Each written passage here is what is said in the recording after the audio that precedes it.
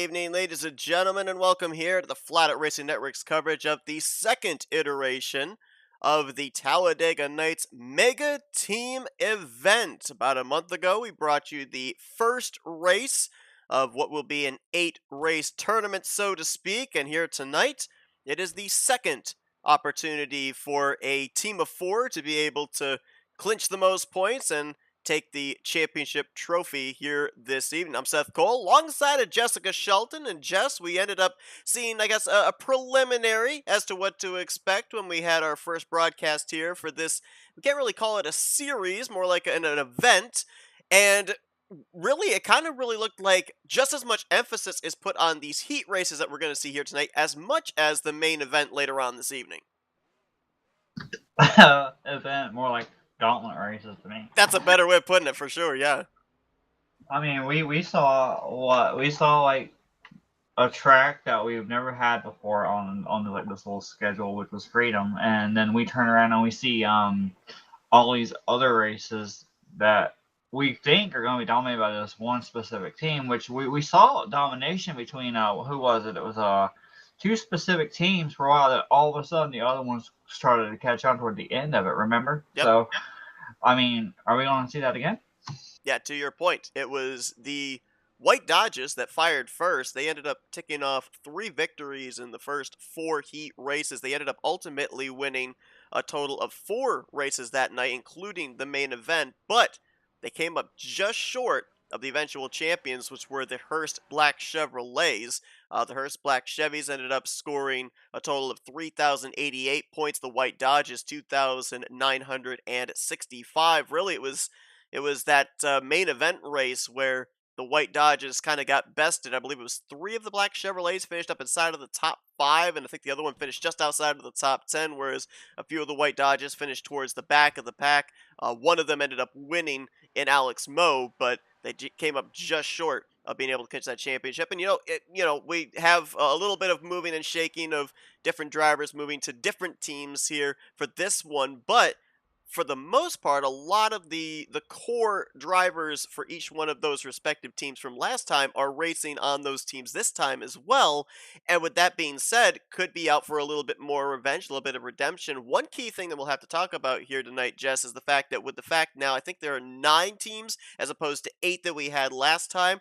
They are eliminating the 1.5-mile track of Kentucky. They are replacing those 2 heat races with Talladega Nights Super Speedway, which is going to be one of our first heat races here this evening. With that being said, do you think that kind of takes away from some of those drivers that might think that the 1.5-mile is their bread and butter and we're looking forward to Kentucky maybe being a heat race again tonight?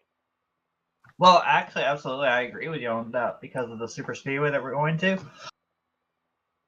Usually, we always talk about how anyone can win on a super speedway, which is technically true. Now, the 1.5-mile, they were always dominated by like what was it? Alex Moe. Alex Moe dominated, I think, 2 of the races that we had, didn't he? And then I forgot who the other one was. Forgot who the other one, as you said. I apologize on that. But we also saw a lot of issues with a lot of people trying to make their way through the field because of where they started at. Now, they have a second chance, but Kentucky's not in this. So if Kentucky's not in this, do you think that this makes everyone feel a lot more comfortable, Seth? The fact that now we've got this plate race and no Kentucky? I mean, how do you feel about it? It could very well. We have to also bring into the factor, though, there won't be any cautions here. So if you make a mistake at a super speedway, going to be pretty unlikely you're going to be able to catch back up unless something happens to those remaining drivers. I think we got Jeffrey Elliott here. Jeffrey, we good to go for driver intros? Yes, sir. Good evening, everybody. Whew, it's been a rough start. Getting this together tonight. It's been a chore. I've been working at 8 o'clock. How you doing, Jess? I am fairly functional because I was supposed to be here at 9:30, and then all of a sudden I find out that someone who claimed. Okay, so backstory about this. We always hear Seth say about how he's tired, how he forgets things, how Pepperidge Farm remembers. We always joke about being an old man, etc. Well, guess what? It's his birthday today, so just be aware he may forget a lot of things today. Yeah. Well, happy birthday. Today's your birthday, right? Yep. That's awesome. Well, happy birthday, man. I didn't know I that. celebrated by forgetting the official start time. Well, I'm gonna Hey, you bring said you I up. was retiring today too. Oh I'm man. gonna bring you up, and I'm ready for you. But let me just say one quick thing before you get going, okay? Okay. All right, buddy. All right, Jess. We'll be right back. Okay. You need me to move you? Yes, indeed. You were moved. User joined your channel. All right, gentlemen. We have Mr. Seth Cole, but I like to say real quick. I did not know this. Little surprise. Let's all wish the one and only happy birthday to Seth Cole on 3. Ready? 1, 2, 3. Happy birthday Seth Cole. Happy birthday. I love you, to Seth. I love you. Greg Happy Rogers. Birthday, dear Seth. All right. I didn't mean the whole song. I just happy birthday, but here you go, Hey, it's a Seth. good thing the happy birthday song isn't copyrighted. Otherwise, we'd be off the air right now. Love you, Seth. I'll wreck you later. That's funny. I'm going to turn the floor over to you. We're going to start with this lineup. So we're going to start with that number 0 up there. But go ahead, Seth. Anything you'd like to start with? Nope, I think we're ready to go. So I believe it's a total of 9 teams here tonight, going to be fighting it out for the ultimate title of winning the second mega team event here for Talladega Nights, and these are those drivers. Team Orange, Car 0, Steppens' name from Ontario, Canada. Driving the number 2, Perry Bond, out of Virginia, driving for I'm on Fire. And driving number 3 for I'm on Fire is out of Illinois. His name is, we call him Jack. Robert Jackson. Driving the number 1, Pat McCarskey, Brownsburg, Indiana. Driving the number 10 for Team Dark Cars, Nate Balser out of Seattle, Washington. Driving the number 11, Stephen Brandstetter from Ranelette, Oklahoma, driving for Team Dark Horse. Driving the 12 out of Tallahassee, Florida, Gary the Slingshot Mingus for Team Dark Horse. Driving the 13 for Team Dark Horse, Mark Paglia from Gainesville, Georgia.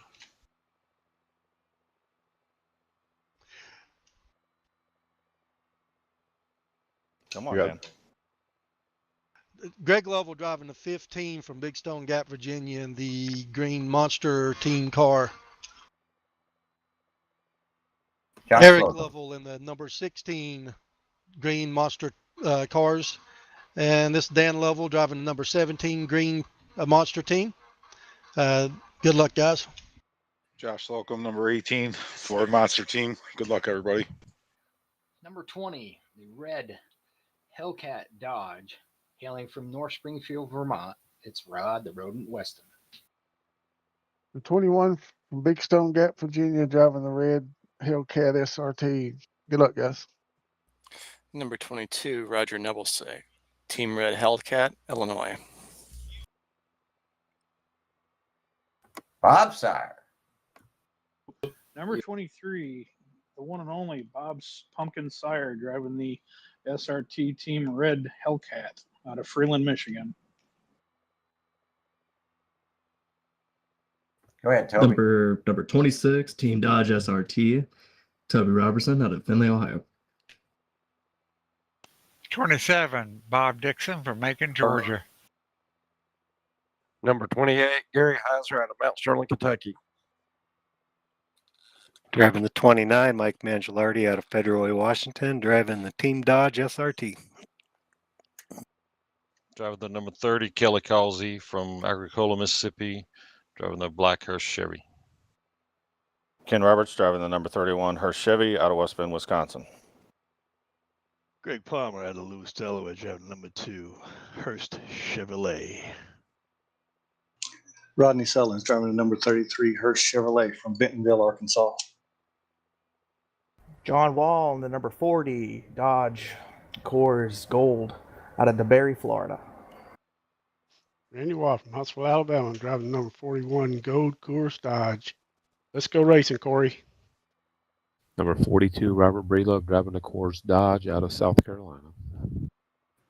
Blaine Donlin in the 43 from Kingston, Ontario. Keep your stick on the ice. Caviar. User entered your channel. Driving the number 70 for Team Toyota War. Driving the driver of the 71 for the brand new War Toyota, Ulises Sandoval. Let's go get it, guys. Eli Eliason, Duluth, Minnesota, for Team Toyota Green, 72. Sean Dotson driving the number 73 War Toyota from Fenton, Michigan. John Godfrey, 7-Eleven. Bob Seminara, Palm Coast, Florida, in the usual 712, Team Chrome. Chris Elliott out of Mooresville, North Carolina, driving number 713 for Team Chrome. Driving the 714, Jeffrey Elliott out of Mooresville, North Carolina for Team Chrome. There you go, Seth. There you go. There's the 36 drivers duking it out here tonight. 9 teams going to be battling in 8 heat races and the main event. Kicking it off here at Talladega Night Super Speedway. Best of luck, everybody. Going to be fun to see how you guys all strategize for who's going to be taking part in what heat races and ultimately that big one at the end of the night. Best of luck. Thanks, Thanks, Seth. Seth. Thank you. Thanks, Seth.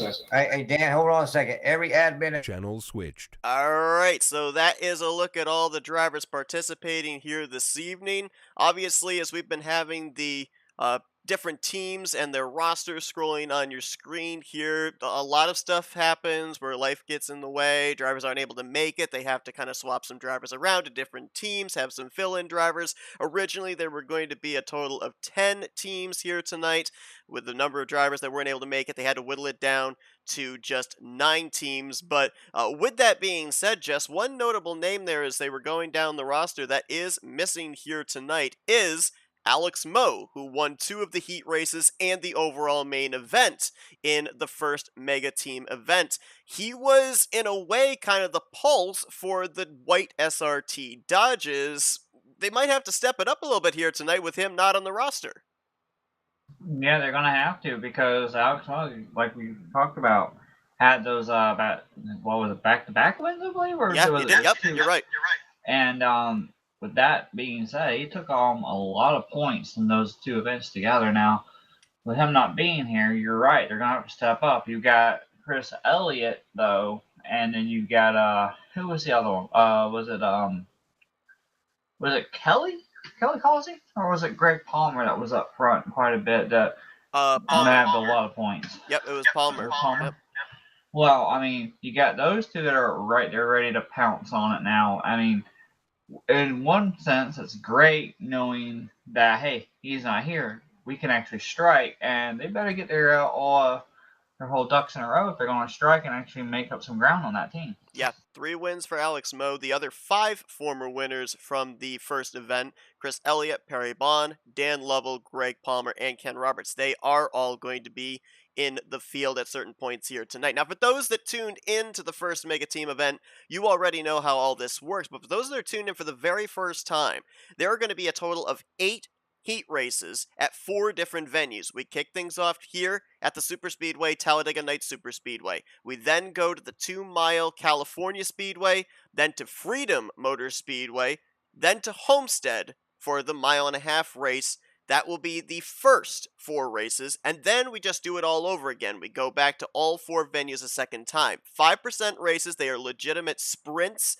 from start to finish. No cautions will come out during the course of each one of these races, so if you're involved in a wreck, you keep on going because you never know if you might be able to snipe a position or 2. Positions count for points for each respective team, and the biggest thing that is the uniqueness about the heat races is there are 4 drivers on each team, but only 2 drivers of each team will be represented in each one of these heat races. They must participate in at least 4 races. They cannot participate in any more than 6 races. So there's a lot of strategy that comes into play for who drives what track. And we talked with a number of drivers last time, Jess, about how did they strategize and everything. And for the most part, it was they basically would say, who's got the strength at the 1.5 mile, who's got the strength at Super Speedway, whoever ended up saying that's where I'm the best at, basically they were put on the roster.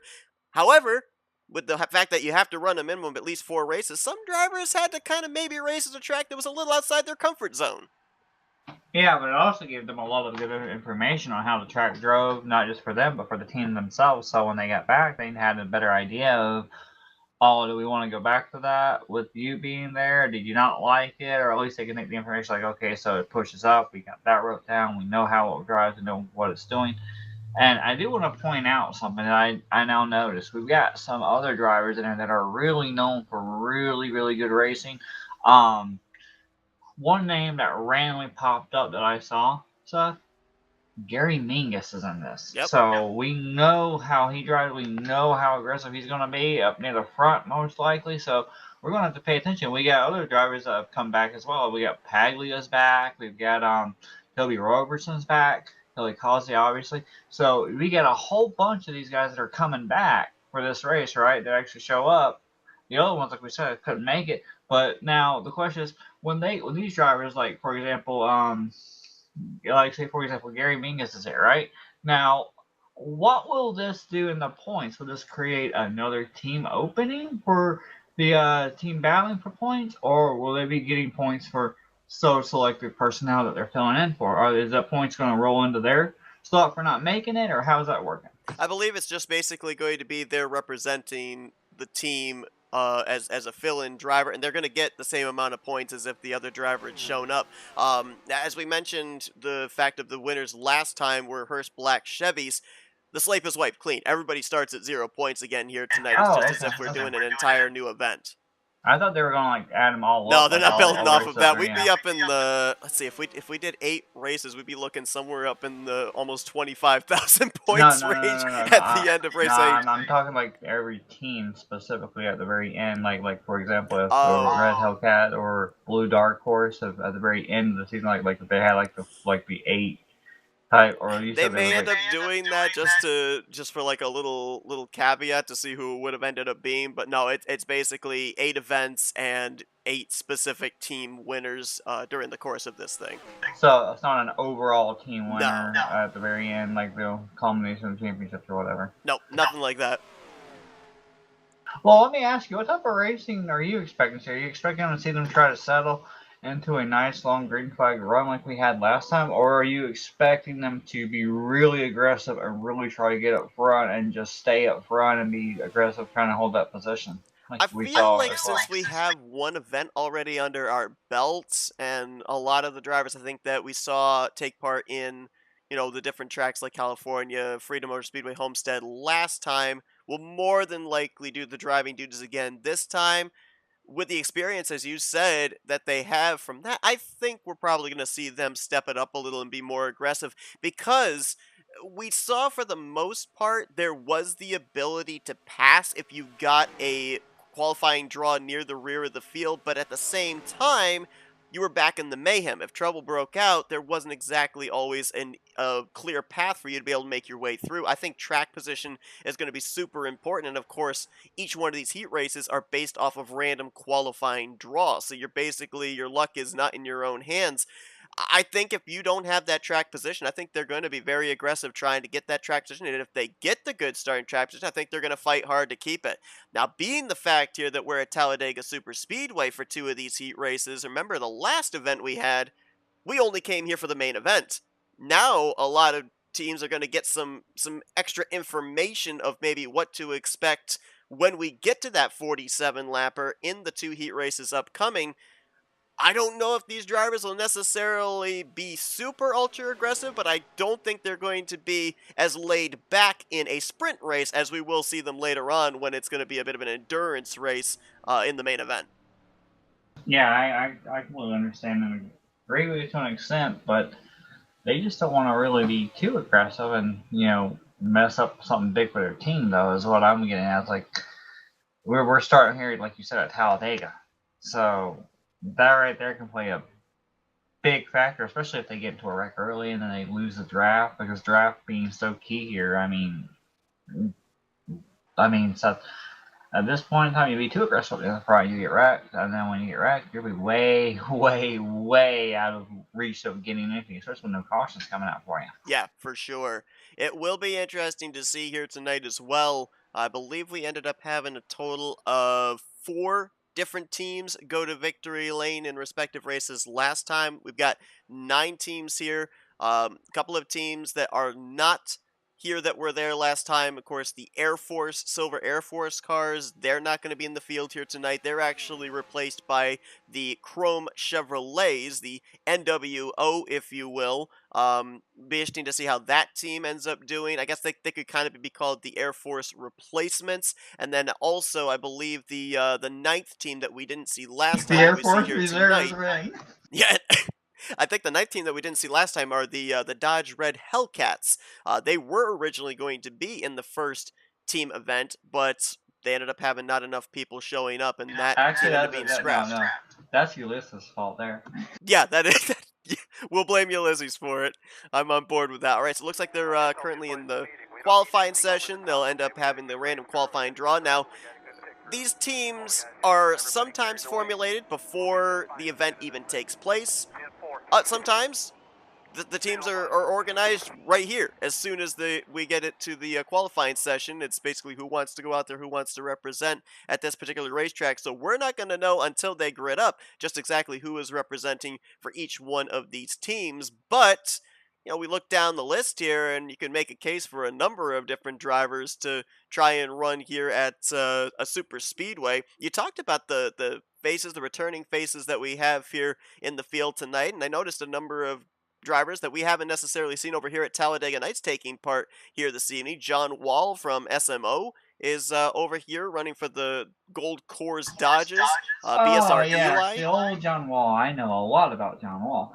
He likes to run Taylor Swift schemes from what I've seen lately. Well, honestly, he was one of my best friends and the only teammate I trusted over in Insomniac for a long time. There you go. You also got BSR Eli. We've seen him in Bomb Squad. He's representing the Toyota War green machines tonight. So it is going to be interesting to see how this goes down with some drivers that we haven't necessarily seen here at Talladega Nights, how they're going to mesh with the other drivers this evening. Quick question. CCR Jax, he's first timer over here, isn't he? For he is first time. Yep. Broadcaster? Driving, I believe, the number 3 for the I'm on Fire team. And then also another driver that I've never seen before, also driving for... Or no, correction. No, actually, Jax is Robert Jackson. And then also have representing for the I'm on Fire team, you've also got Steven. Never seen him before, so... Is it Steven or Stefan? Or Stefan, it may be Stefan. Because there's an A there. Yeah, I think you're right. I think it is Stefan. Alright, so, commands given. We'll go through the field here, see who's representing what. So for the Gold Coors Dodgers, you got Blaine Donlin in the 43, Rodney Sullins for the defending champion team, the Blackhurst Chevrolets. You've got Stefan for I'm on Fire in the 0, Steve Brandstetter in the 11 for the Ford Dark Horse Mustangs, Tony Roberson in the 26 for the White SRT Dodges, Bob Seminara in the 712 for the Chrome NWO Chevrolets, Ken Roberts in the 31 for the Blackhurst Chevys, Mike Mangialardi in the 29 for the White SRT Dodges, John Godfrey in the 711 for the Chrome NWO Chevrolets, Nate Balser in the 10 for the Ford Dark Horses, Eric Lovell in the 16 Monster Energy Ford, Bob Sire in the 23 Team Hellcat Dodge, Danny Carroll in the 21 Team Hellcat Dodge, Javier Negron in the 70 Green Toyota War, Josh Slocum in the 18 Monster Energy Ford, Robert Breedlove in the 42 Coors Light Gold Dodge, Perry Bond in the 2 I'm on Fire machine, and we had one of the green Toyota War cars come to pit road. Not sure who that was, as green flagged in the air. It's 10 laps for a heat race here tonight at Talladega Nights Superspeedway. And you can already see Seth, that bottom's going right to that middle. It seems like we don't want to be on that bottom too much. That high side is starting to get a huge, little bit of a follow and run up there. I'm going to try and figure out who that Toyota was that came to pit lane there. Doesn't look like they're even on the racetrack right now. No, so, let me check for you. Yeah, so they would get last place points, at least for this heat race. 3 wide at the front. Blaine Donlin on the bottom. That's Rodney Sellers in the middle. He's found his teammate Ken Roberts.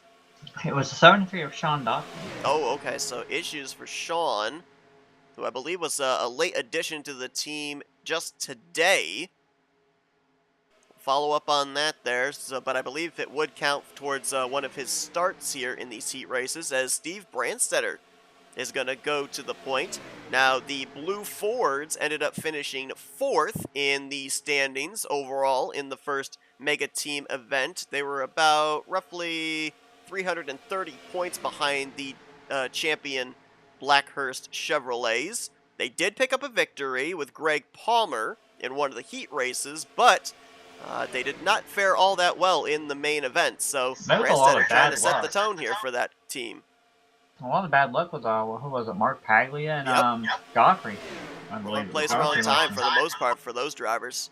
Absolutely. And they're really, really doing it 3 wide back here, aren't they? They definitely are. Right in the middle of that is Josh Slocum in the 18. He's got his inside Stefan and his outside, I believe that is Bob Sire in the 23. At the front, you've got the Blackhurst Chevys lined up nose to tail. Here comes the 18 right with his teammate.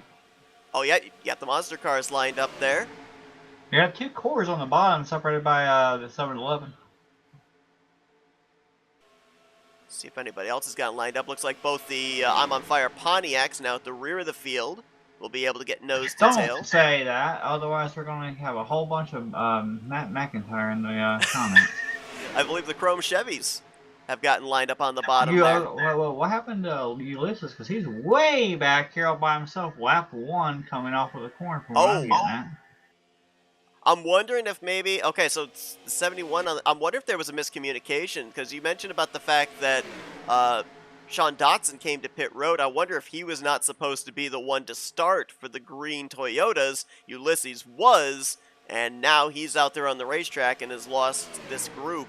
-2 laps for Ulysses. I wonder if Ulysses maybe stepped away or something. And Javier's by himself in this little group with a whole, you got Ulysses all alone. Javier's by himself up there. Oh, there's contact between 2 vehicles up there. I don't know who it was. I think that might have been the 29 Mangialardi and the 2 No. It was the 42 Robert Breedlove and the 2 machine. Who was the 2 machine? Perry Bond. Perry Bond. There was contact right there off the corner coming to the down the straightaway. So I'm wondering how aggressive it is, or whether it was just a handling problem. But they got a little bit of a bump there, and then you see Perry just barely getting the back end of the machine of 29. I mean, not playing friendly right now. They want to go. Like and here they go on that high side. So they're gone. Looks like for the most part, all the teammates have found each other, maybe with the exception of the blue Fords and the white Dodges. Oh, the gold Coors Dodges have not found each other either. But the Chrome Chevys, the black Chevrolets, the Monster Fords, and the red Team Hellcat Dodges, they have all found each other nose to tail. The problem is with Super Speedway Racing too, Jess, is you can't make it work with just the 2 of you. You gotta have an alliance, unfortunately, with some others, and it's kind of the enemy of my enemy is my friend. Yeah, I'll push you for now, get us up to the front, but don't think I'm not going to make a move on you. My teammate's going to come with me at some point. It's right there. The Monster Energy Fords ducked down to the bottom. They helped the black Chevrolets get to the front, but now it's back to every man, every team for themselves. And you know as well as I do about the alliances over in RTG that we cover between Godfrey and Seminara. And then you got myself, that's always included. I was watching Bob Seminara on the way back here in the back. He was trying to be as nice as he could, let Mike in the 29 come down, and Mike stayed in that middle line, so Bob went ahead and went on. Then he got a huge run behind his teammate in the 7-11 of John Godfrey, and then Godfrey went up, stayed on the bottom, and then Seminara went to the high side. So they're trying to feel around, see what's going on. But we know that some of these guys here are really expert drivers when it comes to flight racing. So, whoa, they are really back up to this 11 machine. And they are catching Ulysses Sandoval as well. He's just now in the middle of 3 and 4. They were going into 3. They've broken up those Blackhurst Chevys. You got to think, now they're nose to tail again in the middle, but you got to think that the Blackhurst Chevys are public enemy #1 tonight. They're the defending champions from the last event. Is it just me, or is Ulysses in 3rd gear only? He might have been. Because I can hear it revving out big time. Now he went back to fourth gear. Yeah, might have felt he was turning faster lap in third gear by himself, and now in the draft jump up to that fourth gear is now. Look at the Fords up here at the front. You got the Mustangs there of the Monster Energy machines, and then right behind them, the blue Ford Dark Horse Mustangs. I do want to point out something. I do want to point out one thing. Ulysses, even though he is a lap down at this point in time, if he's attached to this draft, he can still play a big part with his teammate and spoiler with other teams. That is a great point. He could get behind his teammate Harvey DeGraw. We got a spin! One car up and over. That was one of the Dark Horse Fords, the blue Dark Horse Fords, the 11, I think it was, of Steven Brandstetter. We're still wrecking through the tri-oval. We stay at the front, though, because no cautions. There's the 23 of Bob Sire going through the grass. And what was a field of about 18 is now down to just 5 with a little less than 2 to go. Alright, you stay on that, I'll go back and look. The Monster Energy Fords have got to be loving this because now it's them against 3 singles. You've got the 33 of Rodney Sullins, the 10 of Nate Balser, the 21 of Denny Carroll for 3 different manufacturers, 3 different teams. They're going to have to work together to be able to dislodge these 2 Fords from the front. It's amazing how quickly one move can just spell calamity. And with Super Speedway Racing, a lot of innocent victims get swept up. White flag in the air. 1 more lap to go. Eric Lovell going to go up to cover the top. Trying to pinch the bottom is Josh Slocum. Sullivan says, I'll try the 3rd lane. Looked like Nate Balser was willing to go with him, but they don't have the run. They're walled in behind the Monster Energy Fords down the back straightaway. Okay, quickly, just a heads up, what happened was the Black Hearse Chevrolet, the 31 machine, tried to get behind his teammate in the 33, and just as he did, he had a run, a little bump, pushed his teammate forward a little bit, and just as that happened, you know how the according effect, you hit one person, but it's going to slow you down a little bit. That's exactly what happened, and Godfrey barely got in the back of the 31 machine, and that's what started it. And the rest of the field was 12 seconds behind this group as a result, as through the tri-oval, it's going to be the Monster Energy Fords firing the first shot tonight. Eric Lovell with the win. Josh Slocum crosses in second. A 1-2 start to the evening for a team that wasn't even in the Mega Team event in the first one a month ago. And I want to point out, finally got a good thing going for Rodney Sullins. Because remember how he had that little fun thing with Kelly Causey last time? He's up there now. Yep. Rodney is going to end up 5th behind Denny Carroll and Nate Balser for the completion of your top 5. Eric Lovell led the last 4 laps of this race. We'll be talking with him in just a little bit, as well as our other race winners tonight. Are you going to go back and look at that or no? Yeah, I think we actually will. I don't know if you have time, that's what I was wondering. Depends on how quickly they set the server back. Well, like I said, if you go where the 31 Black Hearse machine was on lap 8, go into 3 on the back stretch to 3. That's where it all started at right there. It would be a movement, the jostling. You're going 3 wide, and then the quickly cutting down. Had a huge run on his teammate, so he gave him a little bump going in right before he got into 3. Got a huge little bit more of a run, but you know when you bump someone, it transitions back and stops your momentum for a moment, and then when that moment of momentum stops, the guy behind you, boom, you just can't check up quick enough, especially when it's late in the run like that. And you saw there on the left side of your screen with that incident, 712 of Bob Seminara pulling down towards pit road to avoid the incident. He spent those final 2 or 3 laps. And there goes, sir. And there goes. But he spent those final couple of laps with a black flag. Looks like it may have been cleared because he ended up crossing the line in the 7th position. It didn't give him the post-race 1-lap penalty. So fortunate there for him. As now we're going to be heading over to California. Drivers will get the opportunity here to get set up for that, pick their drivers, but a great start to the night for the Monster Energy Fords. A 1-2 finish with the 16, I believe it was, of Eric Lovell crossing the line. Let's see if we can dial him up. I don't know if I can move him or not. Oh, I can. Okay, give me permission. Sorry, Seth. I'm trying to find them for you. So many people. I believe he's in the Green Black Beast team room. Oh, okay. I'm like, where is he? User was moved Wow, to Eric your was channel. with Dan and Greg. They're showing them how it's done, isn't it? I think we've got a hold of him. Eric, Justin Seth up here in the FRM booth. You got us? Yeah, I got you, man. A great start to the night for you and this team. 1-2 finish at Talladega Night Super Speedway, but you had 3 drivers behind you. They didn't have teammates, but more than likely they were going to work together to try and get around you guys. How much communication was going on there between you and Slocum to make sure that at least one of you was going to cross the line and win that first heat race? Oh, we was talking from start to finish, man. You know, going high, going low.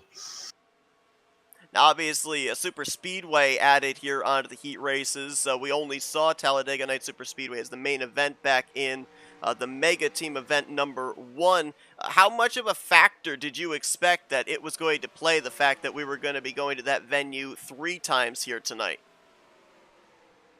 Oh, it always been Talladega. You know it's going to be a fight all the way to the finish. Just love coming out and racing with these guys, man. You know, put on a good show.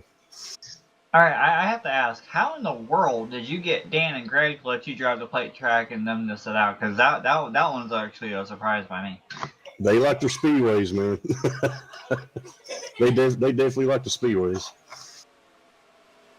Well, Eric, well done on getting that first checkered flag of the night. We didn't even see this team take part in the Mega Team event back in the first one a month ago, and showing up here tonight with a 1-2 finish to kick off the evening.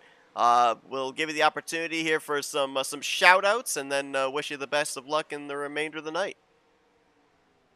Let me give a shout-out to my fiance and kids and all the guys in here racing. Really enjoy it. Shout-out to you guys as well.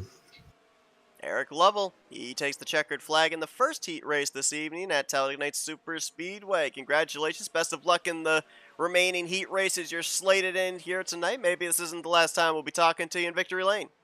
Let's hope not. Thanks, guys. User was moved out of your channel. So Eric Lovell, Josh Slocum with a 1-2 finish. Everybody, Did you want Josh down here? You know what? We got time. Why not? Let's see if we get a hold of the second There'll place be guy. was moved couple of racks. Hey, Josh. It's the guys up here in the FRM booth. You got us? Yes, sir. All right. So we just talked with your teammate. You helped get him to that victory, but you had to play a lot of the defense in order to make sure he got that win, and were ultimately able to bring it home in second place.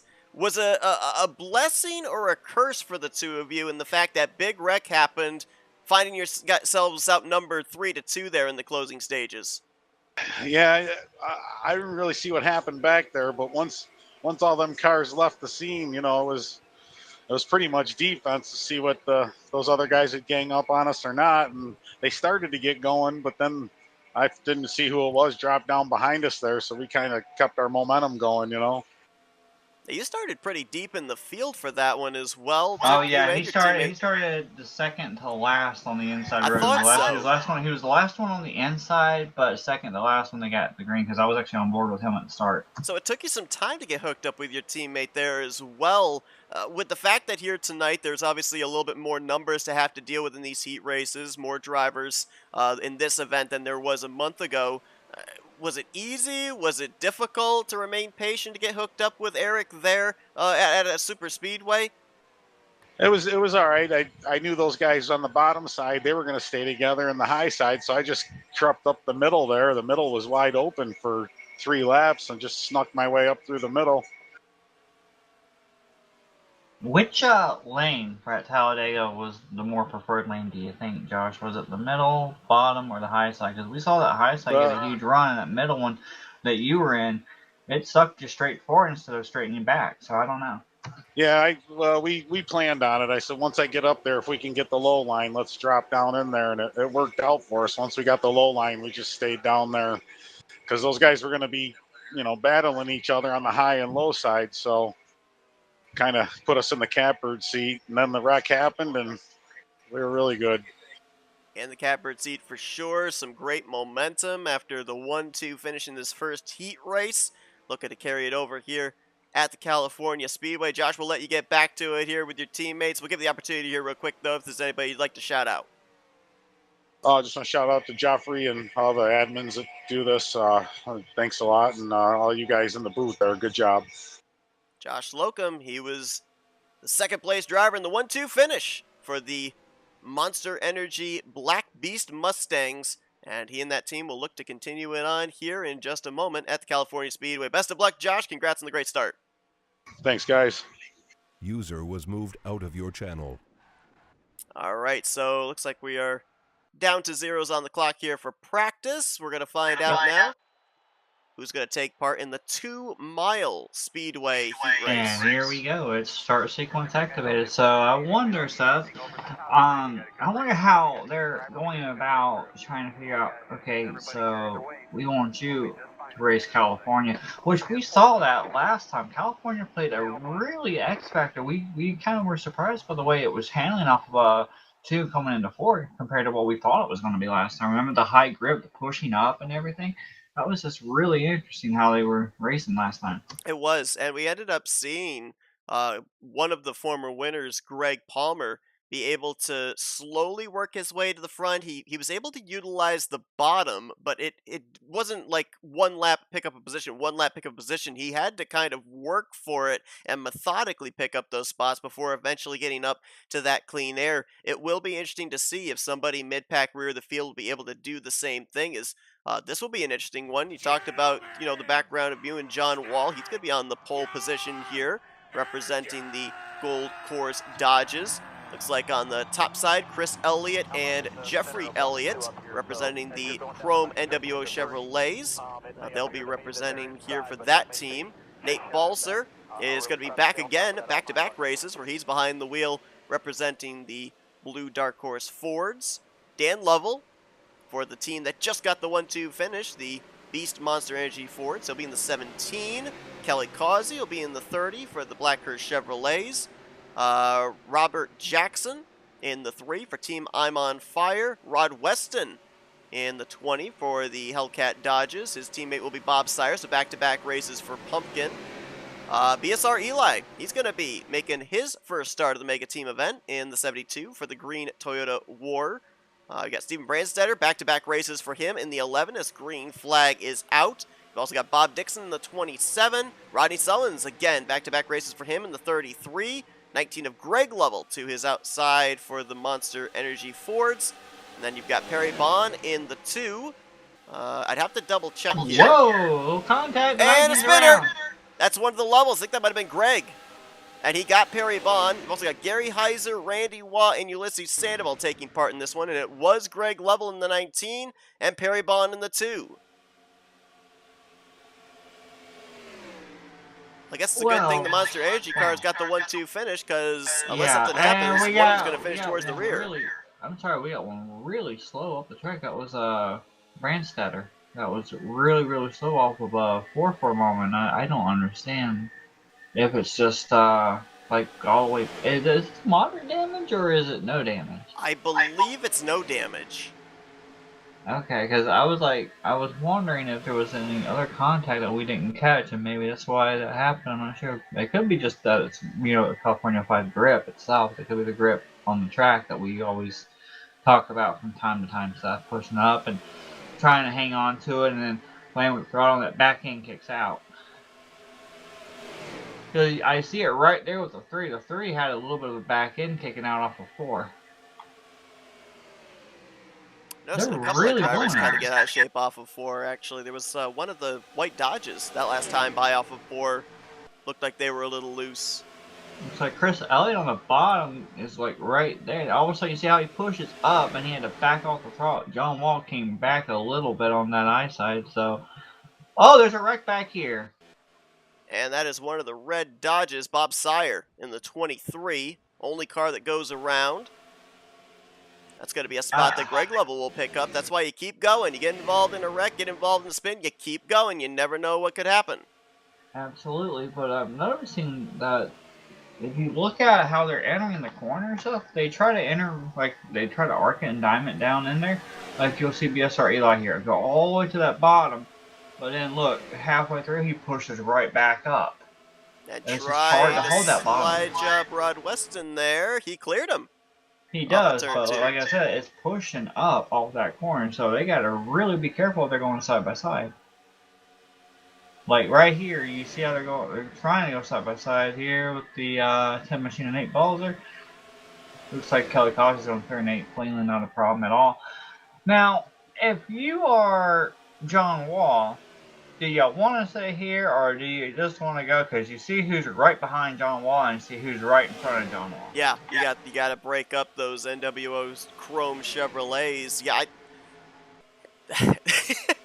this is one of those cases where I'm glad I'm up here and not down there having to strategize because, to your point, you got the silver Chevys that are 1 and 3, but also look where the other gold Dodge for the Coors Light Dodges is. He's mired back in 14th, so while John Wall would love to get the second place points, he might be motivated to get that one extra position to make up the points that might be lost if the 41 can't get any higher on the run order. We saw Greg go around earlier, and you see who's back here in 5th all by himself, lonesome. It's Dan. So I don't know if Dan, I don't know if Dan's like, okay, I'm not gonna try anything too crazy in case I get wrecked or I get involved in a wreck or anything. Or do you think Dan needs to push it too now that Greg's back there? I mean, they did get the 1-2, so. Yeah, they definitely got the 1-2, so they got pretty much, I would say, max points for the first heat race. And also bear in mind, with Bob Sire going around, Greg Lovell picked up a spot, so he's from 17th to 16th, or actually, correction, he's up to now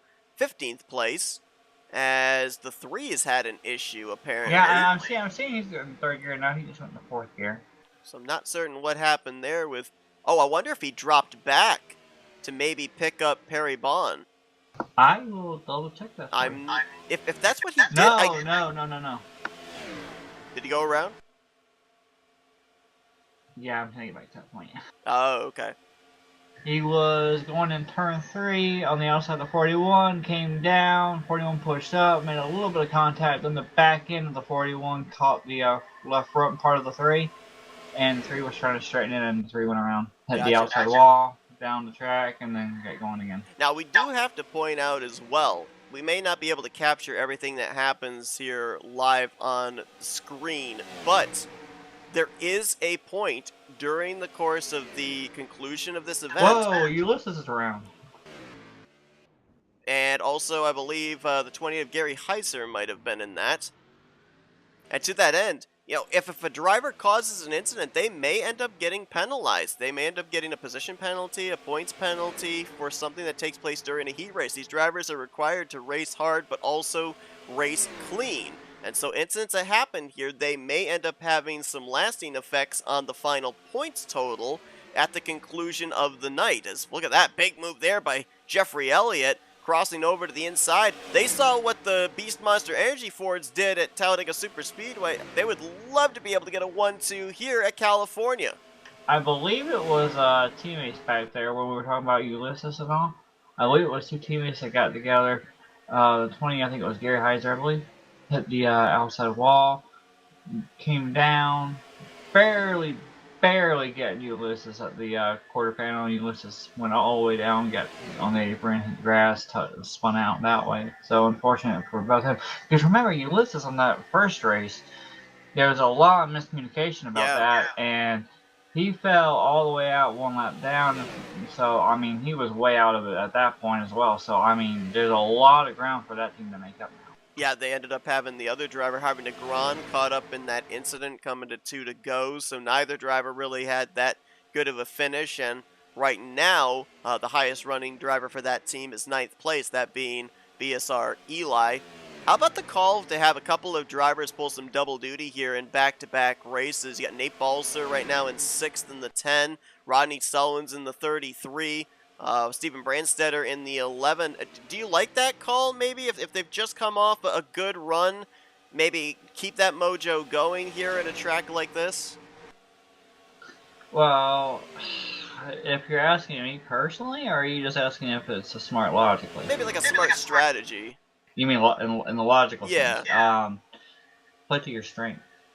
if they think that the momentum needs to be kept going like that because you're already get such a little hype up with the adrenaline on and keep going, yeah, I guess. Especially knowing that Auto Club or / California is a little bit bigger track than the other ones we're going to. Maybe it's smart to keep that plate and intermediate with the speeds and all in the same run, maybe with the settings that you may have. That would be smart if that's where you want to go with me on that. So. For me personally, I would just think about who's stronger at what track between us, honestly. Yep. Well, right now we see a battle back there for third. Yeah, that's Jeffrey Elliott and Kelly Causey going at it. Causey was able to get around Jeffrey after he lost the momentum, trying to go for second on John Wall in the 40.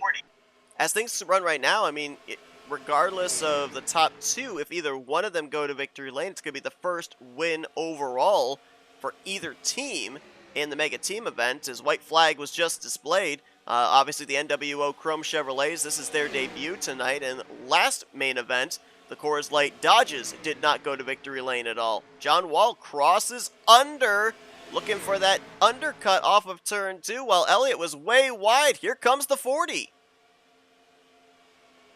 I love Kelly Causey to death. I love Jeffrey Elliott to a point as well, but I'm just going to point this out. One way or the other, I'm interviewing John Wall.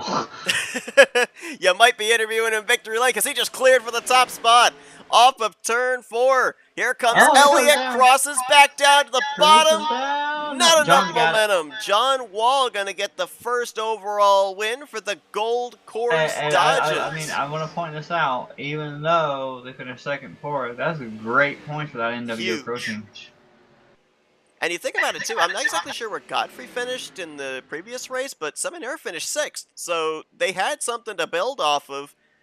Obviously, everything's unofficial, and we don't have the point stands and everything, but quite possibly the Chrome Chevys could be at the top of the board in terms of points right now. Well, Dan finished 5th, so that's at least some points for that team as well. Maybe really close between the... But Rodney, you remember Rodney was in that last race too. He finished 8th in this one. So, as far as the other car of Fleckers, I don't know where that was. It was Causey, 3rd. Was it 3rd? Yeah. Yep. Second or 3rd? I thought it was, 3rd. Okay. So, they still got some points based on prior to that miscommunication last race, and I think they were okay somewhat last race, but it wasn't like, like I said, it was a mistimed bump. So, I mean, they're still in the thick of it too, so. And it bears noting that the team that ended up winning the championship last time, the Black Curse Chevrolets, didn't go to victory lane until race 5 with Dan Lovell. So, while they haven't exactly come out and captured checkered flags yet, to your point, the consistent finishes mean just as much as getting the wins. Who finished second? Chris Elliott. All right, I'm going to grab his little butt and bring him out here. Okay. User was moved to your Hey, Chris, channel. Jess and Seth up here in the FRM booth. You got us?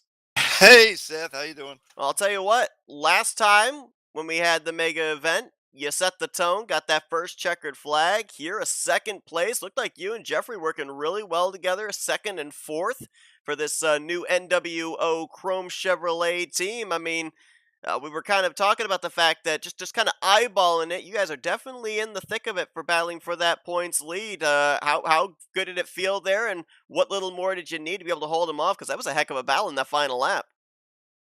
Well, I tell you what, Seth, I knew John Wall was tough. I've raced with him a lot on our Tuesday Back to Future series, and he is tough.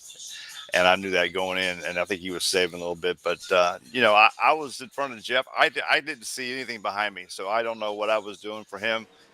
We were supposed to work together. I was just trying to keep up in front of John, and he saved it enough there to pass me at the end. But we'll take a number 2 and a number 4 spot tonight for sure on this California.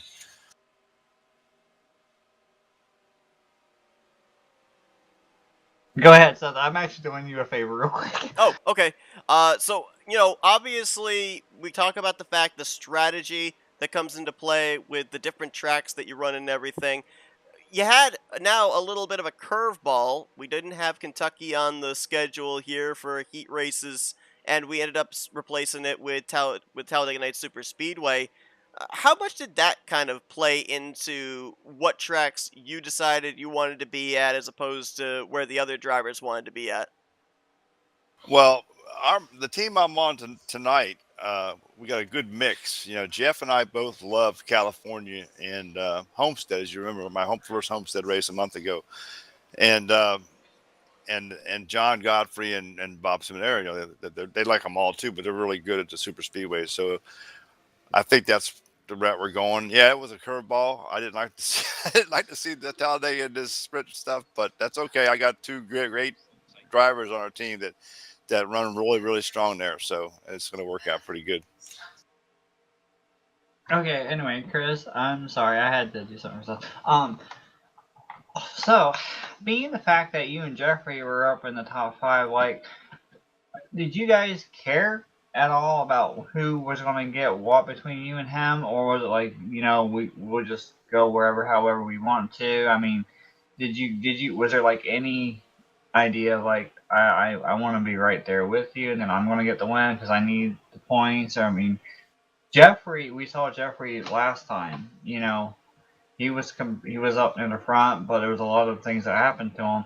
And then you had pretty good runs last time. I mean, we're talking about the last broadcast that we did, right? And you being up there and Jeffrey having all those issues, were you trying to see if Jeffrey would be the one to win the race and you'd be right there in second? Or, I mean, I know you guys finished second, fourth, but second, fourth. I mean, but was there any talk about who would try to get the win at that point, or did you not care, just go out and just whoever won? Well, Jeff said from the start, he said, Chris, I'm going to stay behind you on the outside and stay on the outside the whole time. I said, okay, Jeff. As soon as we took off, I kind of just left that mentality and was just racing John. You know, and I couldn't tell who was behind me. I looked at my F2. I saw Jeff was back there. I didn't know what lane he was in or whatever. I think I was inside on the turns and going outside on the straights, just trying to maintain my speed. But I was roughing my tires. I think that's what hurt me at the end. But still getting second and Jeff getting fourth. I think, you know, Jeff knows what to do back there. Yeah. And you know, it worked out pretty well. I just really wanted that win bad, but I'll take second. I just always thought that was interesting because, you know, you two. I mean, we always know about Greg and Dan, and now they got Eric there, and we never really talked about the Elliots too much. So I was always curious about how that would go between Hey, you guys. Jess, you know what's funny is we never get to work together on a regular race when we're just out there on our own individually. We do talk about let's tandem together, and we never get together because there's always something. You know, either he out qualifies me on Talladega, and I'm starting in the back, so I never see him all day. And so we talk about it, but it very rarely do we ever get together and work together. And this time we had good, you know, we had a good qualifying spot, so we were You pretty see why close. I mention it now. Yeah, and I know the I've been in some levels of they it. work really well together, and me and Jeff, we can work good together. You know, when we play around off the outside of league races, but in these league races, we very rarely are together, and it's not not by choice. It just happens that way. But we'll work together if we're together. That's for sure. Well, Chris, a good start there for you and Jeffrey. Again, those good points for the NWO Chrome Chevrolets, second and fourth place. I've got a feeling we're probably going to see you behind the wheel of it again on the second iteration when we go back to Maybe. California. Yeah, we'll see there. I mean, it will be interesting to see. You had that good starting track position where the random qualifying will put you for the second one, but we'll give you an opportunity here real quick for some shout-outs before we let you get back to your team. All right, thanks, Seth. Thank you, Jess, for all you do. I want to thank my wife first of all for letting me race tonight, and my family, and everybody out there watching, and my teammates. Love them, and all the drivers. So let's go. Thanks, guys.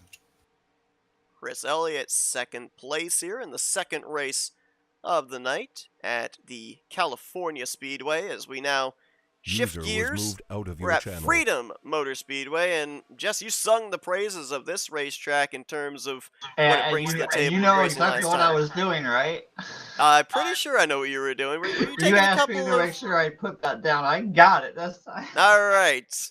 Let's see if we can real quickly before they grid up. Let's see if we can get a hold of the winner from Yeah, I the. was wondering if he was actually going to race this race, because if he's not, then we can actually grab him throughout the race. You want to try now, just in case? You know, let's see if he grids up. If he grids up, then we'll get him afterwards. But if he doesn't grow up, yeah, we'll talk to him during this thing. Looks like they're getting ready to go into qualifying here.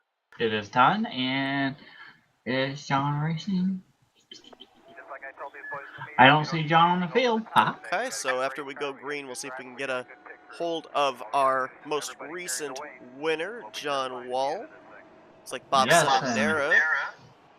And we're going to try to figure out exactly with him if he decides he wants to stop playing with toy trains.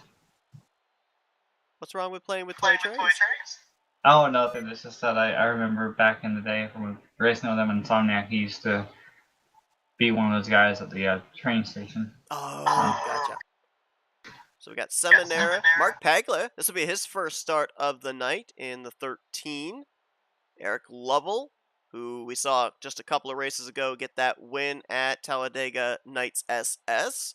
He'll have Josh Slocum with him. So those two who finished 1-2, they're going to be side by side here on this initial start. Robert Jackson in the 3. John Wall is on this or no? I don't know because I'm looking at qualifying. There's a whole bunch of people in qualifying. I'm not sure. Let's see. Rodney Sullivan's in the 33. No, John Wall is not in the field. Looks like the 42 and the 43 are out there. Bob Sire in the 23, Mike Mangialardi in the 29, Blaine Donlin in the 43, Greg Palmer, first start of the night for him in the 32, Toby Roberson, I'm sorry, in the 26, Robert Breedlove in the 42, BSR Eli in the 72, Javier Negron in the 70, Denny Carroll rather in the 21, Gary Mingus in the 12. I believe this is his first start of the night. John Godfrey in the 7-11, and first start of the night for Pat McCarsky. It says the 1 on his car, it says the 0-1 on your screen because of the server taking the number 1 car, but those are the cars that are going to take the green. And I just noticed there's a pit stall in the infield grass. That's interesting. Whoa! Green flag in the air and a lot of wheel spin at the back of the pack. Absolutely, and they're already kind of like pushing up here. All right, and Godfrey's way on the bottom, 3 wide. You got to be careful. Drivers at the back going to be desperate to get that track position. 10 laps here for the heat race at Freedom Motor Speedway. Moved to your and I think we've now got a hold of our winner from the last race, John Wall. You got a copy? I sure do. What's up, guys? I'll tell you what a last lap pass there at California Speedway. The enter high, cross low, get clear off of turn 2. So we got a wreck right here at the front. Both the Monster Energy cars involved, and it looks like more. I think there's a follow-up wreck up front. The 3's upside down, the 70, the 72. Well, John, you're at least in the safety of down there on pit road right now than out there in this mayhem, but you were able to keep them all in your rearview mirror there at California. Talk to me about setting up Chris Elliott for that final last lap pass. Yeah, well, that wreck, that was wild just now, but my team cars are still out there, so that's good. Yeah, I saved a little bit. I led, I think, the first lap or 2, and then I said I'm gonna back it down just a little bit, just to try to have something for the last couple laps, and had just enough to set up, had enough of a draft from behind to get to his inside when he kind of slid up. And I said, well, I'm gonna stick with it in turn 3 and hold it as best I can, and we pulled it off. So. Gary Mingus has some trouble there in the infield grass going into turn 1. John, one thing that we don't really talk a whole lot about here with these sprint races, because, it doesn't really occur to us since we're not running a full-length event, is the potentiality of tire wear. And, Talladega Super Speedway, not really much of a factor, but at a track like Auto Club, that aero draft, dirty air, all that kind of stuff kind of comes into play. How much do you feel it the longer you go into a run, especially if it's just a sprint like we saw? Yeah, you definitely feel it. I'd say if you ran flat out from the start of the race, but with 5, 6, 7 laps to go, you're gonna pay the price. So you got to try to take care of it at least for a few laps, just to allow you to have something at the end and make a pass for 3rd, 4th, the lead, wherever you are. John, how the flipper are you? Because I have not seen you since, what, like 3 years ago? Maybe 4 now? Yeah, back in the IRC days. I haven't, yeah. I took a hiatus. Yeah, I took a hiatus working on the railroad and everything. So I told you he was a train man. Yep, you're right. So, I drive the crazy train. I want to take this chance real quick, John, to ask you how the family's doing, because I remember everything was going pretty good. You have that little one. So how's everything going? Little one turned into 2 now. My Hunter, he's 9, and my daughter Presley, she's now 4. So it's been that long since I talked to you, and they're doing great. Wife's doing great. We're, living the railroad life. Whoa, the 70 almost came right up into Toby Road. Yeah, Harvey Negron run around on the back straightaway. Looked like might have been friendly fire between himself and There's a little PSR warp Eli. going on for Bob Seminary. I've seen a little bit. Anyway, my guy's in the middle there. John, I don't know. John, about the California track though, and it's great that your family's doing well because we always talked about your family back in the Insomniac days whenever we would race over Whisper. So, but anyway, about California though, are you going to be doing that one again, or are you going to try to venture out and do a different track, or has that not been decided yet? We've got our tracks picked out, but I would definitely say expect me back. Well, I mean, I was telling Seth, to me, I was looking at how people were diving on the inside going into turn 1, for example. They were kind of going there pretty good, and then like not even halfway, not even at the apex of the corner, they automatically try to push it up. Can you not hold it down there, or are you scrubbing off too much speed, or is it just so gripped up that there's no chance? You're gonna scrub a lot of speed down there. You can run down there if you could set up a pass and you're gonna clear them. Absolutely, by all means. But if you're only gonna get to their quarter panel or their door, you're gonna be a sitting duck. So you better have your move planned out and execute it. We talked just moments ago with your teammate. I'm sorry. No, we actually talked to the second place driver, and he was talking about the fact that the different drivers have the different strengths and everything in terms of the type of racetracks that we run.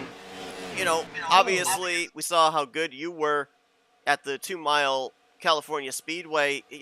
When you're in a situation like that and you're running up at the front and maybe the teammate of yours isn't running all that well, is there communication on, I'm doing this, maybe try and see if this works out for you as well, or do you guys just let yourselves do your own thing?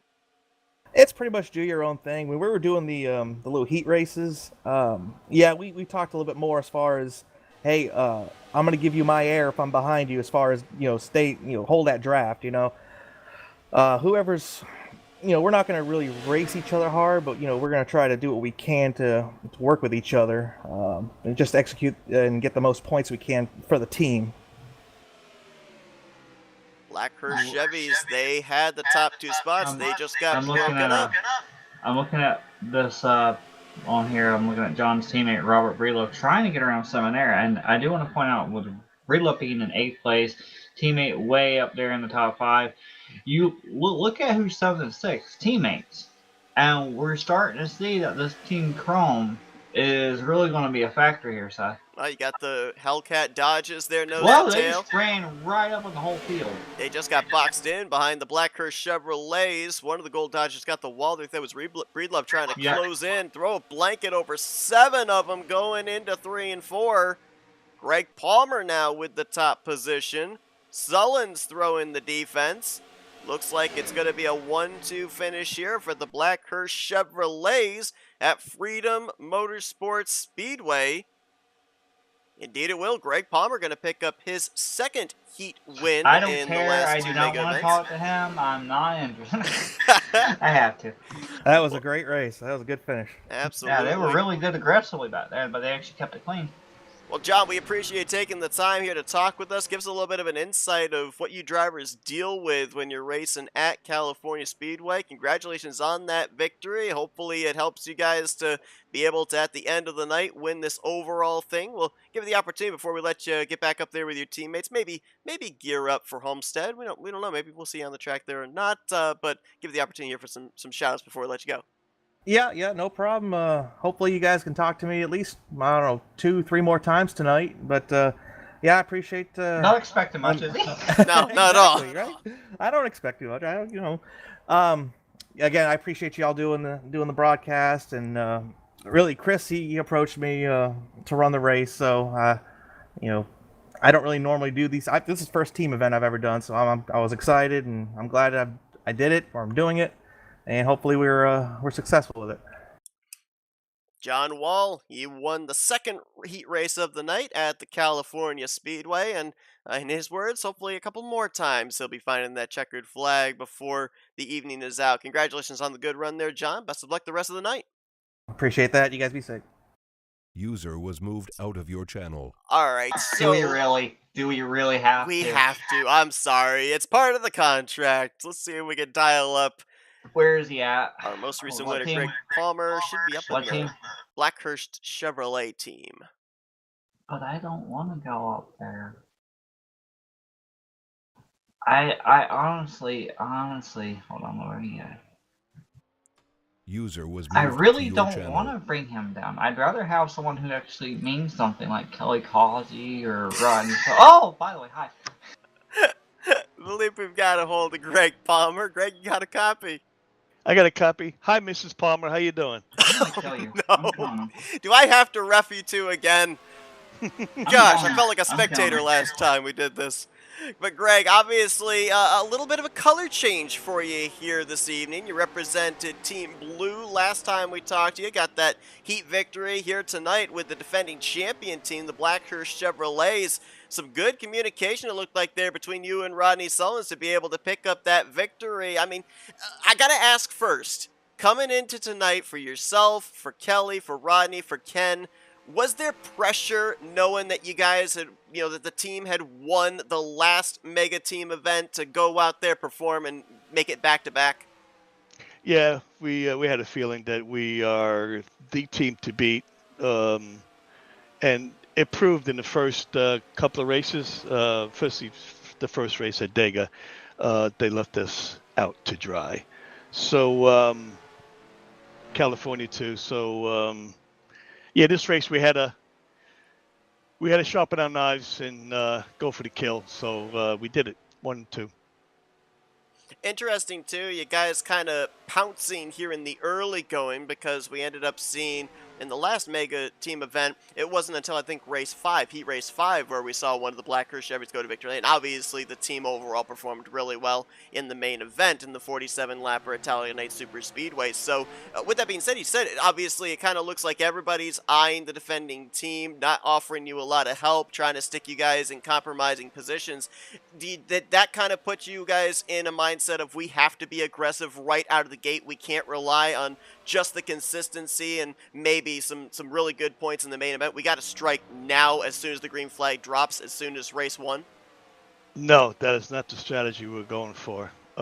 Maybe in the second round, yes. But the first round we wanted to, especially California, we wanted to save our tires. Get up there, close to the leaders first, and just stay in the draft, save tires. But unfortunately, I think Roddy finished I think it was 8th. So he couldn't make a move. Nobody wanted to draft with him. So we'll see what happens from now on. We'll just go with the flow now. I mean, we're throwing it out the window now and just going with the flow. Now, obviously, we mentioned about the fact here as well. Last time there were 8 teams, so we had 32 drivers, so at least 16 drivers represented in each one of these heat races. Now we up it a little bit here with an extra team added in. Do you feel the effects of the extra 2 cars out there, or does it feel kind of the same as what the heat races were in the first mega team event? No, I don't feel it at all. I think it helps in the draft for big tracks. It all depends on a lot of qualifying. You finish, I mean, if you start deep in the field, more cars ahead of you is it's a double-edged sword, but you got better drafting and hopefully better passing. But no, I don't feel the effects at all of with the extra cars, not at all. Last question I got for you here is obviously the biggest change coming into tonight from the first mega team race to the second is the addition of Talladega Night Super Speedway as a heat race venue for the first and 5th heat races, replacing Kentucky. This is obviously the track that we're going to for the main event later on tonight. In the first mega team event, it was the only time that we ran that track was in the main event.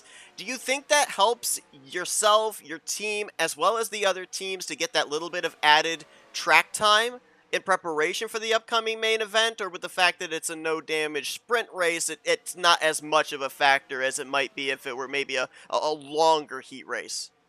Nah, it's not. It doesn't play a factor at all. We raced Dega at PRL, at RTG, at Talladega Nights. It's the same track, almost the same setup, so we're used to that. So, no, it doesn't play a factor at all.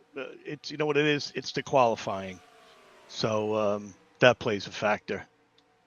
And we've seen during the course of even our races so far in the books how the random qualifying draw has kind of come into play with who's gone to victory lane and who's gotten the good finishes. Greg, congratulations on picking up your second heat win overall in the two mega team events that we've covered so far, and getting some good maximum points there as well with that 1-2 finish with yourself and Sullins for the defending champion team, the Team Blackhurst Chevrolets. Before we let you get back there with your team and prepare for the upcoming race, whether you're racing or spotting, whatever the case may be, floor is yours for shout-outs. Yeah, I just want to thank you guys for commentating on this race, especially my friend up there, Jess. Be nice to me, Jess. I'm looking forward to listening to you guys later on after this is all said and done. Well, maybe tomorrow. It'll be late tonight. But thanks, guys. Thanks, Jess. I'll talk to you guys later. Absolutely. That's Greg Palmer. He's the winner of heat race number 3 at the Freedom Motors Speedway. And he and that team will look to continue on their momentum here upcoming at Homestead. Best of luck there, Greg. Thanks again. User was moved out of your channel. All right, so looks like we are just closing out practice, getting ready here for our 4th heat race of the night. This is Homestead Miami Speedway. After this race is concluded, we re-rack it, do it all over again, go back to the 4 previous venues we've been to for second round of heat races before the main event, and 14 laps here in this 4th heat race of the night. Looks like Randy Waugh, he'll be in the 41 for the Coors Light Gold Dodges. Javier Negron will be in the 70. Ken Roberts, I believe this is Ken's first start of the night, if I'm not mistaken. It's the first time we'll see him on track. We just talked with Greg Palmer. He'll be doing back-to-back races after his victory at the most recent race at Freedom Motor Speedway. Chris Elliott, we saw him finish runner-up 2 races ago at California. Jeffrey Elliott, who finished 4th in that same race, going to line up behind him. They'll be the teammates in this one for the NWO Silver Chevrolets, the Chrome Chevrolets. Gary Mingus, he'll be in the 12. Dan Lovell in the 17. Roger Nezelbeck, Nebelsick, I'm sorry. It'll be his first start of the night in the 22 for the Hellcat Dodges. This is Sandoval in the 71. Pat McCarsky, we saw him last race at Freedom Motorsports Park, I believe it was. Or it might have been 2 races ago at California. John Wall, who we saw a couple of races ago win at California. He'll be in the 40. Rod Weston will be in the 20. Gary Heiser in the 28. Greg Lowe looking for a better run than he had at California. He'll be in the 19. Stefan will be in the 0. Bob Dixon in the 27. And Mark Paglia will bring up the rear of the field in the 13. Green flag in the air, and we're underway in heat race number 4. Honestly. Whoa, we already got a spin out back here. That is the 12. Gary Mingus going around. First one I saw out of shape was a blue car, and then I saw Ulysses out of shape. And we're still wrecking. Greg Lovell's in that. Stefan is in that. Both the white Dodges were involved in that, both Heiser and Dixon.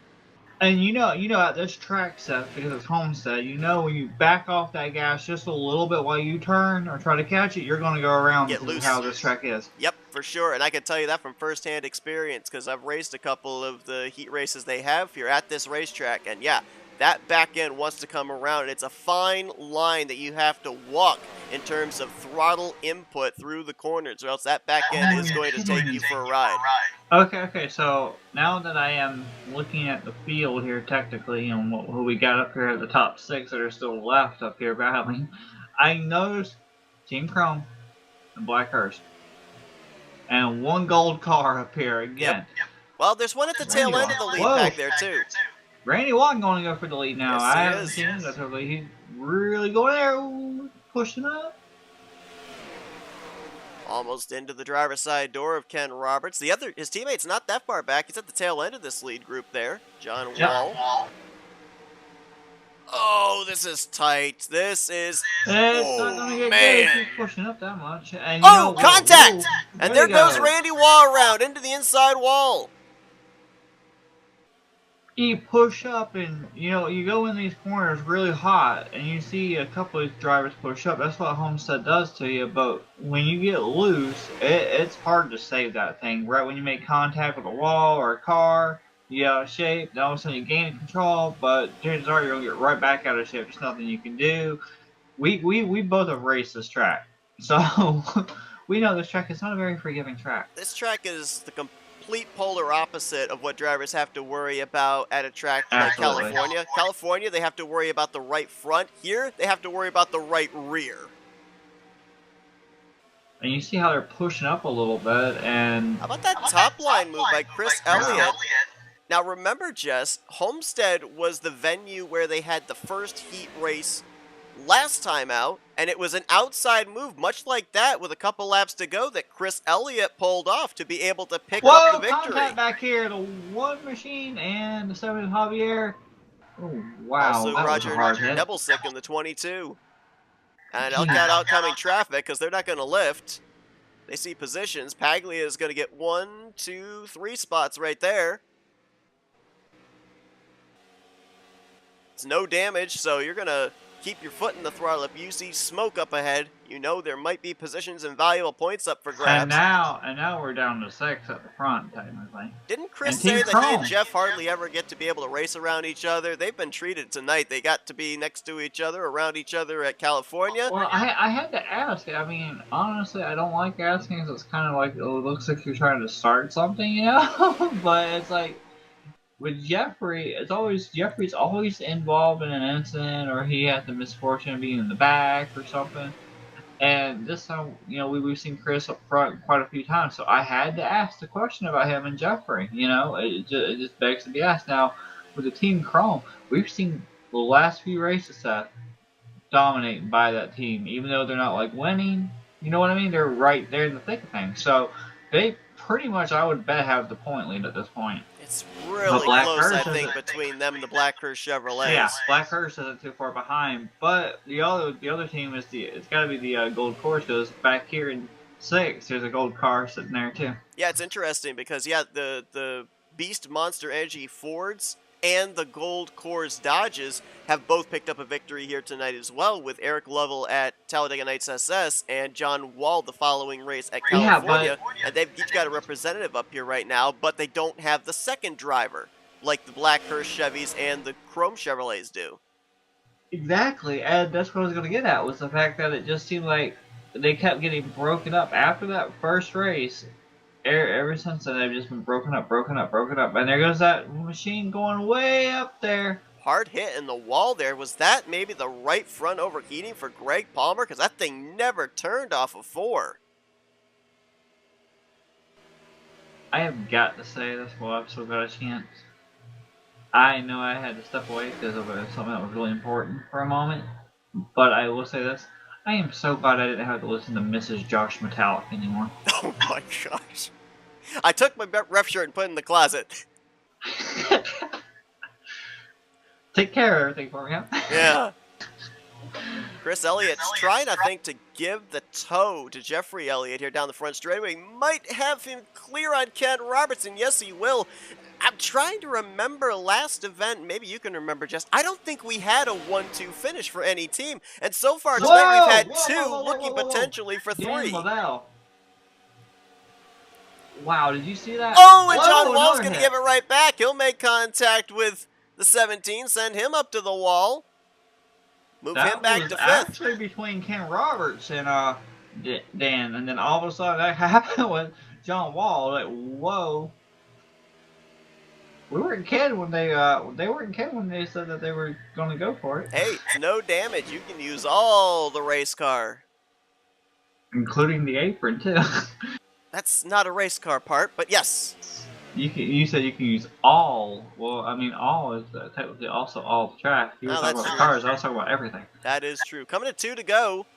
Chris Elliott leading Jeff Elliott. Chris had that runner-up finish a couple of races ago at California. He is a previous heat winner here, back from the first Mega Team event at Homestead Miami Speedway. If you go back and look at that one little incident from Dan, that cost him so much time. He's still like 4 or 5 car lengths back, and then you got, what, 2 car lengths back is Greg Palmer. They get side by side for third. Whoa, Dan pushing up. They get side by side for third here. Dan might have a shot at making it a 3-man Well, fight. there's John. John's looking on the inside, Ken Roberts. White flag in the air. They may have conceded Elliott. that the Chevrolets out of the NWO might have this thing wrapped up. Now it's the gold Dodge and the black Chevrolet trying to figure out who's going to get third place points. We got a spin on the back straightaway. Whoa, they're coming back up on track. That's Randy Wall. That's, I think, Javier Negron. We got another car there, Stefan. Hey, Jeffrey might be in trouble here. Yes, he might. Pushed up the track. Ken Roberts crosses low, but this is all going on behind Chris Elliott, who's going to take the win. And for the third time tonight in the first 4 races, we have a 1-2 finish between teammates. We didn't have that at all last team event, and we're 75% success rate so far here tonight. Question is, did you just rig it? Did I just invoke the commentator's curse? Yeah. Maybe. Did you? I may have. It's been known to happen a time or 2 or 200. Okay, well, we got a chance. I want to bring both of them in here now. Oh, how about that? A little That Elliott would be fun. reunion. Yeah, give me a second. I'm going to get one here. User was moved to your channel. And where? There's 2. User was moved We to don't your often channel. get to talk with drivers as they're doing their burnouts, but Chris, Jeffrey, you guys got us? Woohoo! Yes, sir. Man, I tell you what, you guys put on a show with that second, 4th place finish at Auto Club, but you get the first, second here tonight. Now, Chris, I'm going to quickly start with you because we saw you pick up a heat win here at Homestead back in the first Mega Team event. Was it back to the drawing board, same page out of the playbook here for this one? Yes, I was hoping for a good qualifying start, and if it had that, then the ball's in my favor, No, hold on, Jeff. I'm still trying to save things. Go ahead, Seth. Yeah, Jeffrey, we ended up talking, Jess alluded to this back in the first Mega Team event. You had a strong car. You always seemed to be up there, but then bad luck would strike. You couldn't quite get the finish that was indicative of how strong you were at the tracks that you elected to run for the heat races. So far, you got that 4th at Auto Club. You've now got the 2nd place here. Looks like the luck has turned around. Yes, I mean, good starting positions definitely help. And Chris and I, we love these 2 tracks. And, I'm here to race as a team. And whatever it takes to keep my guy up there, I'm going to do. And I tell you, the biggest highlight of my night was seeing Godfrey miss that accident and get up to where he was at and his race with Bob. And those guys are doing great too. Chris, man, awesome win, brother. Having a lot of fun out here, Seth and Jess. Thanks, buddy.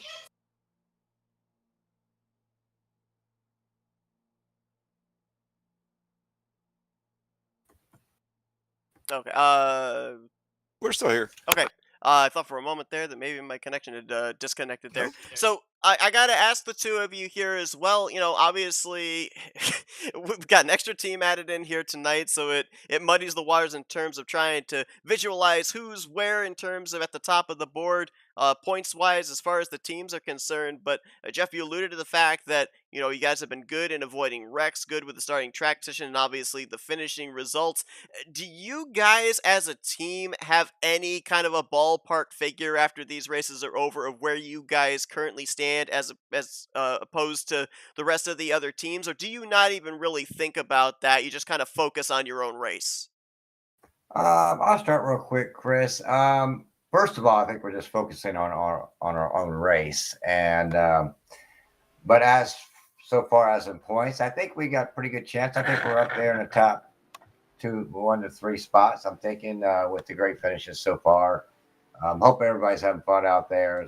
Seth, I haven't been in the back too much, but I think we're doing pretty good. Chris, what do you think?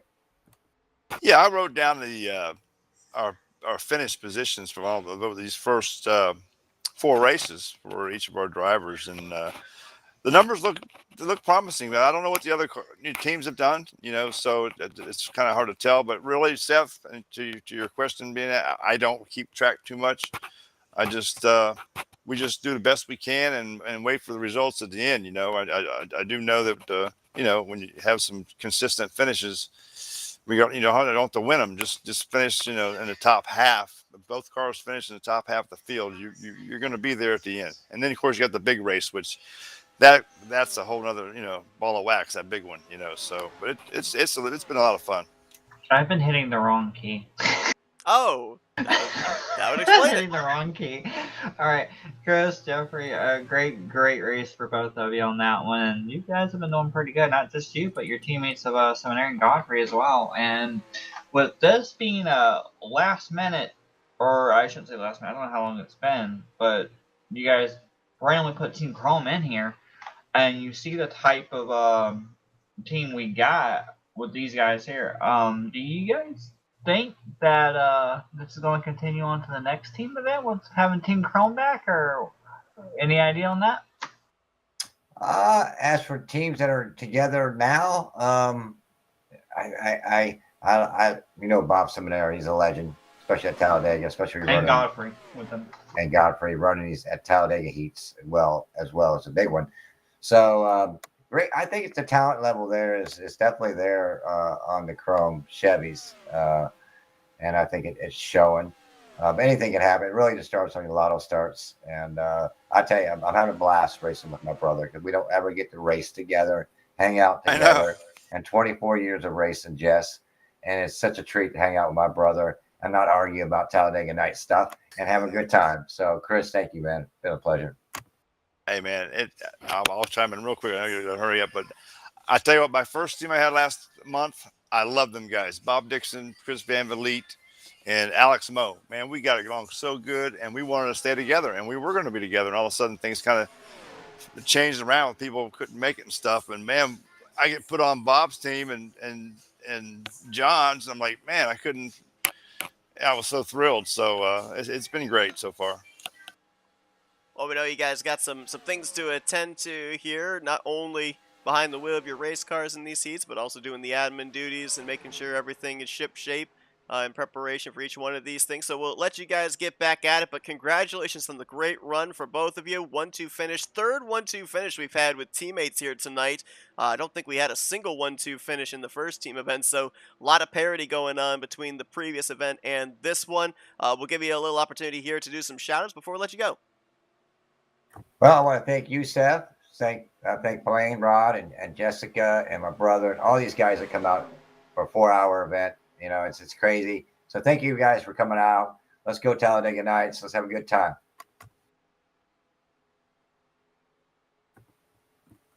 Chris, anything? Oh, I'm sorry. I was talking to my wife. No, I'm good, man. All good. Thanks, Seth. Thanks, Jess. You guys do an awesome job. Thanks, Jeffrey. Good run, buddy. Thanks, buddy. You too. Thanks, Seth. That's Chris and Jeffrey Elliott. 1-2 here. Hey, Jeffrey, real quick before you go, I do want to let you know, if you didn't mind, I saved that Freedom Motorsports setup because Seth and we were talking about it, and I enjoyed it when I tested it out during practice before the race last time for the team event, and how I could feel, so I could have a discussion with Seth about the track conditions and whatnot. I loved how it felt. I saved that setup just to give you a heads up. Yeah, that's actually the setup that it came with, and it came from RTG's website. So it's on there for tracks, and I tried it one night. I'm like, this would be great. This is wide, it's big, and once you get into the field, Jess, with a bunch of cars, it's a whole different ball game. I was by myself. Yeah, so you really got to check up. You saw how fast everybody can catch up to each other. So it's a fun track, definitely. Well, I was just giving you a heads up what I did. Oh, awesome. Let's showcase this track. Appreciate it, guys. Absolutely. So a 1-2 finish for the NWO User was moved Chrome out of your Chevrolets. And you look at the storylines we've already got here, and we're only halfway through the heat races. Jess, as mentioned, 3 races out of the 4 we've run, we have had 1-2 finishes with the teams. We had the monster cars at the track we're at again here Talladega Nights Super Wait, Speedway. wait, wait. Are we having like one that's a main event again? Or Yeah. no? It's gonna be Dega again or no? It is going to be Dega. Yep. Okay. But we had the monster cars at Talladega Nights Super Speedway. We had the Blackhurst Chevrolets at Freedom Motorsports Freedom Motor Speedway. I don't know why I keep messing the name up on that track. Really? And then we just recently had the NWO Chrome Chevrolets at Homestead. We saw, last time we had the Mega Team event, we saw where teammates could get up close to each other, but not finish 1-2. What do you think has changed here between last month and this month, where they've been able to now find each other, stay with each other, and ultimately cross the line with the maximum amount of points that they can get? Well, from what I've noticed, two big things. Number one, and probably the biggest issue, is different people showing up and different teammates being put together. And the second one is they've already had the somewhat experienced from last run, so they've done this race like over and over.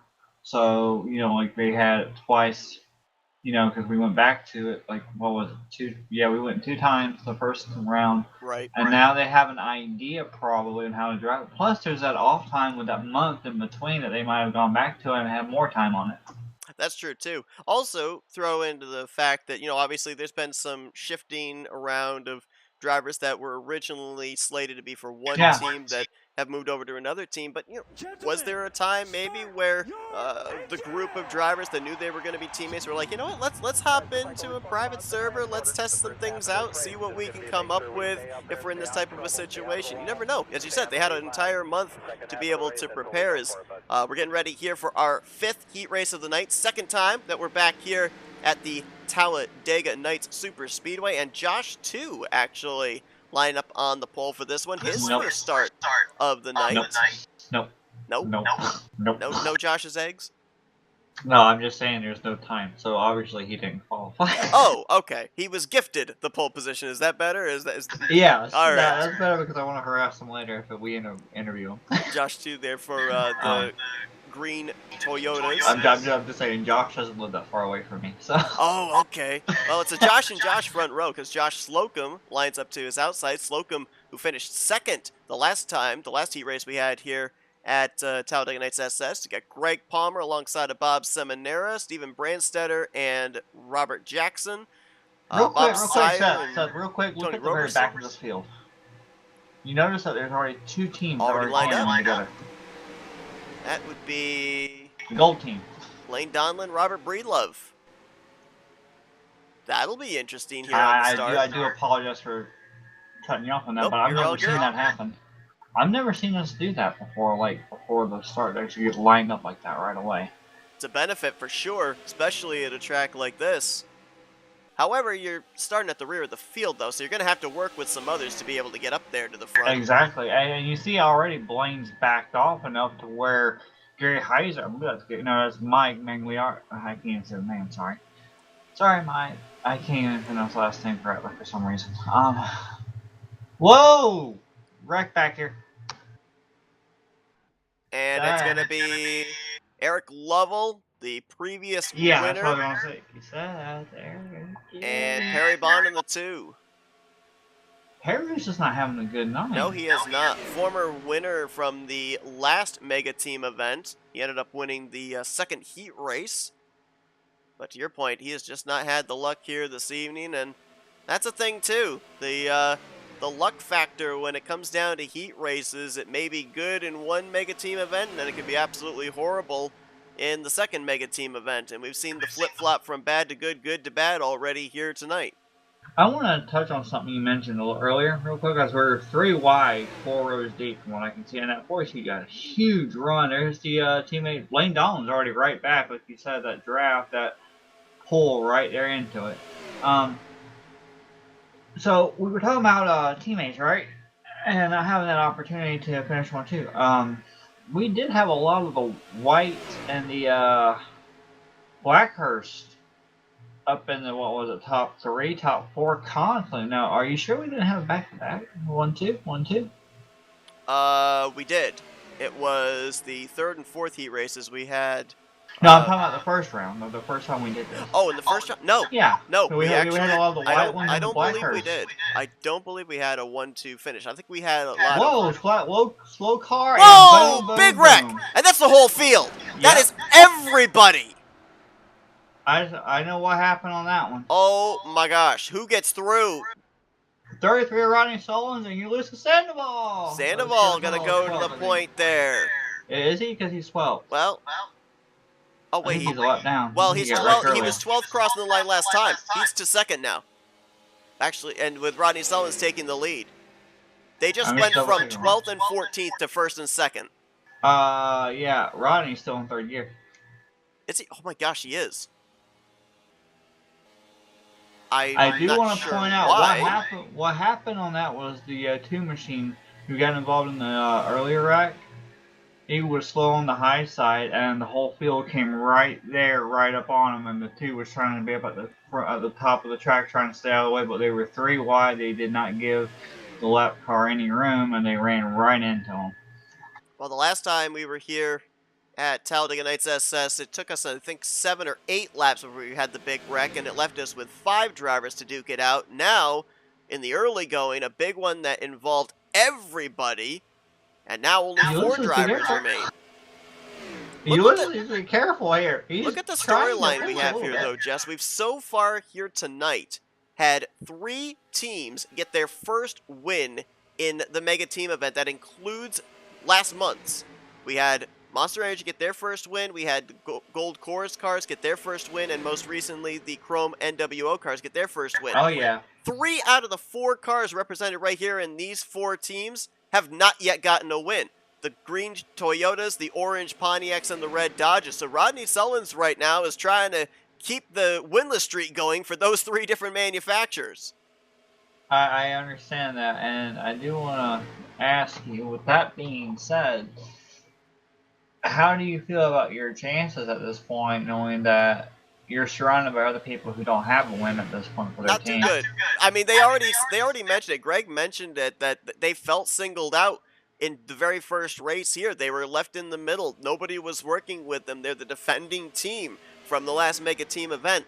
If Sullins makes a move, it's very unlikely that the cars behind him, Robert Jackson or Robert Nebelsick, are going to go with him, because they know that the Blackhurst Chevrolets are the team to beat based off of what they were able to do last month.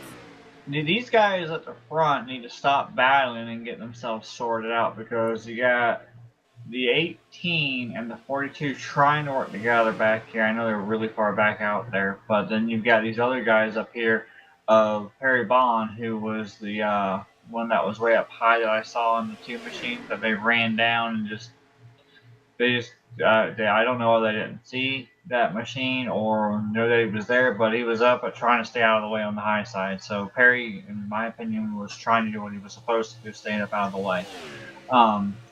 But you got Eric, Josh, and Nate. They have ran down Toby Roberson. Now they can hook up with Palmer and the leader of this pack of Blaine Donlin, who's slowly closing on Bob Center, who's still in 3rd gear, by the way. So I'm wondering if that's what's going on. They're in 3rd gear, trying to allow the group to close in on him, maybe, so they can get together and try to run down these top 4. What do you think? I'm almost wondering if that 4th gear is more a draft gear, that maybe you turn better, faster speeds if you're in 3rd gear by yourself. Then when you're in the draft, the 4th gear allows you the opportunity to be able to get that suck up and be able to remain with the pack to be able to make moves. Because to your point, even when Rodney Sullins was making his way through the wreck eventually to then the race lead, he, to your point, was in 3rd gear. So it looks like it's all based off of circumstances as to where you want to be running in terms of your gearing. 4th now. Bob went up to 4th.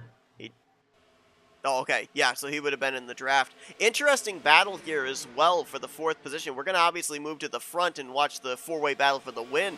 But you got Greg Palmer doing what he's got to do. He's in the 5th position. Right now, you've got 2 of the Blackhurst Chevrolets inside of the top 5. A lot of hungry drivers behind him wanting that 5th spot. But, you know, again, you get involved in an incident, you have the misfortune, you still have the obligation to keep going, try and get the best finish that you possibly can for your team. And if Palmer can hang on, even if Sullins doesn't win this race, Blackhurst Chevy's going to have some pretty good points. Absolutely. Now, I want to point out something. Who's had their starts, every single start, they've been involved in a wreck or a lap down due to unfortunate misunderstanding? Wonder if it might be that guy leading this race.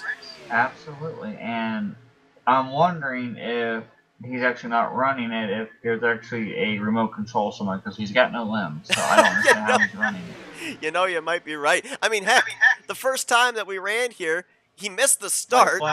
He ended up finishing, I think it was like 2 or 3 laps down. Now he's out in front leading this thing, and he's got 2.66 miles to keep him at bay. I think he's going to run the yellow line all the way around, force them the long way around the racetrack. Brainstetter's coming up, and he's going to the bottom. Brandstetter does not have an alliance with any one of these cars. No teammates here. Sullins jumps to the top. Nebelsick's going to go to the bottom. And we got a lot of movement back here with Joshua 2, William Donlin. That's all the battle for 5th. Yeah, important, valuable points. They're getting around Greg Palmer. Nebelsick trying to make a move on Sandoval. Sandoval trying to make that rear bumper as wide as possible. Keeps it pinned to the inside. Nebelsick goes high, goes low. Sandoval keeps the door closed. Nebelsick's not going to get there. Ulysses Sandoval's going to pick up his first win in the Mega Team event. First win for the Green War Toyotas. I'm looking back here. Joshua 2 unfortunately fell to the end of this group, but it looks like Tony Roberson's going to get 5th. Palmer's going to cross in 8th after being 5th for so long with that last. No, he's going to 9th. 9th. I was going to say, it looked like he was further back. Yeah, it looked like it said 8th, but then when he crossed line, it went to 9th. I think overall in that race, I think it might have been the Hellcat Dodges that finished the best. Second for Nebelsick and 8th for Bob Sire. I think they might have gotten the most points in this one. Well, I mean, after all, you and him are such buddies.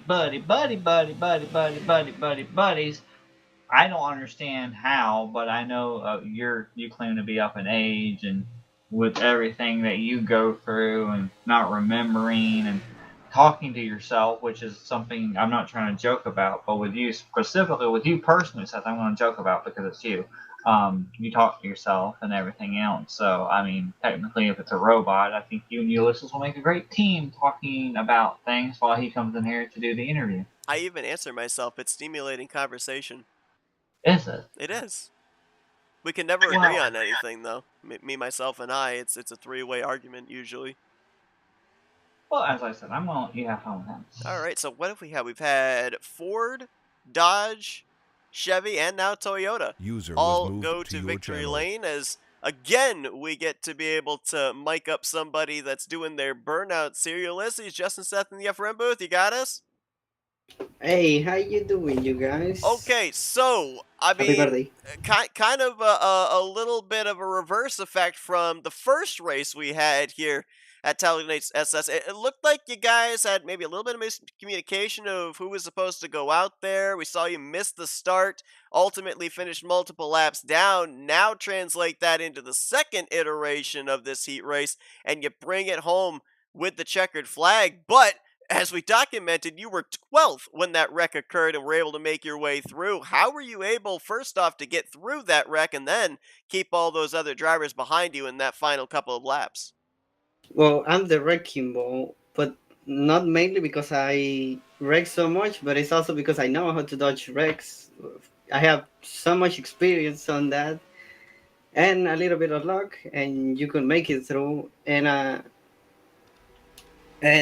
don't know how I was able to pass in the outside lane. So once I passed the 33, I just stayed bottom because I knew the guys behind you were not working with each other.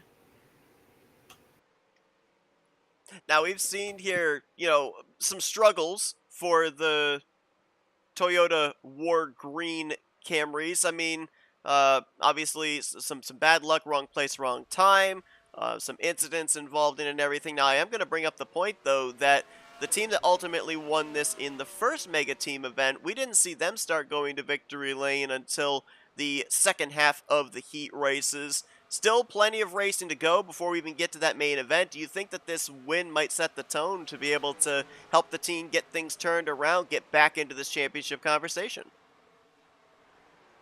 Oh yeah, before this race, I to be honest, I lost hope because of the bad finishes we have in the past. Yeah, it has been an stressful day so far because we have to do a lot of tweaks, a lot of changes between this driver. This driver is gone, so we need a replacement. The replacement is gone, so we have to bring the old guy that was supposed to come in. And one of our guys, his PC was not working, so we have to replace him with another guy. At least I have some relief with this win. You also got a fan club, Garland, Matt McIntyre in our chat there cheering you on with your victory here.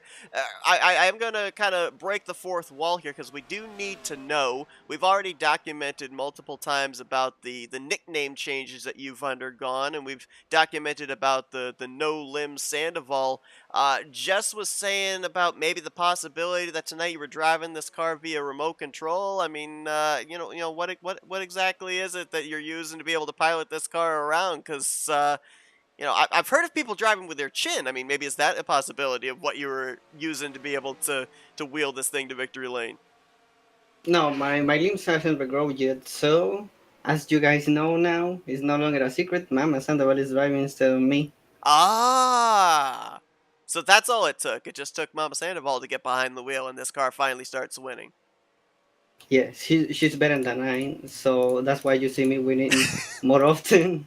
So we can't even credit you for this victory. Then we have to credit Mama Sandoval then.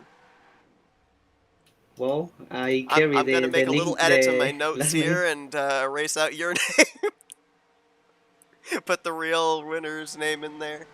We'll make sure that that Jeffrey knows as well, that he puts the correct winner in there as well when everything's tallied together. There you go. The last name Sandoval is gonna be in victory lane then. Yeah, nonetheless, yeah, you're right. There will be a Sandoval in victory lane. But Ulysses, obviously, all kidding aside though, congratulations on the great job there, getting through that wreck. We know that a lot of luck comes into these heat races, no damage, short sprints. You got to be able, if you don't have the look of the track position, to be able to make your own luck. You were able to do so. And as I said, hopefully set the tone to get things turned around here for the War Green Toyotas in the second half of these heat races and for that main event to get up there in the conversation for this championship. Before we let you get back to it with your team, we'll give you the opportunity here to do some shout-outs. Oh, a big shout out to all my NCRA friends, all my Wrecking Ball friends, and also SMO. Everybody except Jess. So thank you guys for bringing me here and give me the opportunity to race here. And yeah, we'll see you next time, hopefully, Seth. He says he can avoid every wreck. I'm gonna remember that Sunday. You're here. I'm getting to the point now where I think I'm just going to get another person to be in the booth, and I'm just going to stand by in the referee shirt. I gotta stop putting it in the closet. I should just wear it the whole event. So what I'm going to do is I'm going to tell Nick, I'm going to tell Cody, I'm going to tell everyone to aim for that 96 because obviously he says he can avoid every wreck. So I want to Are you going to do the what was it, when they put the bounty out on Kyle Busch in the Truck Series kind of thing? Yeah, that's where we're going to put a bounty out on him. Okay. All right. Out on the car and the number because obviously he doesn't exist in the car because he's got no limbs. Another nickname's gonna have to be Ulysses the Bounty Sandoval now or something. Yeah, something like that. Let me take the internet. Oh my gosh. Well. And yeah, Ulysses, I know you can hear we were joking with you. Calm down. Well, Ulysses, congratulations. Is that how you spell it? There you go. He's just changed his name you can't see it, folks, but he just changed his name in this team speak to the Bounty. He's the quicker picker-upper now. Nonetheless... Wait, he's a quicker picker. Ulysses, congratulations on the victory. I gotta Best go, of luck guys. in the races you'll be taking part in, of course, that main event. Hopefully this isn't the last time we're talking to you tonight. Yeah, thank you guys. I gotta go. I gotta talk with Javier, and I know Jesse can't stand my presence here, so see you then. User Oh was my moved out of your gosh. channel. I swear, don't know. sometimes I feel like I'm a don't- commentator. Other times we get Greg down here, we get listeners down here. I'm just a spectator watching you spar off. I don't know exactly if there's an actual grudge or if we're just goofing with each other sometimes with the tension that we talk between us. Sometimes I wonder if there's tension for real or whether it's just joking. I can never tell what's going on. At least for my own entertainment, I hope it's joking. Nonetheless, getting ready here for our... Alright, let's see. Snapchat, where's Cody? Wait, what? Sending out the bounties already, huh? Get the head start. I have to say something funny about it. I'm sorry. Alright, so 6th heat race getting ready to be run here. Back at the California Speedway where we saw John Wall pick up the victory, and pretty sure we're going to probably see him on track here again for this one. We got Stefan in the 0. Looks like Dan Lovell's going to move up to the pole position in the 17. Back-to-back races for Josh, too, in the 73. Stephen Brandstetter, Greg Palmer, Kelly Causey, Roger Nebelsick, Greg Lovell, Robert Jackson, Nate Balser. There's John Wall. So, yep, he's in the field again. Randy Waugh. I believe that is Chris Elliott, who finished 2nd in the first race here. Jeffrey Elliott, who finished 4th in the first race here. Gary Heiser, Bob Dixon, and Denny Carroll going to be the representatives here in this one. First off, want to give, while I got a chance, I want to give a shout out to everybody that's tuned into our coverage here tonight. We've had anywhere from 15 to 20 people tuning into our coverage here of this mega team event. Appreciate you all tuning in here tonight. Hope you guys are enjoying. We got some more heat races coming up here. We got this one in California. We've got Freedom Motors Speedway, Homestead, and then we got the big main event coming up, the 47 lapper at Talladega Nights Super Speedway. And I have to add this, if anyone's still out there on the thing watching at this point, I don't know how many beers we got. It is Seth Cole's birthday, so wish him a happy birthday. Yeah, I'm old. Doing this for so long for us, so it's time for us to just give you something back. Like my memory? Yes. Because I've been looking for that all day. Green flag in the air here at California. Dan Lovell, last couple of races that he's been in, he's not exactly had the best of luck. Jeffrey Elliott did not get going on that start. I don't know whether it's a strategy or not based on how they ran. Oh, we got a wreck. There's a wreck. A lot of them. And I think John Wall is in that. Yes, he is. Then there was one gold course crash, so I go to the bottom to try to miss it and spin out. I don't know if that was John or not. It was John. Greg Palmer's in it. I believe both of the blue Fords are involved. Josh 2 is in it. Nate Balser's in it. And Chris Elliott, they're both Elliott's have gotten by. They're off of 4 right now, so Team Chrome is still in it. They're not up at the front, but they're not up at the front, the top 5, but they're there. Kelly Causey, I think, may have gotten slowed up. I don't know if he was involved in it. Both of the gold Dodges were involved, Randy Waugh and John Wall, so unlikely Wall's going to go back-to-back here in California. Well, the thing about John and Randy, I saw one of the gold cars get involved in the incident itself, but the other one was trying to miss it and went to the bottom to go down low to miss the whole wreck, and they spun out down there. Now, I'm wondering how much effect that's going to do with the tires, because we heard what John said last time about the tracking tire wear.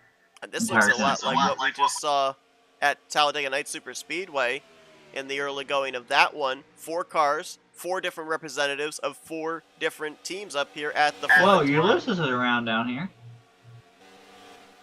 What happened to him? Leaders just passed him. Trying to find him here. He's off in there he is. There is a I think we may have had another miscommunication. Did we again? Either that or Sandoval missed the start. No, because he said he wanted to talk to Javier, which we moved him up so he could talk to Javier. Maybe that's what this was about, was this? That might have been, but he missed the start because he hasn't even laid down a lap yet.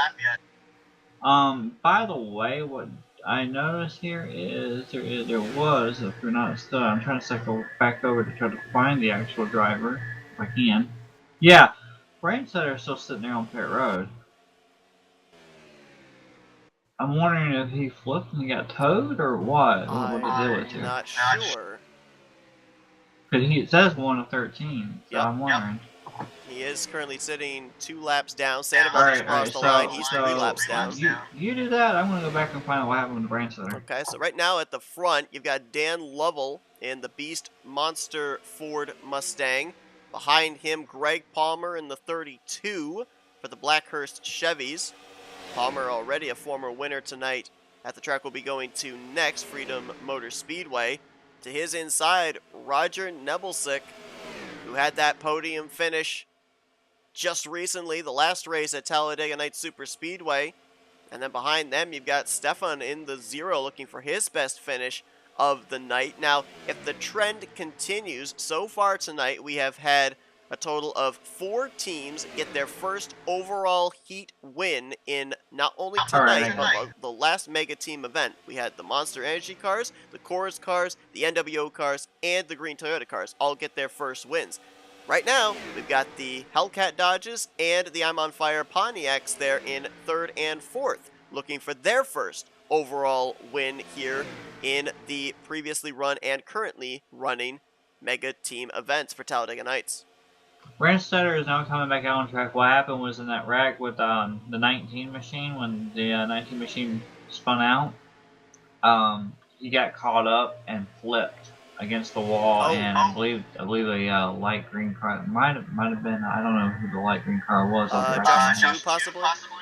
Yeah, probably was Justin. But yeah, at that point he waited a moment, then he hit the RTP tow truck. You know, so that right there, being it was in turn one, Seth, that was a long tow. Tough break there for him. Right now, he is last on the same lap. No, correction, 1 lap even further behind than Ulysses Sandoval, who is 3 down. Brandstetter -4. The other 16 drivers currently on the lead lap. We're looking back here. This is the 5th place battle. Gary Heiser in the 28, Denny Carroll in the 21, Chris Elliott in the 7-13. They are turning lap times similar, if not a tick quicker, Jess, than the top 4. We could maybe have 7 cars up here battling it out with enough time, maybe, for this trio to be able to get in the conversation, if not necessarily for this win, to at least advance their positions higher up in the top 5.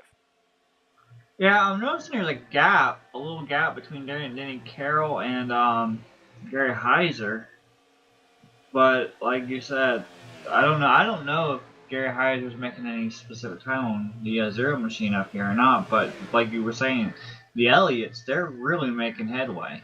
That last time by, Heiser was about 100th slower than Stefan in the 0. This time by, he was almost a 10th quicker. So trying to close that gap up, but they got to close it up in chunks. They can't be doing it by a 10th or by a few hundredths because, as mentioned, it is a heat race. There's going to be 4 to go this next time by. And remember what we heard from John Wall, who ended up winning the first time we were here at California, was managing the tires. Even though it's a 13-lap sprint, the tires do heat up, and your maneuverability starts to go away the longer this race goes on. You got Greg Palmer just kind of riding there in 2nd place. You got to wonder how long before he ducks out and tries something to try and pick up this victory. Well, you do remember last time out, Greg, unfortunately, was way back in the pack. Remember, after having a chance to do something, he ended up falling back. So this would be really, really, really good redemption for him if he can actually get up there. It's a great point because I think it was here at this racetrack he went up and clobbered the wall off of turn 4. The thing didn't turn, and it looked like he just dealt with the tight condition again, that time out of turn 2. Was it this track? I thought it was a Homestead, wasn't it? Oh, was it? Maybe you're right. Maybe you're right. But Nebelsick just moved up into the 2nd spot, and into the 3rd position now goes Stefan in the 0. Team Gold Cores are going to be pretty much 11th and 12th, I believe, there. Yep. They're pretty much set where they are. Kelly Causey, the other Blackhurst machines, back here in 10. Regarding the way this whole thing is shaking out, so if they finish where they are, I don't know who would be getting the most points at this point. Do you? Eyeballing it, I'd say the Hellcat Dodges. You got Nebelsick in 2nd, and Denny Carroll right now in 6th. I think next would maybe be the Elliots for the NWO Chrome Chevys in 7th and 8th, and then maybe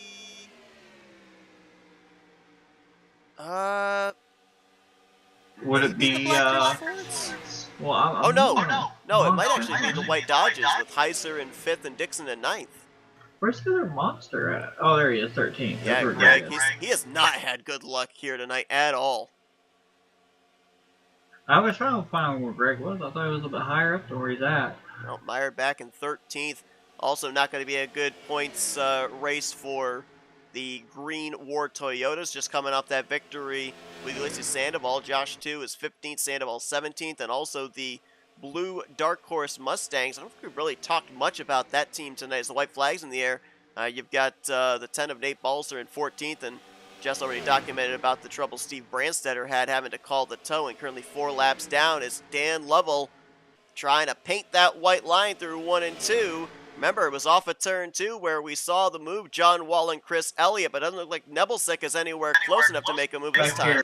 I'm back looking at the Kelly Causey race back here. Kelly trying, I don't know whether he has any reason to actually try to keep the 71 behind him or not, honestly, because there's nothing he can really do at this point. Checkered flag coming out here, and Dan Lovell is going to make it the second victory of the night for the Beast Monster Energy Ford Mustangs, coming off of the initial win at the beginning of the night by Eric Lovell at Talladega Nights Super Speedway. And just like that, Team Beast may have just gotten back into this title picture. First heat win, I believe. No, correction, second heat win of his career. Dan Lovell ended up taking the victory in the 5th heat race a month ago in the first Mega Team event. Where was that at? Believe it was at...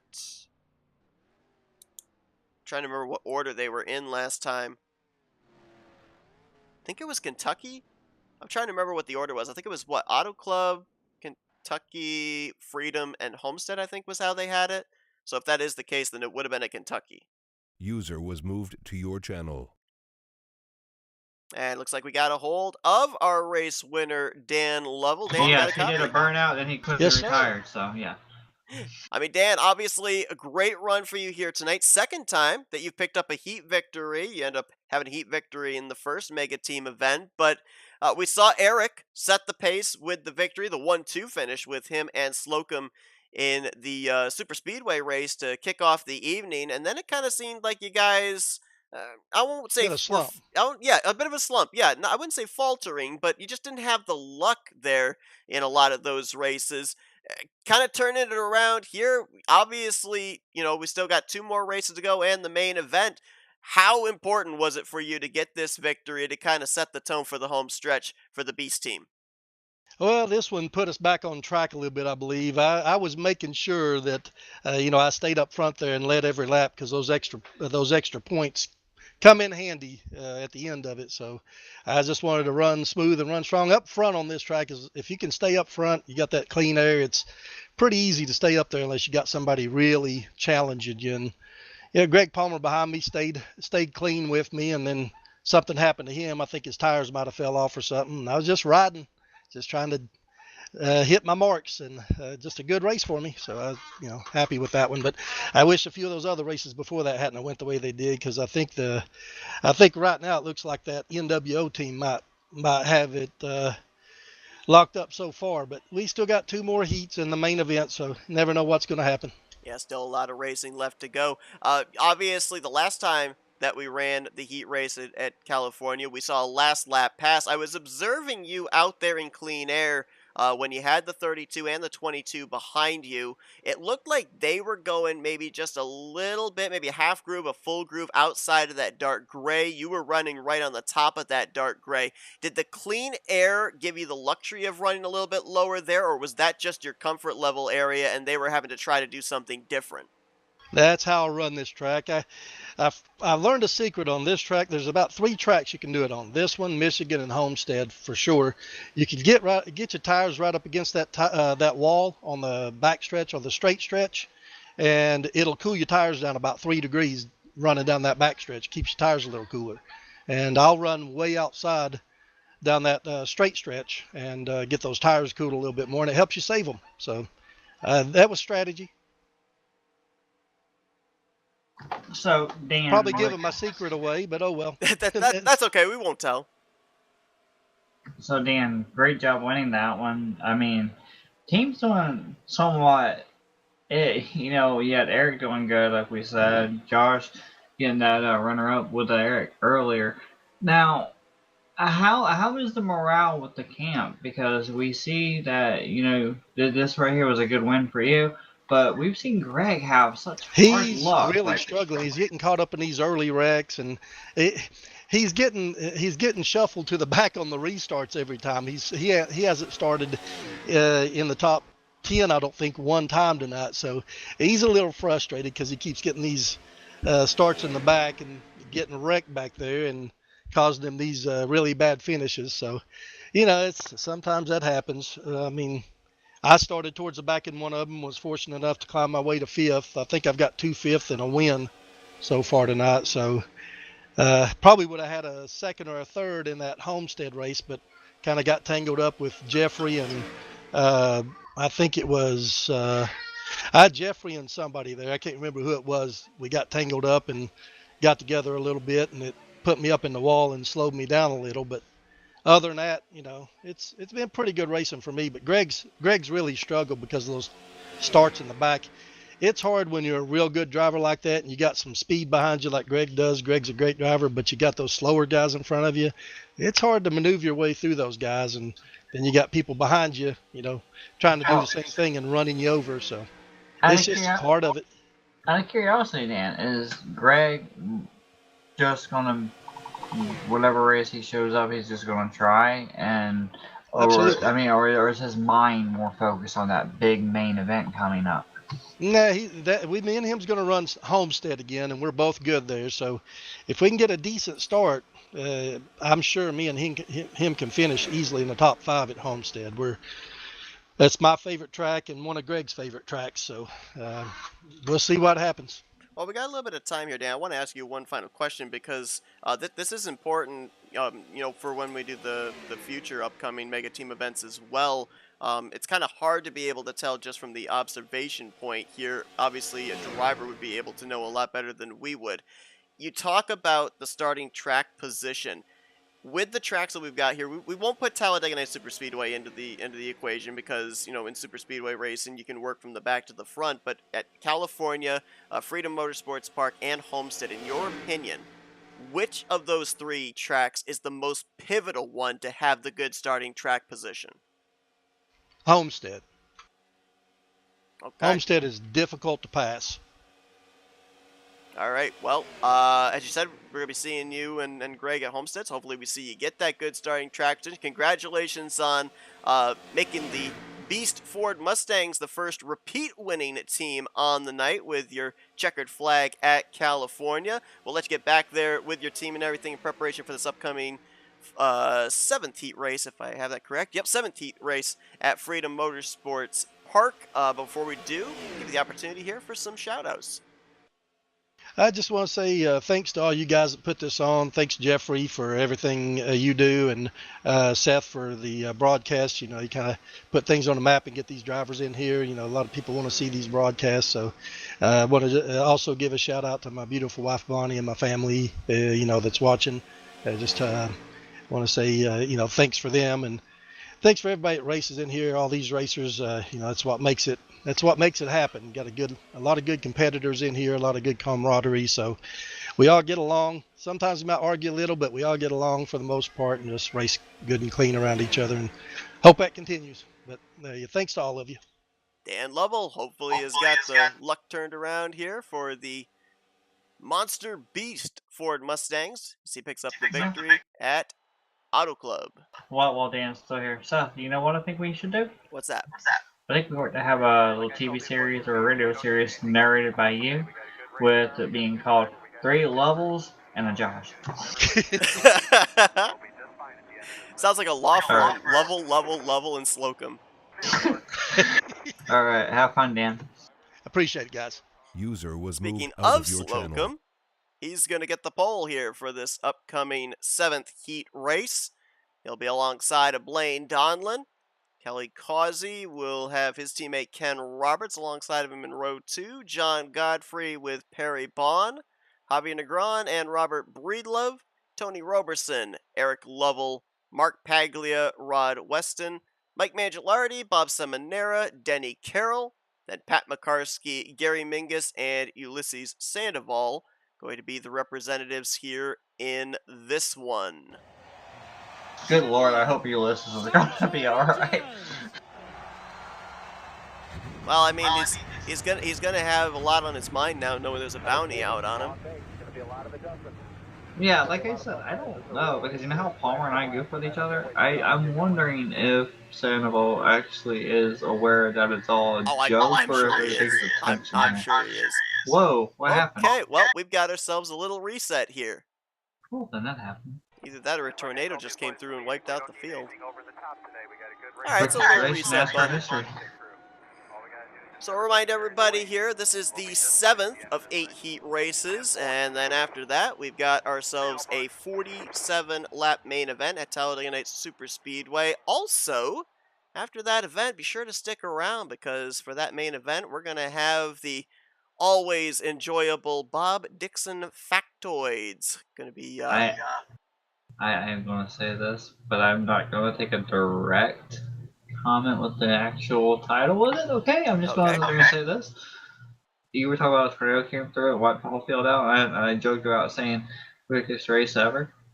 You know what this reminds me of, Seth? I think I know what it reminds you of. Tuesday night. I'm just going to put it that way. Yep. I was thinking the same thing.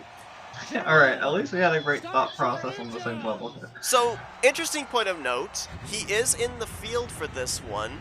I mentioned at the beginning of the night that we ended up having Alex Moe win 3 of the 9 events, the last event we did. We have, I believe, both drivers in this heat race of those that had previously won that have not won tonight, and that's Ken Roberts and Perry Bond. So far, Chris Elliott, Dan Lovell, and Greg Palmer, who all won last time out, have won here tonight. So Ken and Perry have to step it up. They gotta join the club of back-to-back team event winners. Wait, wasn't this track where Perry won? I think you're right. I think this is actually the track where Perry won. So there is a chance. There is a chance. A little bit squirrely there on the start for one of the Dodge drivers up there. A few of them there. I think if I remember correctly, you commented on that near the rear of the field the first time we ran here tonight as well. I wonder if there's something in like a first gear, second gear restart as a big slide and a spin for Josh Slocum, and there's going to be others involved. Plenty of others and an after. Ulysses, oh wow, oh my gosh. Ulysses went from last all the way up to third. What? What? The wrecking ball strikes. Makarski involved in this. Paglia's involved. Man, it has been a tough night for the Blue Fords. Mingus was in that. And there is Sandoval, to your point, up to the 3rd position on the back of Ken Roberts, and he won 2nd. And I do want to point out, 5th and 6th is Team Chrome, and they are hooked up. Look at this. Lined up nose to tail. And 2 gold course cars up here too. What are they going to do? That is Blaine Donlin leading, and the 42 of Robert Breedlove at the back of this group of 4.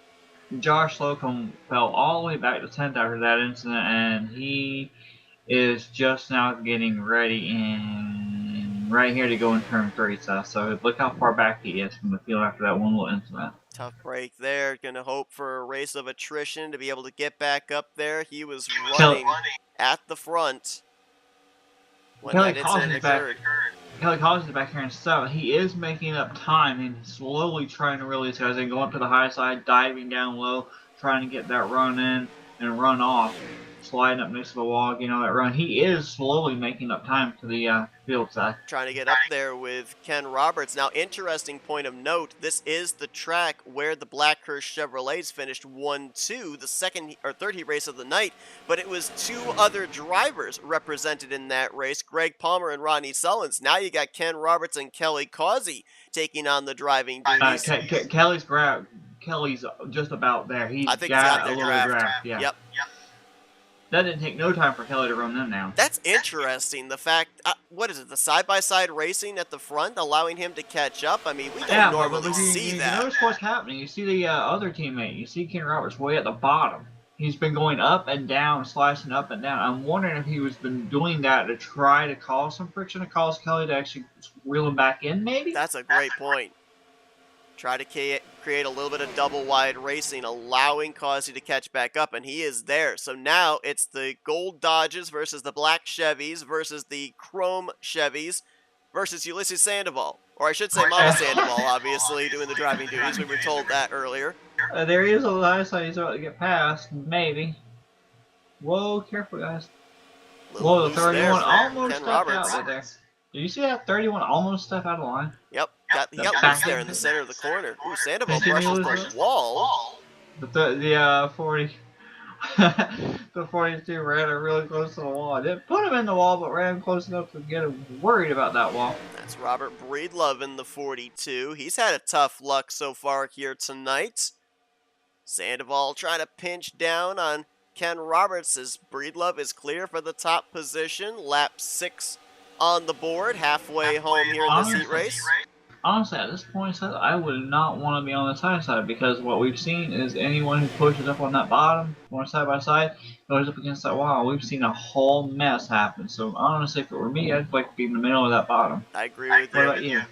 I agree. Definitely run with, at least don't have a car to your inside coming off of turn 2. Turn 4, they seem to be okay, but turn 2, I guess just that... that's the wreck point for some reason. Well, it got the high banking to an almost flat back straightaway, and probably the car just doesn't point. Team Chrome on the inside, Team Hurst on the outside. And it was interesting when we were talking there just moments ago with Dan Lovell. You know, they've got an idea that they think that the Chrome Chevrolets are currently leading this thing. I don't know how anybody's able to figure out who's currently leading the points, because we've seen showings out of a number of different teams here tonight. The Monster cars have obviously won 2 races. We've had 1-2 finish with the Black Hurst cars, the NWO Chrome cars. But at the same time, we also talked about it earlier. There might be post-race penalties when they go back. Exactly. Great point. And we will say this as well. We gave this disclaimer during the last team event. We will not have an official word for you guys here tonight as to who wins the overall team championship. I feel like last event, it was easier to call because it really just looked like it was going to come down between the black Chevrolets and the white Dodges. In this one, I'm going to be honest with you. Maybe we'll have a clear standout after this in the main event. I don't know. But right now, I can't eyeball it. I don't know who it is that's actually at the top of the leaderboard. Well, the Dodge Hellcats are running 9th and 10th with what's the guy's name? Roger? Roger Nebelsick, yep. Yeah, and we got Rod Weston, which, you know, we all know Rod, so. They've kind of been the under the radar team. They haven't won yet tonight, but they've been consistently up in the top 10, it seems, with both drivers in each one of these heat races. They're battling right now with Josh Slocum back here in the 10th, 11th position. But I mean, I don't know what to think here. So we got a gold leading, a gold about to be passed by a Seminara who is trying for what will be 6th and 5th, I believe. Ooh, look at this. Causey makes a move up top. Sandoval went with him. And look at Kit Roberts way at the bottom here. Oh, Causey almost got to the right rear, and now almost 3 wide off of turn 2. Whoa, Contact! whoa, Sandoval saves it. And so does Roberts. 3 wide for 3rd. Causey looks low. Can't get to the left rear. Race lead.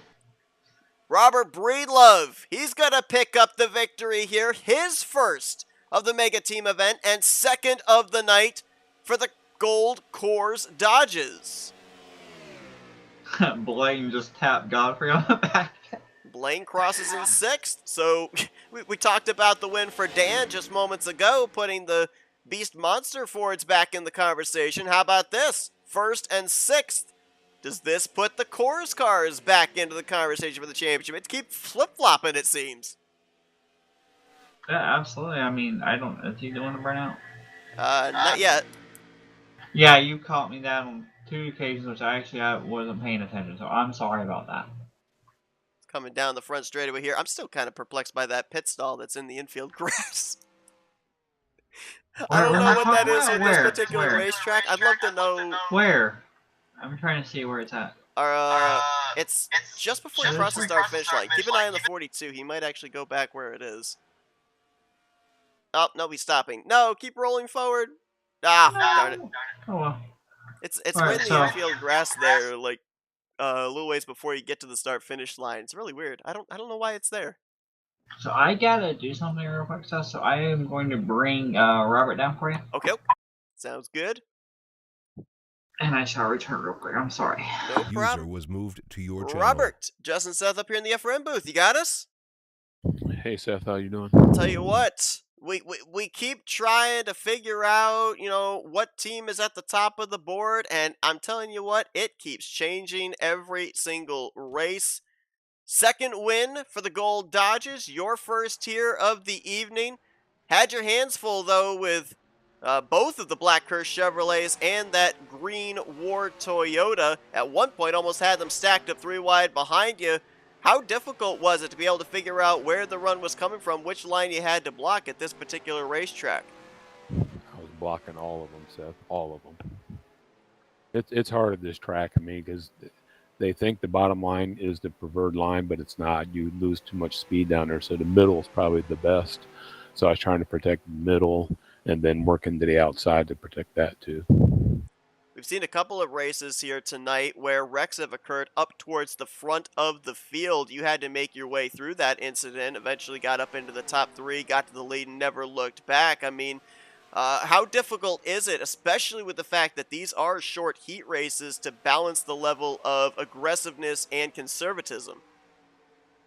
I think you got to go all out, especially at Freedom and California and Homestead. You got to go all out because it's only 10, 13 laps. So you have to go, especially if you get a bad starting draw.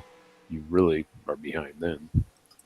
Now, we might have grabbed you a little too soon, but at least with the initial reactions after you took that checkered flag, we talked moments ago with the driver Dan Lovell for the Monster 4 team, and he said with that victory, they feel like now they've got things turned around and momentum is heading in the right direction. With your victory here, how about that for the Gold Dodgers? Because we've seen some really strong runs out of your drivers, but also on the flip side, there have been some incidents that they've been caught up in, not necessarily of their own making, and not necessarily gotten the finishes indicative of just how fast of cars they had. A lot of drivers attributing that to the poor track position in the random qualifying draw. But do you feel like this has turned the tide and this has put you and your team back in the championship conversation?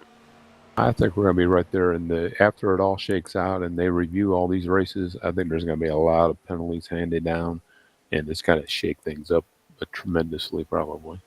So I think it's anybody's game right now.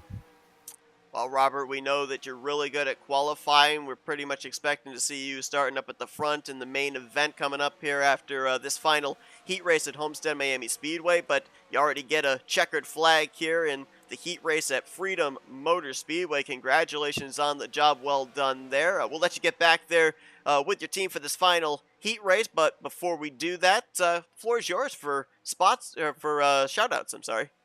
Hey, of course, I want to thank you guys for, broadcasting it, and Jeffrey and all his crew for putting it on, and my wife for letting me stay up this late and doing it. Robert Breedlove picks up the victory here, second of the night for the Gold Course Dodgers at Freedom Motor Speedway. Congratulations on that great run. Best of luck in the upcoming main event in just a little bit at Talladega Nights Super Speedway. Thank you. User was moved out of your channel. So far here tonight, if you're just tuning in, let's tally up the scores at least of who we know have gone to victory lane for their each respective teams. Eric Lovell kicked things off with the checkered flag at Talladega Nights Super Speedway for the Beast Monster Energy Ford Mustangs. At California, it was John Wall picking up the victory for the Gold Course Dodges. Freedom Motor Speedway, the first visit there, it was the Blackhurst Chevrolet of Greg Palmer, the defending team, coming into tonight. Homestead Miami saw NWO's Chrome Chevrolet Chris Elliott going to victory lane. Ulysses Sandoval got the green Toyotas on the board with a victory at the Talladega Night Superspeedway, the second trip to Talladega Night Superspeedway. Second trip to California saw Dan Lovell go to victory lane for the Monster Energy Ford Mustangs, and now most recently, Freedom Motor Speedway sees Robert Breedlove pick up the second win of the night for the Gold Course Dodges. Jess, leaves us just one more heat race to run here at the Homestead Miami Speedway. This is where we ended up seeing the NWO Chrome Chevrolet team go back-to-back 1-2. Are they the favorite maybe coming into this one? Or, I mean, there's teams we haven't seen go to victory lane yet. The I'm on Fire Pontiacs have shown some speed. The SRT White Dodges have looked good. I mean, do we see another team go to victory lane here before the main event? At this point in time, depending on where they start at, because apparently I have to come back before they qualify, which is cool, I guess. Or they are qualifying, aren't they? No, they're just wrapping up practice. Alright, well, based on qualifying, we have to see where the levels qualify at, because you know how they said they love this track. So if we can figure out where they're starting at, right now, as far as team goes, the Ford Green Black Beast guys, it's been an up and down. It really has. For them, based on they get a win with Eric, they get a second place with Josh, and all of a sudden they get another win with Dan. But Greg's had bad luck with his, like they said, where he started at and whatnot.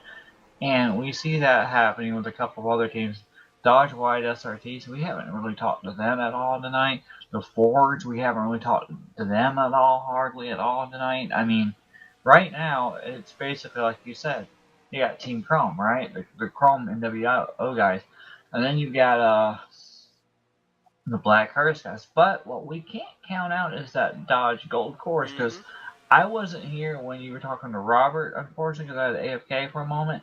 I have no idea how their scenario is shaping up, because you had John winning that race and Robert winning that race, and we've seen them up near the top 10, top 5 battling. So I want to know, in your opinion, what do you think about them being a spoiler here? Well, I think they definitely are in the conversation there. I think maybe just, again, trying to eyeball it, I think that they're somewhere slotted in the third or fourth position. I think that right now you've got the Chrome Chevrolets and the Blackhurst Chevrolets 1-2, not necessarily in that order. I think that you've got in the 3 and 4 slot, you've got the Monster Energy Fords and the Gold Course Dodges, not necessarily in that order. How close are they to the top 2? I'm not 100% certain, but one of the big things that Breedlove brought up in his interview is the fact that the post-race penalties are more than likely going to maybe bunch things up a little bit closer between all the different manufacturers that we've talked about as well. Okay, well, now that you bring that up, let's point this other thing out. With this being Homestead, right? And we got that big race coming up. Now, that big race is also a team race, right? Yes. Now, we have talked about the Dodge, the Course team. We've talked about everything. We even mentioned about the Hellcats. We've talked about them. But we really haven't hardly mentioned at all, except for factoids and where they were starting at and who might have been involved in an incident or whatnot.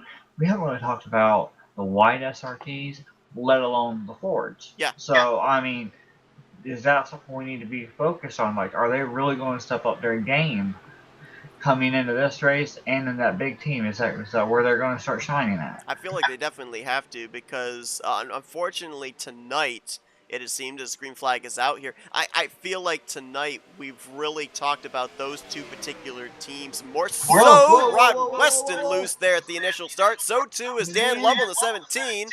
He's around. Yep, Dan's around, but Greg's gone. And Jeffrey Elliott's around. And there's a couple of the SRT cars. That's to the point I was just going to bring up. I feel like we have, for the most part, mentioned those two teams, the blue Fords and the white Dodge SRTs, with them being involved in wrecks or having bad luck. There's not been very many of them that have had really good performances tonight. No, I mean, it's not that they can't drive. We know that these guys can drive. It's just complete luck. It's just been biting them in the rear end constantly.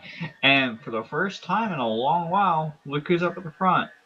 Hellcats. 1 Absolutely. 2. And what was it that Dan Lovell told us? Out of all the tracks you want good starting track position via in the random qualifying draw, Homestead. They got the front row, Denny Carroll and Rod Weston. And now you see Dan Lovell all the way back in 13th, and you know he had that incident, and he's right behind Jeffrey. So now this right here may put a damper on Team Chrome here. Where's the other Chrome car at? I believe he's back in 12th last time by. Jeffrey No, Elliott? yeah, I was talking about the other Team Chrome car, which happens to be Chris Elliott up here 6th.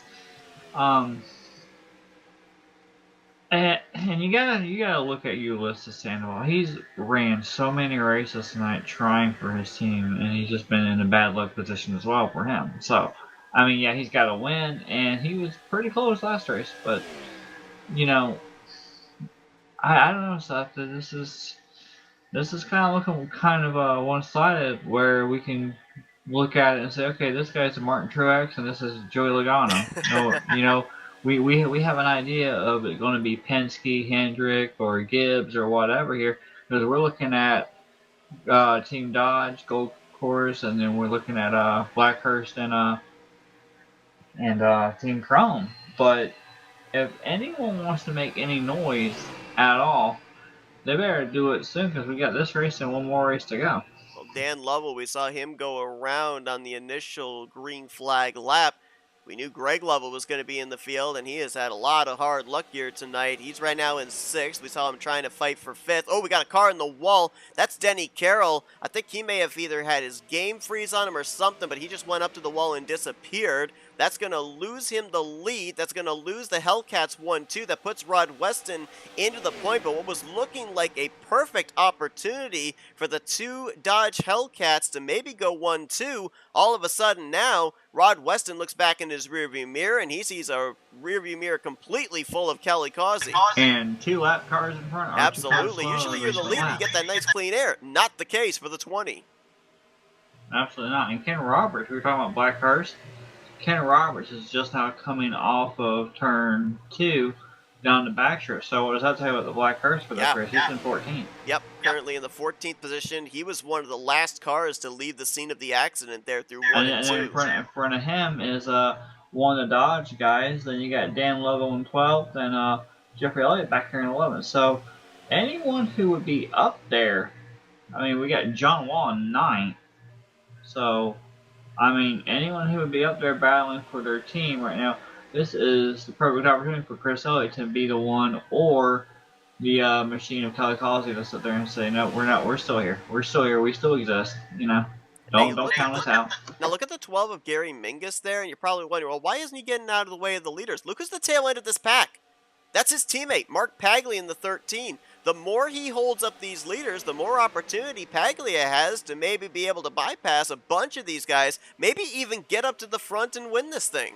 You're not obligated to move out of the way here in these heat races, and both he and Pat McCarskey holding their positions and creating a bit of a wall of lap cars for the front runners.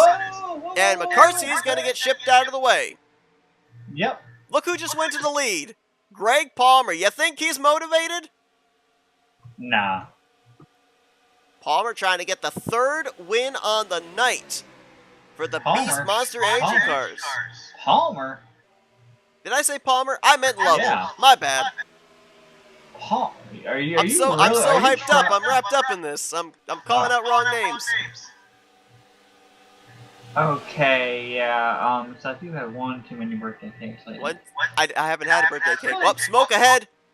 Oh, look out! Oh, Pat McCarskey right in front of the leaders. Sandoval up and over. The only one that got away, well, a couple of them got away. Greg Lovell and Josh too.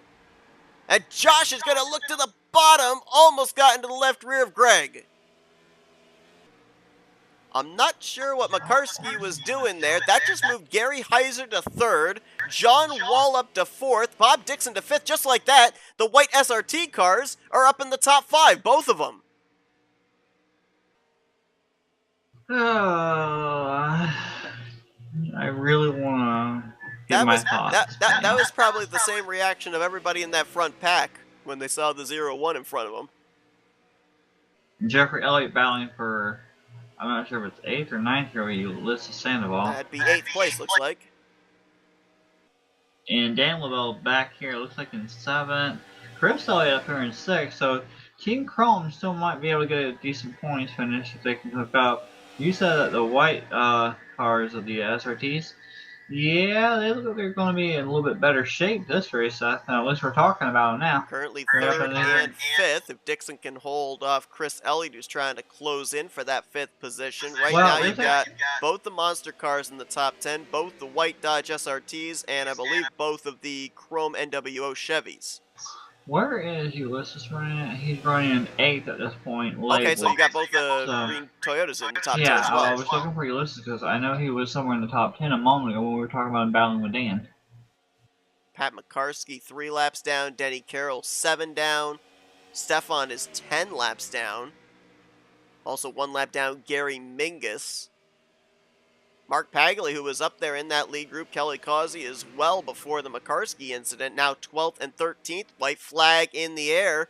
Can Greg Lovell pick up the 3rd win on the night for the Monster Energy Ford Mustangs? Josh 2 just does not look like he can draft up to the 19. You see him run really wide there through 1 and 2. Try to get that run down the back straightaway, but he's just not closing it up. Rod Weston goes around Ulysses, saying, well, Ulysses back. We want to battle for the 10th position here, 9th and 10th going on here. But it looks like it's going to be Dan and the other Elliott sitting here in 7th and 8th. And Greg looks like Lovell 6th will be Chris. takes the checkers. So yeah, it looks like Team Chrome might be in a decent position where they're going to finish that.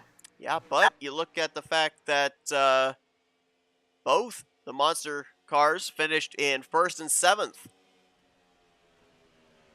Oh, I don't know, Jess. This is looking eerily similar to what Blacker Chevys did last month. I want to ask you something. Do you think that Dark Horse is just cursed at this point? Because the last time that they were just having so many issues, and then all of a sudden this. I mean, do you think that team has a problem with the Dark Horse, or do you think it's just Schilling Motors? Wait, what? I didn't say that. Schilling Motors. Well, I mean, I will say this. There were 7 teams that competed in the last team event, and Blue Fords did manage to finish 4th. So, I think it's just tonight. Tonight, they're just hitting bad luck. I mean, I'm just sitting there looking at it, and it seems like they're always having an issue. But I think another team is having issues, the Fire, the IMO Fire group.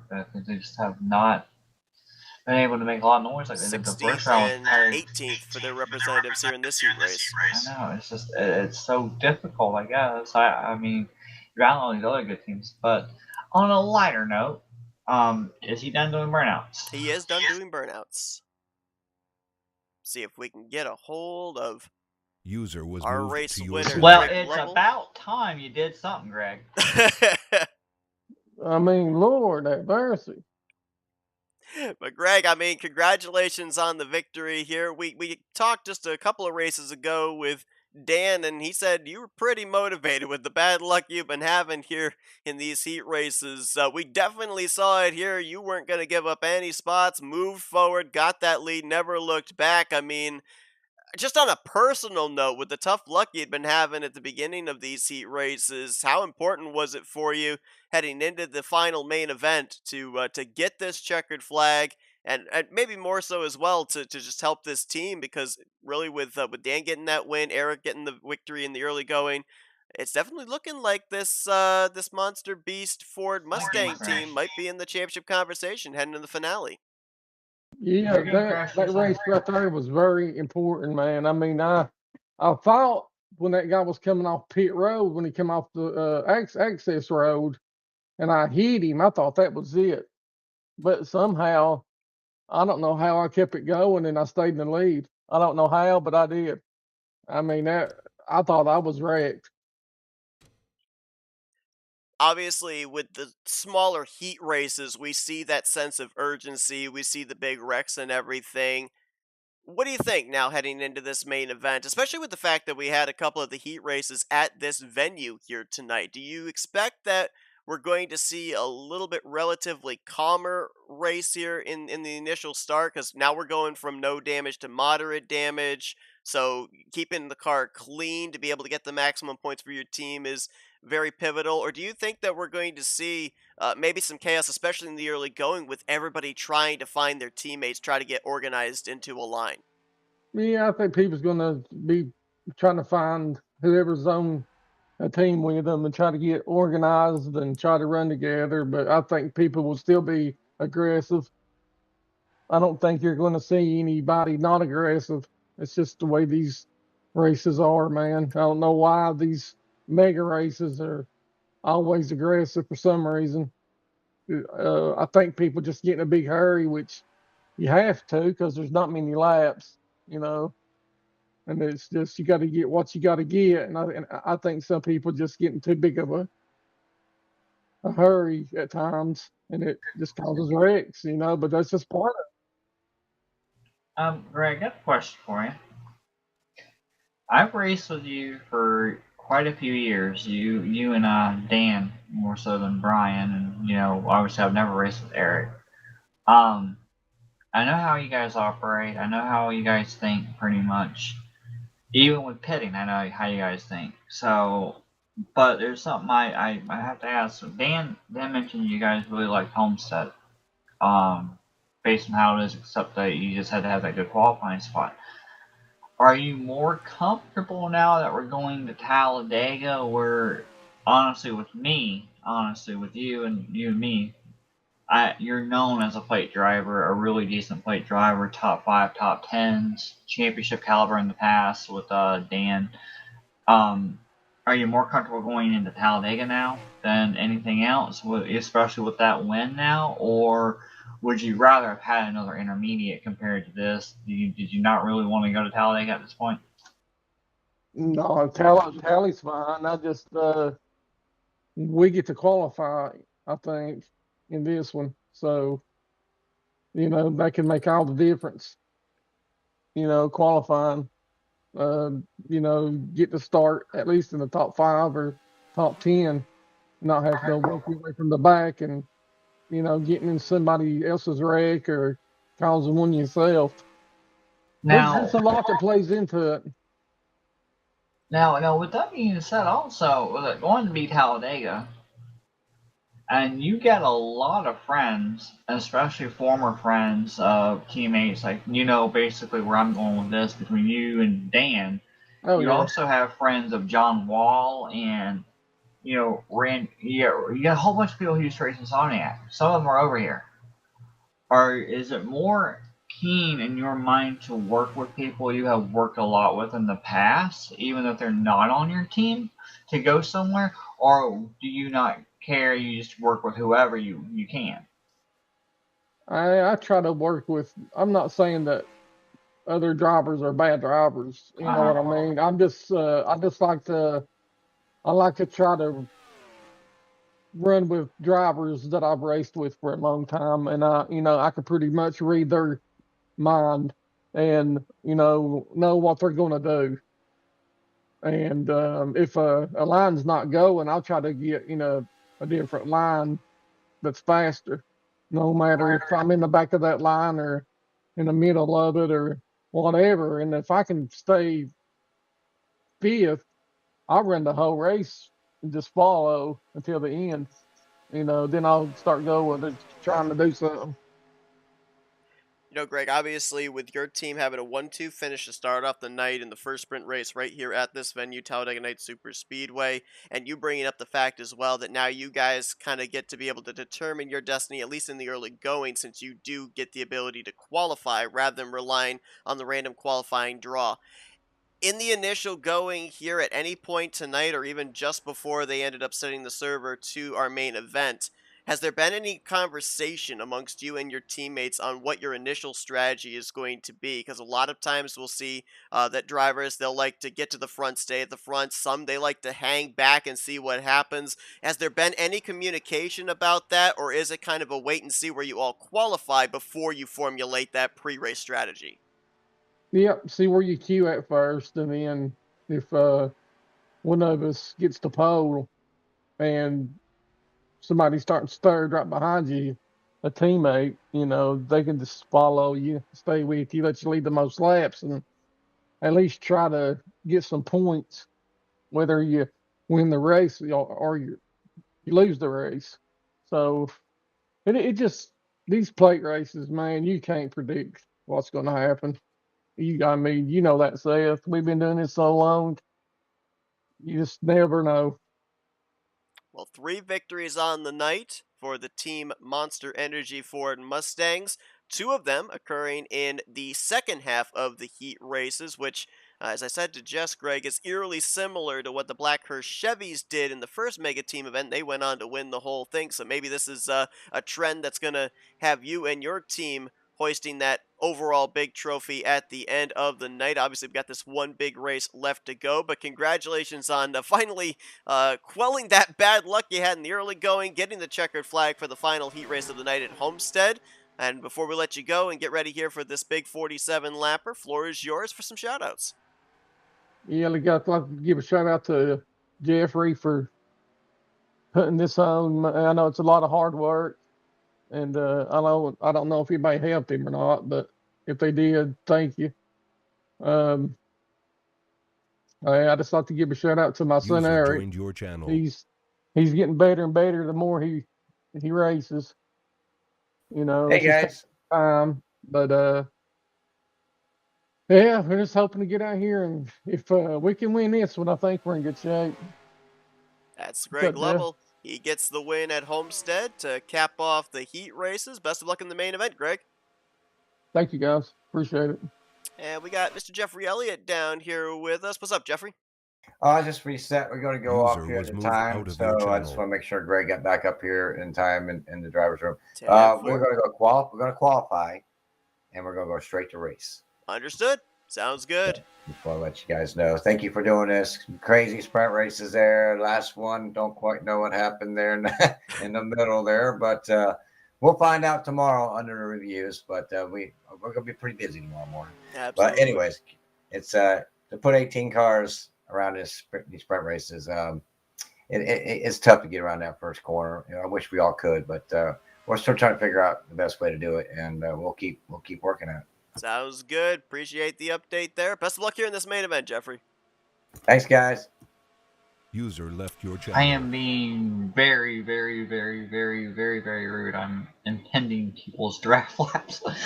Ah, okay. Yes, I am taking the opportunity to have fun on this track. Okay, you know what? We're gonna find you. Where you at? There you are. I am playing with Bob. Oh wow. Okay, I could say something that would put me probably in the same doghouse as Ulysses. Oh really?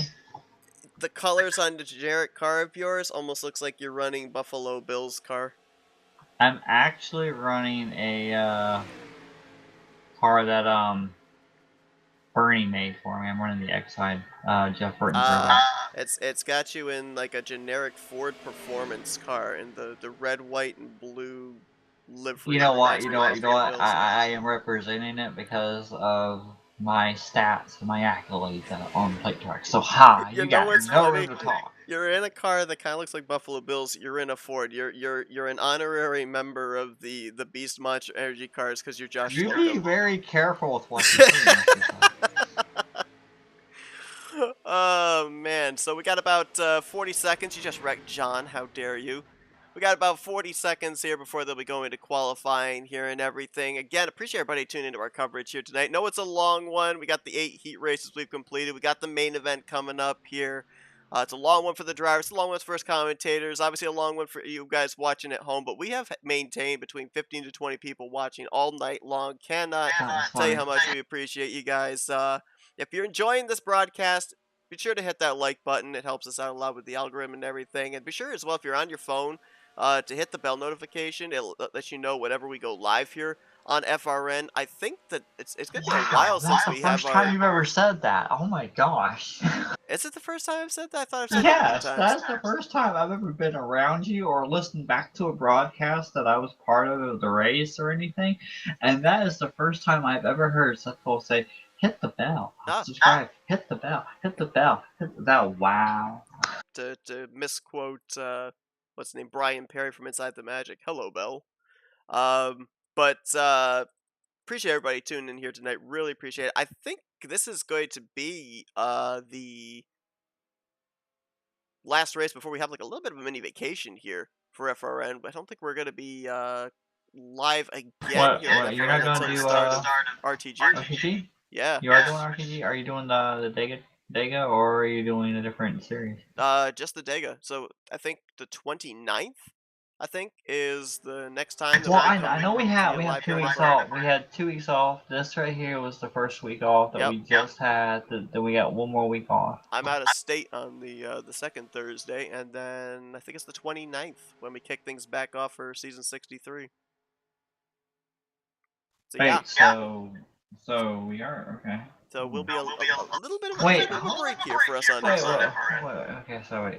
You said you're going to kick us off 63. So are you saying that we kick off 63 when you return, or are you saying we kick off 63, but you won't be here to broadcast? No, I will have returned by then. Next Thursday I won't be here, which is all still about part of the you off. and your returning. Okay. Yeah. The world revolves around me. Did you not know that? Also, by the way, I'm just saying this. Jess had the fastest lap in practice. He was the only one that hit a 49-second lap time. Everybody else was in the 50s. Really? Oh, wow. Generic car power. Well, what was funny was at the very end, I don't know if you saw it or not, but Godfrey tried to get to me to wreck me, and he ended up wrecking himself. Oh, wait. So he was trying to wreck you? I thought you wrecked him. I don't know. I mean, I pushed That's the up a narrative I'm little going bit. with. You wrecked John. I pushed up a little bit, but he came down trying to tap me in the corner. So that was funny. We're going to have to look at the SMT data. Okay, you look at the SMT data, and then you know what you're going to look back at? You're going to find out that Seth Cole doesn't exist on track, because Seth Cole didn't get on track, because Seth Cole can't get on track, so ha! I'm going to find out that... So anything you say is no Actually, I could get on track. I could actually even put my car in the throttle. The problem is I would not be able to go any further than second gear, because third gear and fourth gear are hooked up to hotkeys right now. Well, below them, you've done that before, and you've actually finished pretty good. Granted, if I ended up hitting the third gear, we'd be showing the Bob Dixon factoids graphic. Which, by the way, tune in after this race. Bob Dixon factoids. Blow your gears. You've done it before, and you've actually done a good job at finishing. So why not? Have I done it in Super Speedway though? I don't think I've ever done it in Super Speedway. I don't know. Have you? Not any of the. Well, okay. So I think there's been a couple of times where I have blown fourth gear, but I just then park it because what's the sense of running around in fourth gear? But normally I don't do it running around in fourth gear. Wait. You just said you blown fourth gear, but what's the sense of running around in fourth gear? You know, sometimes, there sometimes is a disconnect between formulation of sentence in brain to actual utteration of it out of mouth. And that happens more often than not. Does it? Yeah. I tell this to people all the time. I will publicly say this on stream. Public service announcement, do not get old. I told my sister, she's turning 30 in September. She messaged me about this when she messaged me a happy birthday. I said, do not turn 30. It goes downhill from there. Enjoy 29 while you still can, because from 30 onward, it is a slippery slope. I thought when we hit 18, it went all downhill. Not quite. The decline begins, but it's not as drastic until you hit 30. That's the narrative I'm going with anyway. Maybe it's different for other people, but that's the narrative I'm going with. Well, don't forget, you ain't got a friend out there with anyone, at least you got a friend with Pepperidge Farms. That is true. It was interesting. I was kind of going over in my head during the preliminary race when they were doing the driver introductions, and there's a lot of different drivers that we end up talking about them by their nicknames and whatnot. Obviously, Kelly Causey, Buckshot, Yossi Sandoval, we call him Poppy or No Limbs or whatever the case. Well, now he's going with Mama. or Bounty, whatever the case. Gary Slingshot Mingus. But, I didn't know that apparently... Bob Biscuits, thank you. I almost seem to always forget about that one. I didn't realize that Rod Weston actually has a nickname, Rod the Rat Weston. I was not aware of that one, so add that. And also, I got to ask you, did you have a little deja vu? The driver here tonight of the number 3 is Robert Jackson. Did anything in the back of your mind kind of trigger in like a throwback to a Robert Jackson that we used to race with and think, is this the same guy? No. No? Because the only thing I could think about with the Jackson was Robbie Jackson. That's what I'm saying. That's what I'm saying. that Robbie would Jackson, not Robert be- Jackson. That would not be anything that would trigger my mind, because I actually would think that Robbie is Robbie. I'm sorry. That Robert would not trigger my mind on that. Okay. It's like when I used to come into Team Stick and I see a guy named Rick, and I always thought it was Rick Johnson, like Rick, you know what I mean? But I would see Rick, and my first thought was Rick Johnson, but guess what? It was actually Rick Moon. So Oh, okay. Yep. I have been able to figure stuff out now, so very happy about that. We're about to go racing, Seth. Yes, we are. They're gridding up. And how about the Chrome NWO Chevrolet sweeping the front row? Jeffrey Elliott and Bob Seminara. We talked about the fact that they are definitely in the conversation for this championship. It's kind of hard to tell who's got the outbalance between them and the Monster Energy Fords and the Gold Coors Dodges and the Black Hearst Chevrolets. But we heard earlier there from Greg Lovell, there are bonus points that are given out. If you lead a lap, What it's a happened bonus back point here? for your team. If you lead the What most laps, it's a bonus happened point with for the your two? team. What happened with the two? Is just two not going? Two just retired. Okay. Yeah, they started rolling when you were talking to that, and then I was just curious because the two didn't get going. I thought it was like, blew a gear or something or whatever, start, but I don't know what happened. That'd be Perry Bond, if I'm not mistaken.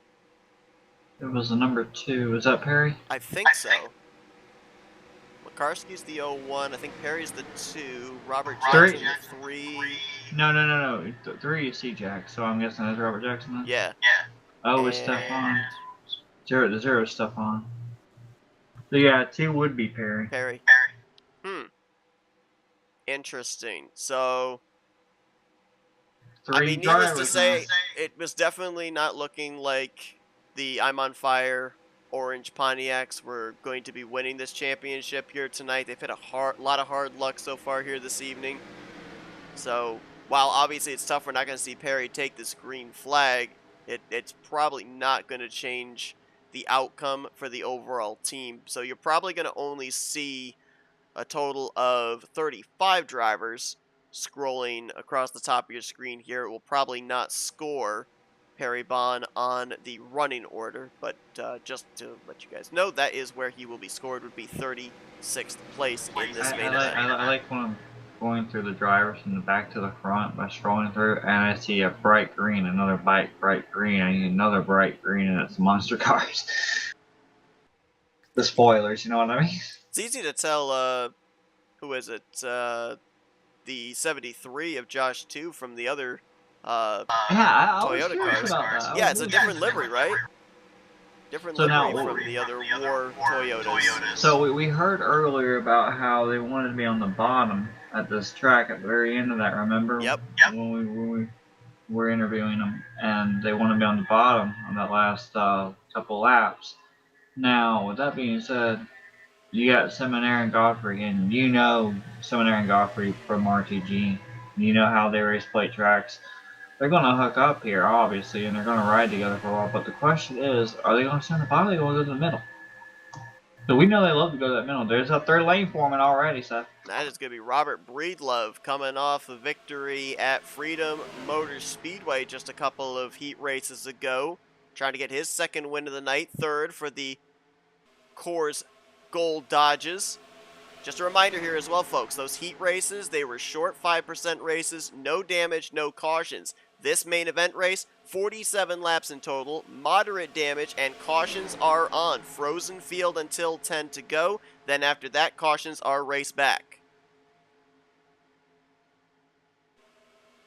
Elliott went up to block the advance of that outside line. They swapped to the middle, and now he's with no friends in that third lane. There is a car on pit road here. Is that Perry Bond? Because I just saw a flicker as if somebody came back into the server. Well, Roger and Nibblestick's back on pit road. You're right. It's the 22. I want to go see if he actually started or what happened. I'm gonna go check that real quick. Looks like there's a few drivers that missed out on this main event. Crossing the line there, only 32 drivers took time, which means that, not including Roger Nebelsack, 3 drivers. Yeah, he didn't. He didn't take the green. All right, so 3 drivers not in this race. Not 100% certain who Well, they all are. The question I have is, if we have a caution, are we gonna?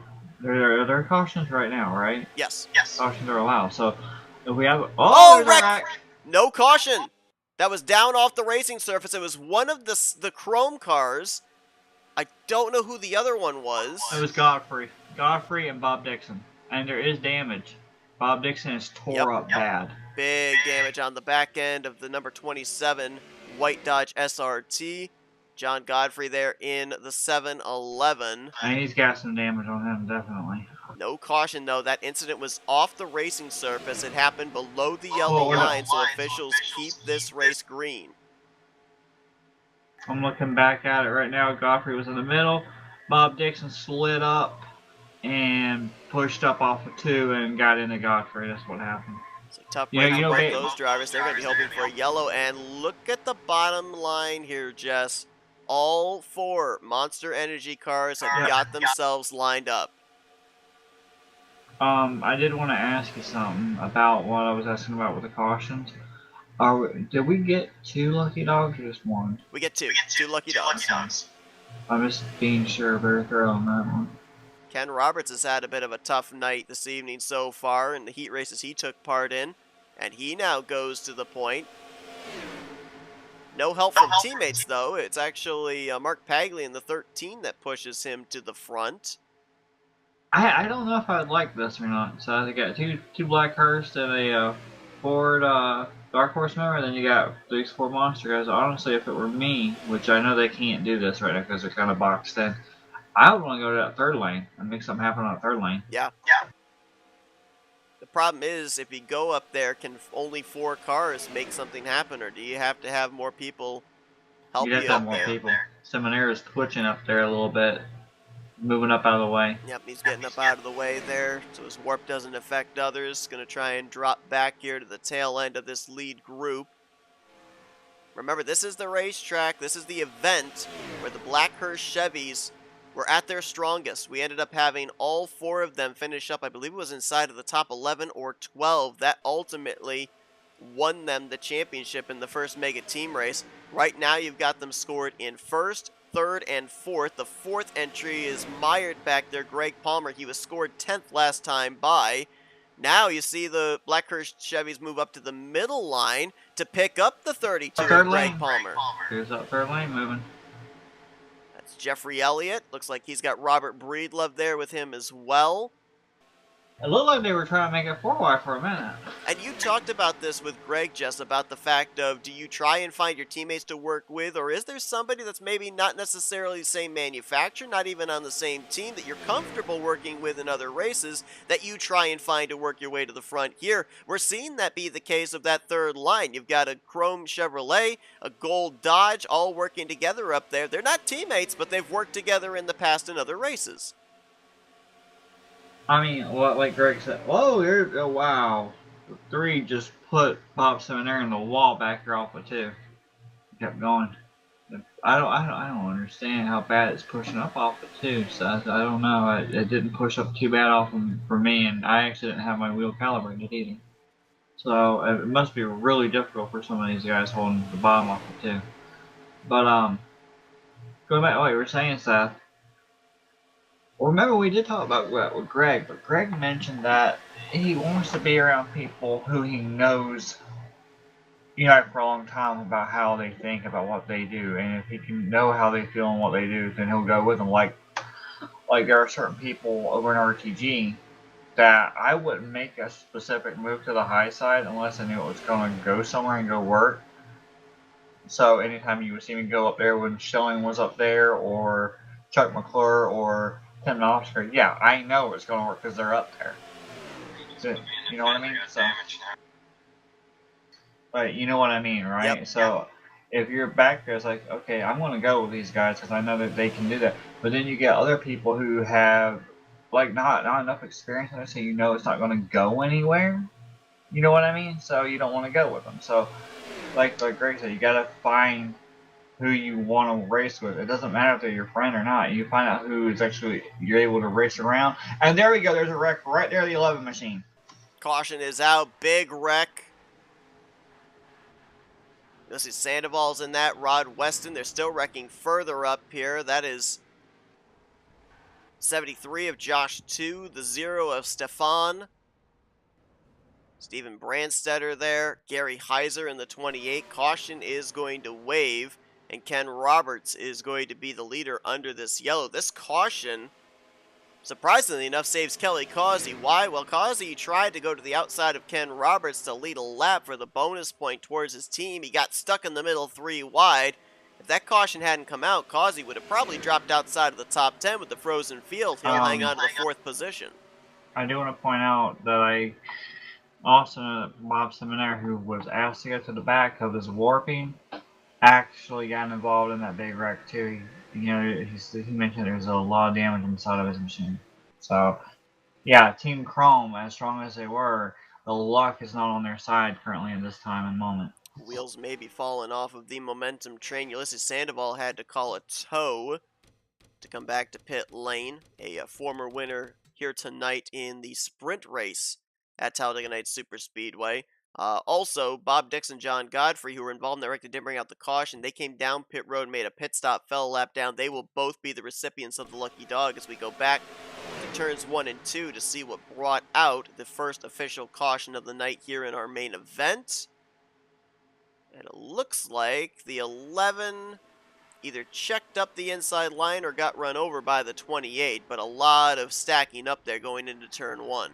I was thinking about commenting on that eventually, and we were reckoning about the Greg Lovell thing, but yeah, when everyone has a long line on that inside line, Seth, sooner or later someone's going to bump someone because of the checkup, because there's no way you can go to the high side of when that middle line's being taken up by another line. So. Oh, one of the I'm on fire Pontiacs almost got through, but got hooked in the right rear, hard into the wall. Rod Weston nowhere to go.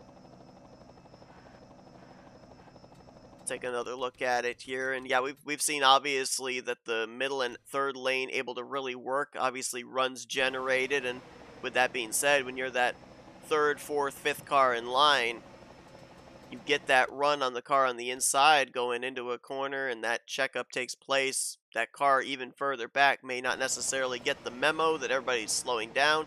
You look right here, Gary Heiser, he doesn't have the bumpers lined up with Steven Brandstetter. Right there, he's about a half groove lower as they enter into the corner. Not saying that if he hit him square, they would have been okay, but certainly being that half groove lower hooks him around and sends him up into the path of others. Big damage for Ulysses Sandoval, who couldn't get the car refired. Had to take the RTP to pit road, and actually now it looks like has retired from the race. So he'll get credited for 33rd here tonight. Ulysses will, huh? Yep, or Mama Sandoval. I'm going to say because of DNF that was Ulysses behind the wheel. If Mama Sandoval was behind the wheel, then she probably would have won because she won the heat race. Well, I have a question. 25 seconds. I have a question for you, Seth. Okay. With Team Chrome being in the position they were, really good with their finishes and whatnot, and the heat races and whatnot. Right. Now we've got Godfrey, who's got damage from earlier. Then you've got Seminaire, who's got damage now. Jeffrey and Chris are left out there. How much more pressure does this put on them to actually be up front and dominate to get that for their team now? I can answer this from a personal standpoint, and honestly, the pressure is less. And I'll tell you why. Because when you're racing these type of team races and you're specifically looking for your teammates to work with, it can put you into compromising positions and move into lanes you don't necessarily want to move into. Make moves on a car that you wouldn't want to make under normal circumstance, you might want to just ride behind that car even though they're not a team car. Right now, for Jeffrey Elliott, Chris Elliott, right now up inside of the top 11, it's just work with whoever you know is going to keep you up there at the front. You've got options now. You don't necessarily have to look for a team car to be able to work with. There was an event that I was in. It was a mega team event that they had here for Talladega Nights that I took part in. And one of my teammates had connection problems. One of my teammates ended up getting caught up in a big wreck and was not able to finish it out. It was only me and one other driver, one other teammate that were up to speed, and I, for the rest of that race, basically worked with anybody I was able to stay up inside of the top 10. So for the time being, believe it or not, even though they may be down on numbers up at the front, the job's a little bit easier. The options are a little bit more easier now for both the Elliots. Well, I mean, at this point, I don't know what all main teams are involved in that. Just Team Chrome, from what I can tell. In that wreck, I think the teams that took the biggest hits would be the green War Toyotas and the white Dodge SRTs. Well, I mean, you got a lot of the gold guys back in the back. But I don't think any of them were involved in the wreck. Yeah, that's what I was wondering, because I see them all together back here. Yeah, you got Breedlove in 5th, Randy Waugh, John Wall, Blaine Donlan, to your point, all clustered in 14 through 16, but I don't think any of them were involved in the wreck. As you see John Godfrey up there on the top side, we'll see Bob Dixon up there in just a moment. They'll get the lucky dog. They'll be back in the lead lap. That would leave us with Roger Nebelsack, who is going to be one lap down. You see him, he's going to take the wave around after he missed the initial start of this race. So we'll have 32 cars running, 31 of them on the lead lap. The only car out of the race is going to be Ulysses Sandoval. I'm still trying to run down here, see if I can figure out who the official 3 drivers are that did not participate in this main event. We know that one of them is Perry Bond, who had the issue rolling off the grid. I'm still trying to get confirmation on who the other 2 are. I think one of them might have been BSR Eli. And we'll try and get confirmation on who the No, we're supposed to have 35, right? 35? 30. We were supposed to have 36 drivers. Alright, do you see Gary Mingus in the 12? Yes, anyway? I do. Yep. Alright, Paglia. Yes. Okay, Stefan. Yep, Stefan's there. It might be, actually, hold on, I think I know who it is. Let me look real quick. John Yep, Wall? Pat McCarskey. That's the other one. The 01. I'm looking on the entry list here, and I don't see.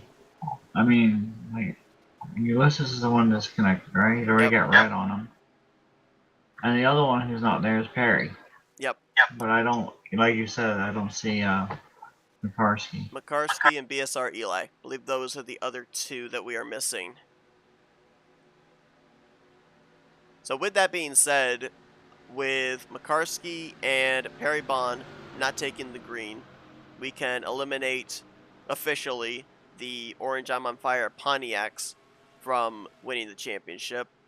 And with BSR Eli not in the field and Ulysses Sandoval out of the race, I think we can, even despite the fact that he got that victory, Sandoval, in the heat race here at Talladega Nights Super Speedway earlier on this evening, I think we can eliminate them mathematically from winning the championship also. I'm looking back here and I'm seeing Palmer and Causey side by side. The Seminary by himself, and then you've got Donlan, Wall, and Randy Wall all 3 together working. So, I mean, you get the point. It's going to be kind of hectic. You got Mingus on the bottom. The other 2 forwards are at the top with the 10 and 13. One of them Balls, the other one of Paglia. So, and the other 2 Blackhursts are up here at the front and stuff. So it's going to be interesting now. Yeah, but they're kiddie corners, so now they're going to figure out how to get back nose to tail as green flag flies. Lap 14 on the board.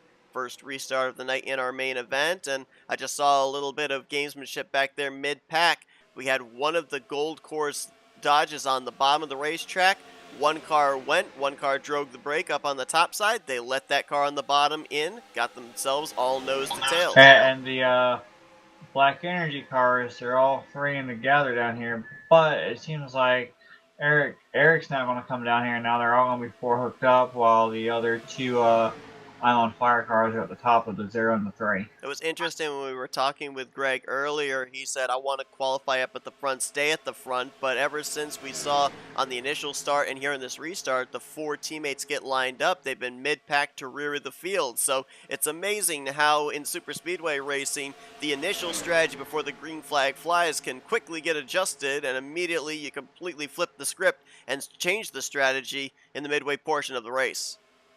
I got a stupid question for you. I'm up here looking at Jeffrey Elliott, right? Yep. And I'm not saying they will do this. I'm just putting it out as a thought, okay? Just out of curiosity. Oh, big bump coming on the high side. So, if, for example, you're a Black Hearse car, right? Or even if you're Robert Breedlove and you see like, well, these guys up here in the battle for championship, we have a chance to win the championship, but we're not really sure we're actually there, right? Mm-hmm. If you got nobody really behind you, and you know what, like for example, I'd say if Robert had a little bit more of a gap behind him than what he's got right now, would you back off the throttle and switch lanes, or would you stay in third position? I mean, if you switch lanes and back off the throttle, switch lanes, there's a good chance you may end up hurting the Team Chrome car. You know what I mean? Yeah, that's the catch-22, right? You know, these drivers, a lot of them are used to running with each other. They try to find each other on the racetrack, but a lot of them are on opposite sides of the battlefield tonight with the different liveries. Yeah, the enemy of my enemy is my friend, but at the end of the day, you're trying to finish ahead of that guy. As we got a wreck, that is, I believe, Nate Balser going around, and he took one of the Black Hearse Chevys with him, I think. Was it Causey he took? Yes. It was Causey. No caution. And Balser comes back on track.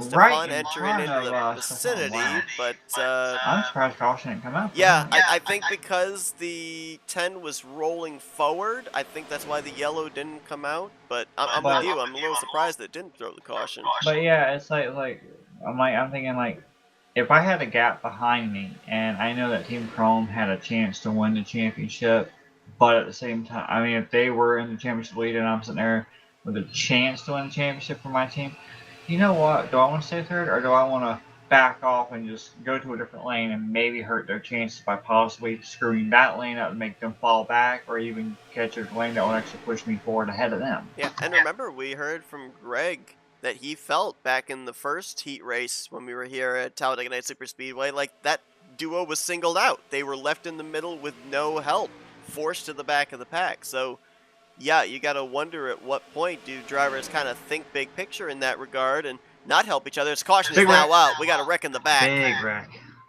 Dan Lavell's in it. Caution out for the second time tonight. Ooh, another of the Hurst And cars Greg around. Palmer's in it. Yep, Palmer in the 32.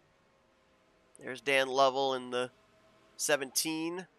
Well, this is going to help Kelly Halsey. It's also going to help Roger Nebelsick because he took the wave around. He would have had to have hit sooner than everybody else. I do want to point this out. All the gold chrome of the gold cores cars, I don't know why I'm saying chrome, gold cores cars are together. Yep. They all found each other. They were actually, I think, planning something in the third lane. So were the monster cars. Rodney is 6th, and Ken Roberts is 2nd. You have 2 of the Team Chrome cars up here in 1/3, I believe. Yeah, Seminara after the connection problems looks like that's settled out. He's back up to 3rd. Yeah, but I was worried because he had some damage, and he spent 25 seconds on pit road. So, surprised. We're also going to have to, after we look at this replay, we're going to have to bring you up to date on who's led laps because there are bonus points that are given out if you lead a lap with each team car. Really? Plus the driver that leads the most laps. So there are points, and the points actually do matter, and like the points that don't matter because of Michael's face, right? Exactly. Haha. I made one off of Michael. Haha. And by the way, I'm making fun of Michael because he had to open his mouth and say something to me on Whisper about you not picking me for the championship for the Final Four. Ah. About me not making it in. Remember when I was right there on the cusp of trying to make it in? You were trying to. He's like, let me ask you, hypothetically, and then he actually whispered me saying that you didn't pick me to make it into the Final Four. He told me he was going to whisper you about that.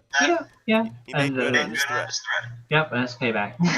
Here's a look at what happened here from the aerial view. Looks like, I can't tell if that's... It's one of the chrome cars on the bottom pushing up into Palmer, into Dan Lovell. That might have been Chris Elliott, but I'm not 100% certain. And really only a two-car incident there with the 17 and the 32. Both former winners on the night.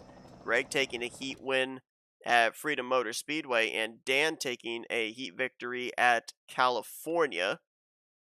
Let's see if we can zone in on which one of those chrome NWO Chevrolets that was the main contact.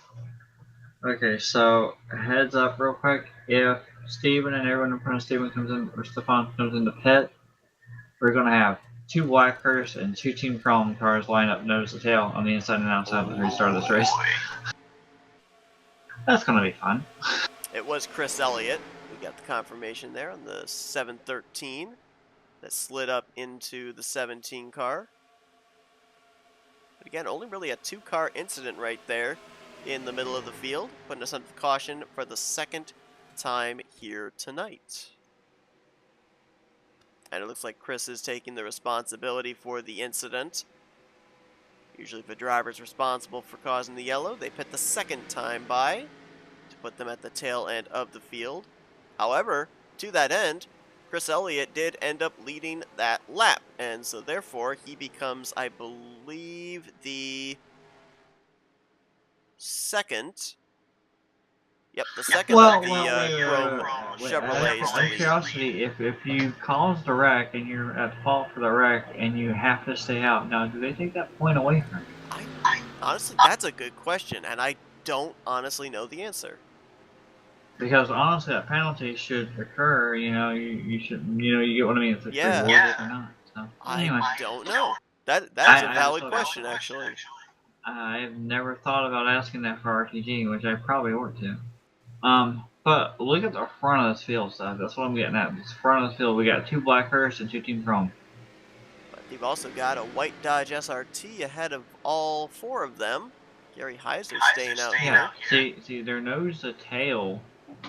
You got two rows now. Which row do you think is going to go, and who do you think is going to move where? Well, I think it's safe to say if Heiser doesn't stay out and he pits, neither lane's going to get much of a push.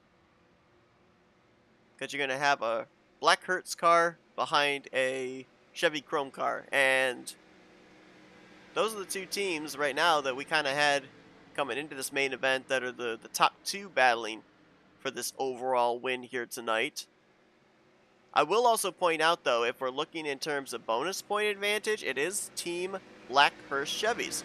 They have had 3 of their 4 drivers out in front for at least one lap here tonight. Ken Roberts has led 5, Rodney Sullins has led 1, and Kelly Causey has led 1. They're just waiting to get Greg Palmer up there to complete the 4 drivers sweep of all drivers leading a lap.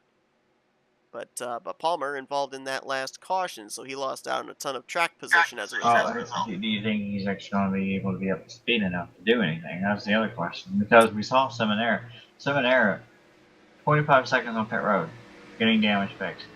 Pancake pretty good on that side of the car. And I just want to point out, he's running up there in the top 5 now. He's working on blinking a little bit, from what I can tell. Not too bad, but he's still blinking here and there. So you might ask him to go to the back again. Well, there he goes. See, he's going back and forth, back and forth. But at this point, Seth, I mean, he got damaged, but he's up there.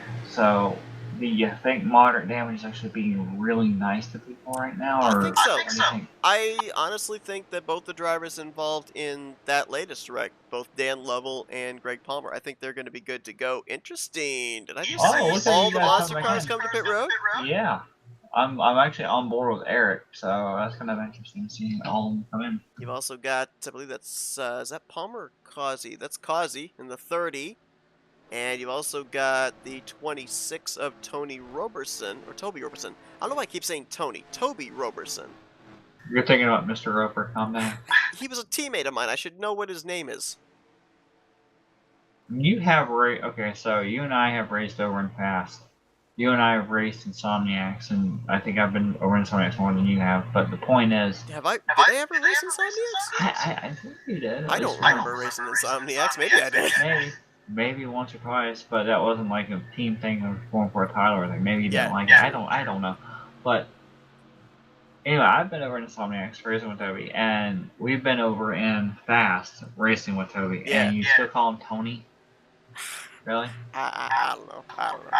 Wow. Okay. So I can't even remember what our team name was. So are you gonna call Rodney Mickey Rooney? Is that what you're gonna do? Are you gonna call Ken Robert Kens? Are you gonna call Seminara Bob Marinara? Are you gonna call Jeffrey?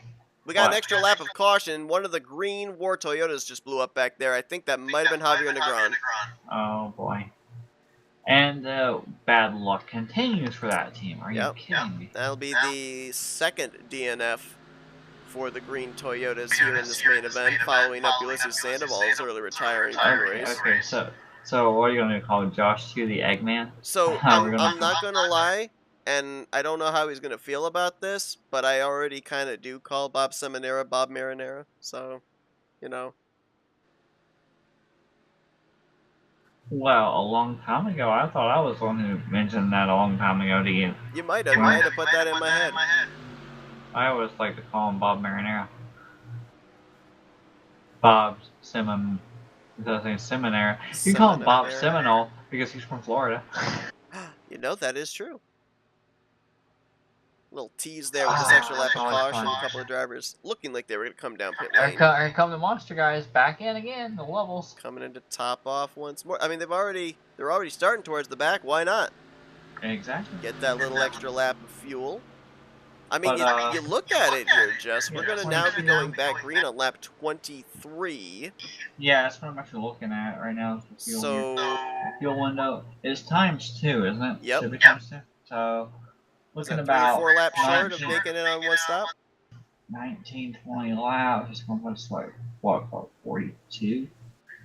Maybe 40, 42. It's going to be about. Yeah, they're down at least. Is this the conversation of difference between half can to a full can on a final pit stop if it ends up running green the rest of the way? Well, actually, I'm thinking about that right now. So you got 23. We're going to go back green on 24. So it's 4, 9. We know we can get 19 laps. 18, 19 laps for a fact. 20 is stretching it. So 20 is like Grant Wesley. Interesting. 20 is like Grant Wesley. Yeah, Grant Wesley numbers. So 20 is Grant Wesley. It's like it exists, but not recommended.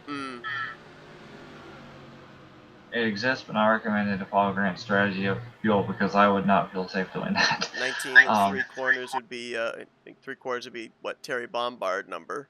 And you'd actually really have to save a lot to even get the 19 going on 20 with CTS physics. Yeah. And being out front, and they're going to run hard. They're not going to save any fuel, I don't think. So it's gotta be close. It's gotta be close. And if a caution comes out between now and then, it's gonna help. Yeah. Plus, I think if we got what, maybe 5 green flag laps and the caution comes out, then fuel is no longer a concern, probably. Oh. Take a can, it's gonna be 10 laps. Not even going on 10 at least. And you take a half can, that's 5 laps, guaranteed at least. So what does that tell you?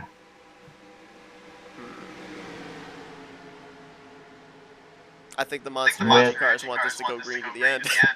Absolutely, and you think that it being CTS physics, you know, with it being CTS, Oh, and we're whoa, wrecking hang already on. going into turn What in the 1. world?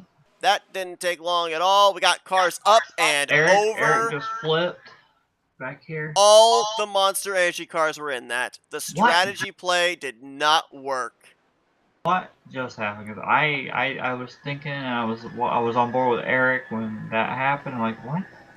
Chris Elliott was involved. Josh 2 involved. Did John somebody Wall. blow up or screw up a gear or what? Or did somebody just With get how back out? early it was, I feel like someone missed a shift. Nate Balser involved. All the Monster Energy cars were involved. We had 2 or 3 cars that were flipping up against the outside wall there. Greg Palmer, a lot of damage on the left side of his machine. We're going to have to go back and look at quite a few replays to figure all of who was involved in this one. Jeffrey Elliott going to receive the 3rd caution of the night.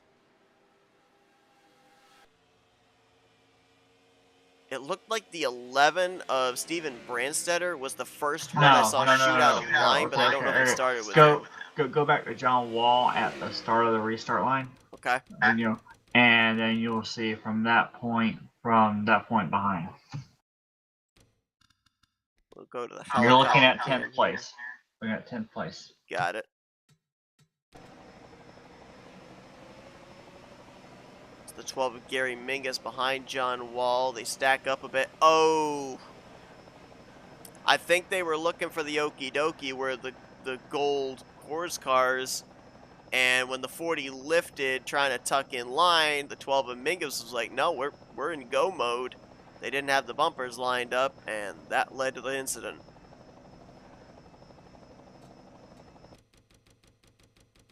I don't know about Eric. I know Eric flipped, so I don't know how much damage Eric got. Here's another look at it here. You'll see the 40 shoot up into the wall. And then watch on the right side of your screen, the 11 caught air. 32 got clobbered too. And it looks like the 30 had some contact as well with us. The 2 black Hearse cars right there. A couple of them, yeah. Like Focus I said, the camera on Greg Palmer, the 32 here. I don't know if... I don't know. There's a lot of damage that happened that run. 23 went up and over. Or was it Bob Greg? Sire. Was it Greg I saw go over, or was it Eric? It looks like there's 18 and 19 make contact with each other because of the wreck in front of them. So, and then Dan's up against the wall. I'm not sure if Greg went completely over. I know he definitely was like in a half flip, it looked like. The 19. Oh, yeah. Who was that? The 20 flipped of Rod Weston, and the 16 of Eric Lovell also flipped Yeah, over. that's what I was saying. Eric flipped. Yep. And there's also one of the white SRT Dodges parked down there. That's Gary Heiser on the apron. He does get it refired.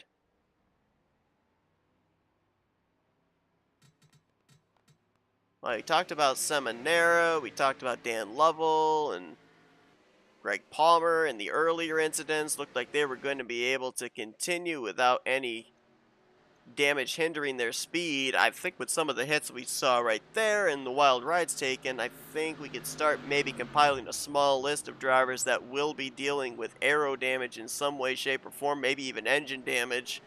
And now, this is the point of the race when we start to see drivers build up damage on their race cars, knowing they're not going to be necessarily a factor for the win. This is where teams have to alternate their strategy in terms of how aggressive are we going to be. Exactly, in terms of maximizing those points.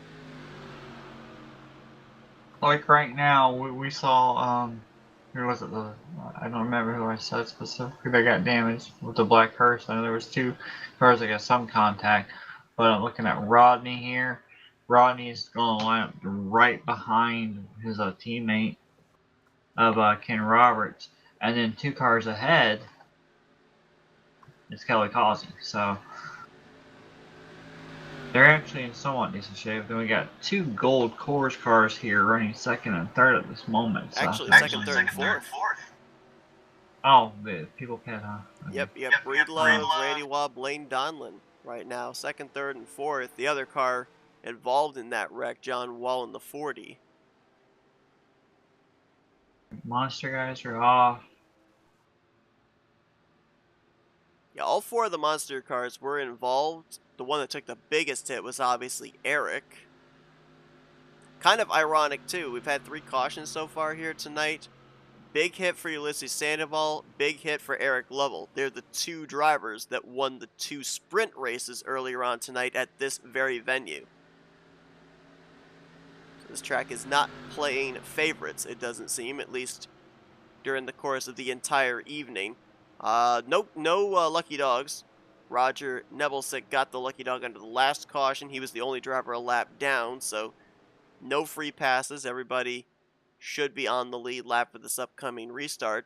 And we mentioned during the beginning of the evening that a notable name was missing from the roster.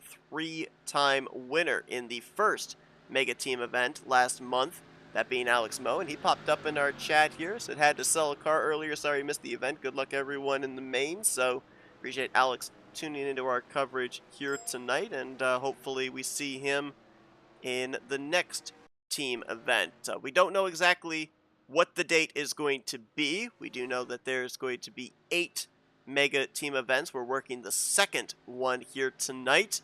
It will be more than likely in the month of September. Looks like we're doing one of these each month. So stay tuned here on FRN to see when that broadcast is scheduled. And again, as well, a little mini vacation for us here on FRN. The next time that you will see us live will be on August the 29th, Thursday night, kicking off season 63 of the Rolling Thunder Gaming Talladega Challenge Series.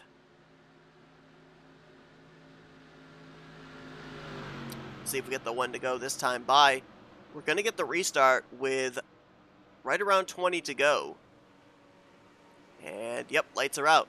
So we're right around 20 laps to go when we're going to get the green flag. A number of drivers did not actually come to pit lane here under this yellow, so they cannot make it the rest of the way. But drivers that just pitted under this caution period, especially those that might have come down pit road here at this one to green, they might be right on the cusp where they can make it the rest of the way and not have to pit again for the rest of this main event.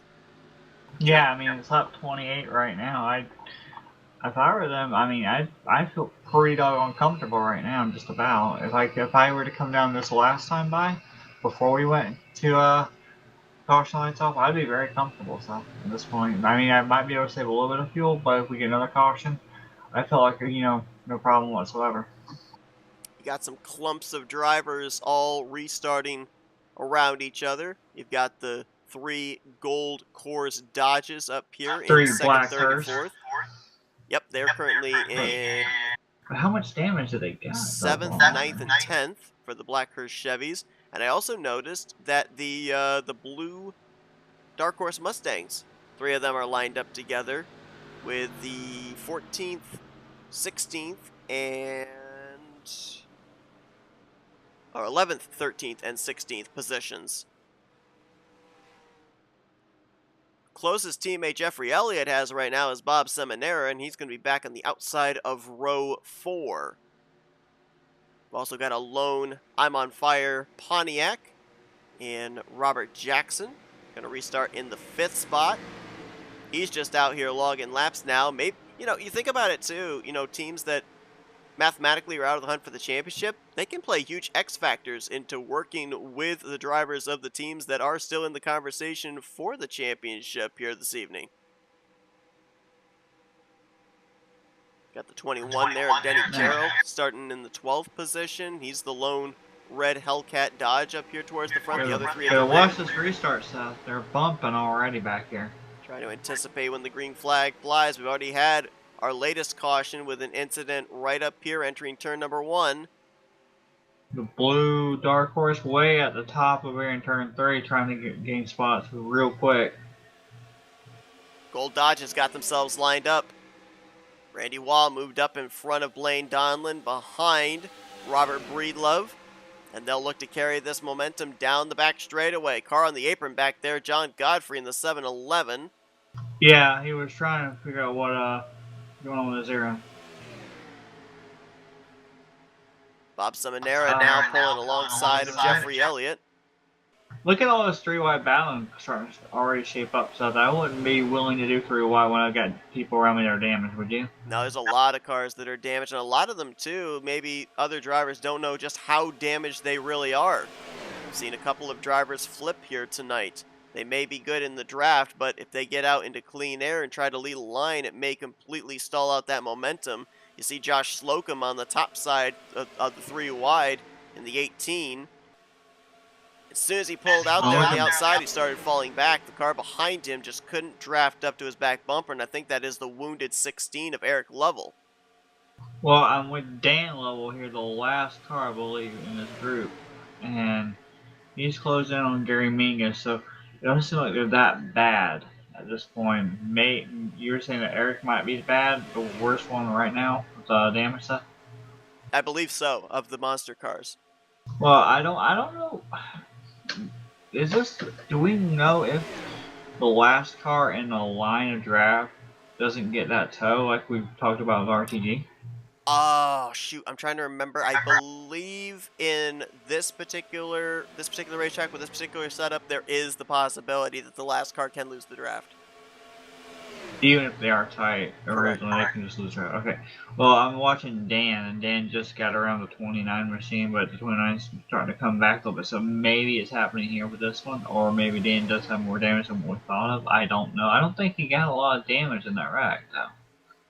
A couple of cars have lost the pack. Looks like the 0 of Stefan and the 20 of Rod Weston. Hey, look at the Dark Horse guys up on this high side up here. Lined up nose to tail, 10, 11, 12, numerical order there. That's Balser, Brandstetter, and Gary Mingus trying to make something happen.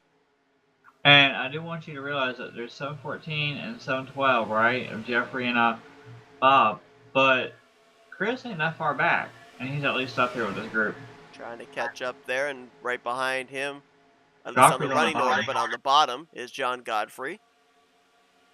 Godfrey is right here trying to hold up with John Wall in the inside line. Whoa, Gary way up high, Mingus. And remember, again, the main goal for these drivers is maximum points. So, you know, ideally, you'd love to have all 4 of your drivers cross the line 1, 2, 3, 4. It's unlikely, but that is the best case scenario. But if you're running in 13th, you're obligated to your team to try to get that 12th spot. If you're running in 22nd, you're obligated to get that 21st position, because every position counts towards a point. Every point can matter into who's going to ultimately take this team championship.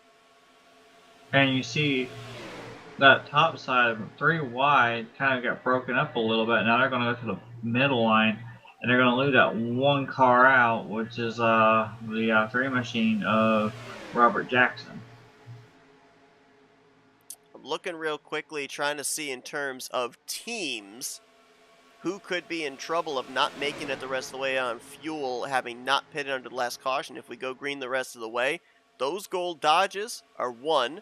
The Blackhurst Chevys are another. The Chrome Chevrolets are another one. Yes, Joshua 2 gaining 4 spots on this high side.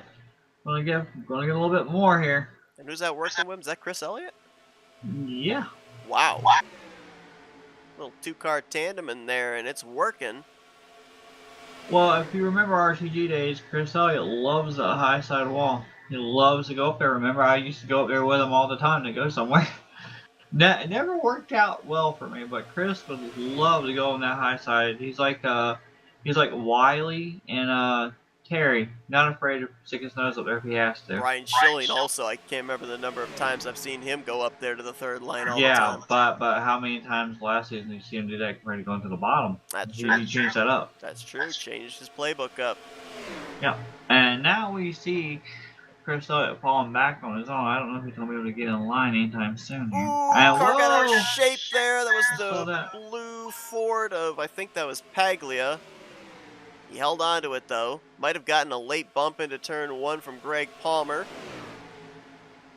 it actually worked out in his favor because now he's got a teammate in Nate Balster that was able to cross from top to bottom and now is behind him.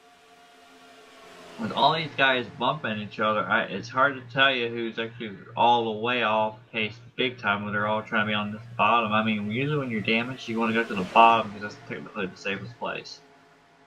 How about Bob Seminara there with that outside line? Help from Rodney Sullins, clears the inside. As soon as he got clear of the 42, dips down to the yellow line. And now he'll lead them around here.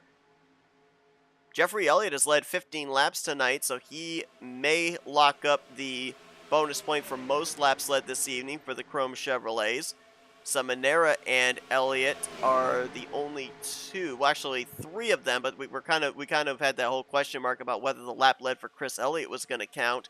If it does count, then 3 of the Chrome Chevys have led tonight. So I do want you to realize on the back stretch I was checking out Bob's telemetry versus the machine of what is it up here? Get back up here. I was looking at the 42 and 712 versus 714 and the 33 from the high side to the bottom and all. They were going 191, 192. Whoa! Spin in the back! That's Dan Lovell! And he's going to keep going. A 360 blowover and keep on a-rolling. But what I was getting at was it was interesting with the speed differential because you had the bottom of those 2 guys going 191, 192 miles an hour, and that high side that had the machines of Jeffrey Elliott and Rodney on the top. Guess what speed they were going? 196. Ooh. Yeah, so far tonight the fastest lap put down. 47.907 by Rod Weston, translating out to 199.694 miles per hour, and that's a perfect little lead up at after this race. We'll be talking with our podium finishers, but we're also going to get our Bob Dixon factoids of the night, so be sure to tune in for that one. We'll see if Rod Weston's lap holds up as the fastest of the evening, as we are at 10 laps to go. Look at this inside back here on 17th. 3 dark horses. And on the high side, 3 black hearse. Then in front of them, you got 3 monster energies. And then on the bottom, 3 gold cores. 3 by 3 by 3. Can you tell they're desperate at this point? I think they are desperate, but I'm telling you what else I'm keeping an eye on, and that's the number of laps we have to go because... Again, exactly. I think the only group overall that can make it potentially the rest of the way, because they pitted at the 1 to green, are the monster cars. I think everybody else is going to be somewhere in the vicinity of 2 to 3 laps short. They're going to have to pit. Maybe, hold on, let me check. Maybe the Dark Horse Mustangs? No, I think they're in the same boat. I think the blue Dark Horse Mustangs are going to have to pit before this race is over, too.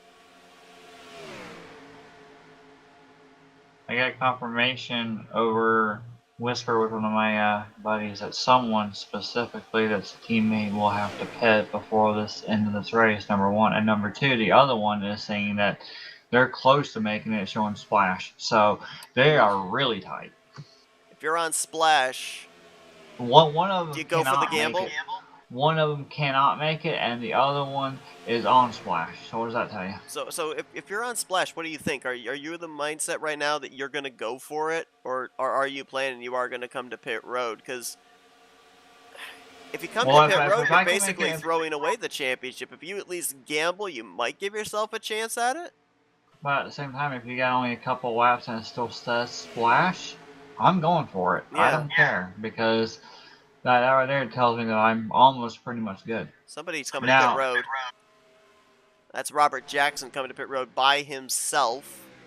One of the few I'm on fire Pontiacs in the field. You saw the other one right there, Stefan, but he is off the pace back in 30th.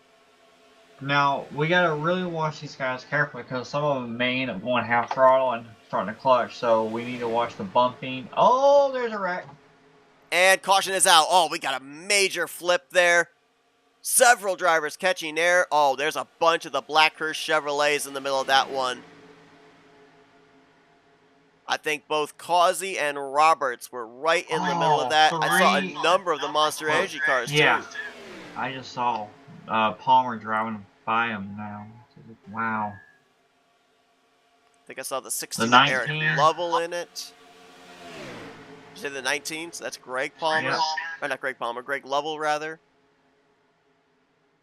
Caution out for the 4th time tonight. And just the timing of this yellow, I think we're getting ourselves a restart. I don't think this race is ending under yellow. I don't think we quite got to the point of no return.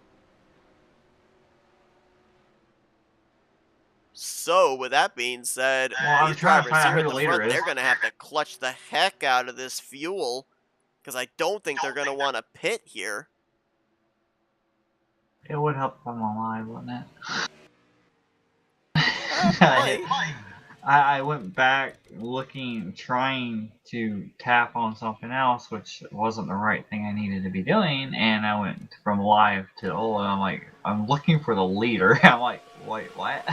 Here's a look at what happened. Oh, I think the 30 of Kelly Causey got the wall. I don't know if he got forced up there or not, but then when he came off the wall, he got the right rear of Tony Roberson. Toby Roberson, holy cow.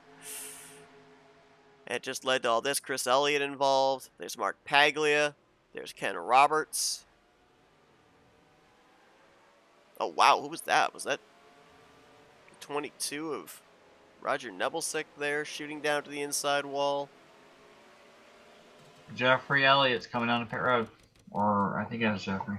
I remember he led a good portion of this race, 15 circuits out in front, so he probably wouldn't have even been able to save enough fuel here under these pacing laps to get to the end, especially knowing that we are going to probably have a restart here in the closing stages.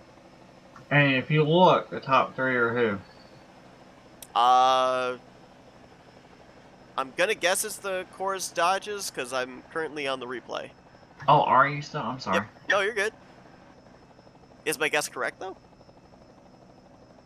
In 4th, we have the 41 Gold Course. In 3rd, Seth, at this moment, we have Bob Seminary, Team Chrome. 2nd, we have Robert Breedlove, of course. And Rodney Sullivan's leading this race. Interesting. So now comes the point of who are your friends? Because the gold Course, they've got 2 buddies right there. So what is Rodney going to do? What is Bob Seminary going to do? Who in the world was that came flying? That was Bob Dixon. Holy cow, he just clobbered 2 drivers. Well, he wanted to be part of Factoids. Saw those positions, wanted to gain them. And he's got a pretty damaged race car now. In Bob's mind, it's like, I'm racing, but Factoids. Oh, wait, there's a car. Well, think about it, too. I mean, we're up here, we're able to see that with the timing of that yellow, that, you know, we're going to more than likely get a restart. Bob might have been thinking that was going to be it, that they were racing back to the proverbial checkered flag. Yeah, we are going to get a restart, I'd imagine. I agree. Question is it going to be with 2 to go or a 1-lap shootout? Well, I do want to point out that the Gold Course drivers I was talking about in the front, Robert Breedlove and Randy Waugh, at this point they're clutching. But on this restart, okay, everyone's going to the bottom apparently. Randy Waugh and Robert Breedlove are going to be nose to tail on the high side on this restart. And you got Seminara, who's going to be right behind Rodney on the bottom. So it looks like they're gonna have to form a small little alliance or something, because Jeffrey's back there running 24th, Chris Elliott 22nd, and where's Godfrey at? Godfrey is currently running way over here in 8th on the high side, but he does have a little bit of damage. This is interesting. I mean, Jeffrey Elliott makes sense that he had to come to pit road with all the fuel he consumed, but you had the numbers game up here, 3 cars for the Gold Coors Dodges. Blaine Donlin had to come to pit road. So now it's only 2 of them up here. Yeah, John Wall's still back here as well. He's still running it. Goes at some point. I think he's got some damage, though. We haven't really mentioned his name since Yeah, he but was involved because in John, that. John was in that big wreck, remember? Yep, exactly. So I think he's just been kind of riding around there, just doesn't have the car to get back up to the front. Well, the Team Chrome cars, like I said, of Chris Elliott and I believe Godfrey are on this high side. No, not Godfrey. Jeffrey and Chris Elliott are on the high side together back here. And you know how they were talking about working together, able to work together. So I wonder if they're going to be able to make something happen. But I'm curious on the damage or anything that these Monster Energy guys got now. Yeah, because you got Dan. Dan's back in 21st. So, and then you got the only person who's up here running is Josh.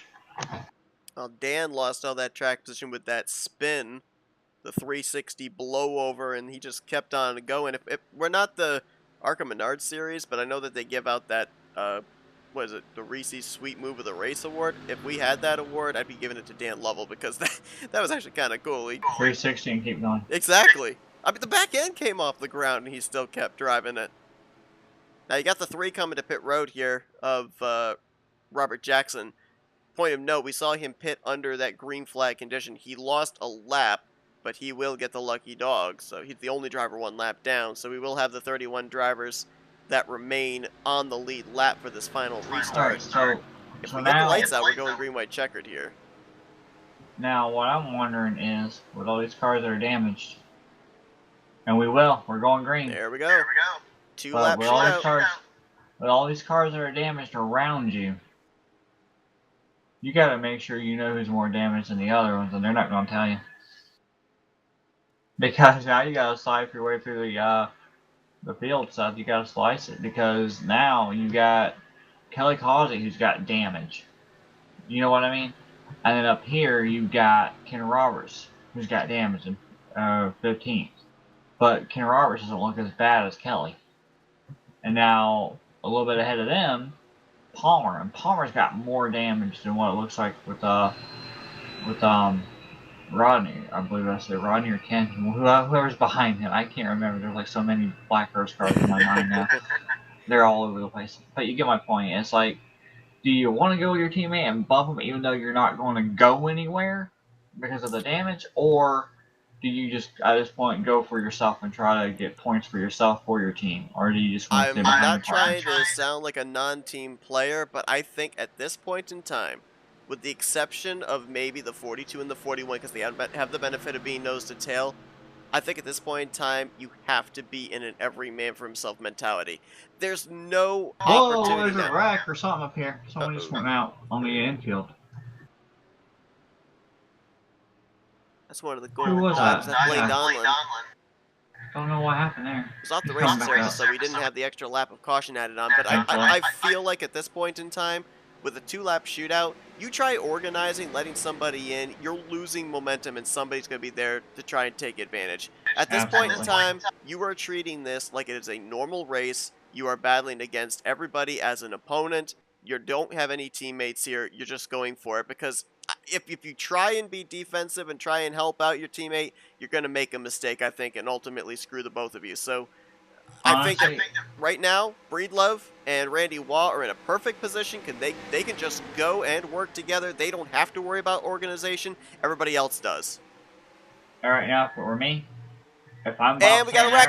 That's Greg Palmer around. Caution's out. We're racing back. If I'm Bob Seminara, I would just be happy to ride behind the machine of Ronnie Solons. If I see a move to make it for the win, I will, but right now I think I'd be more perfectly inclined to ride right there. You've got the points. Don't lose them. I'm with you. I'm with you on that. Don't throw them away.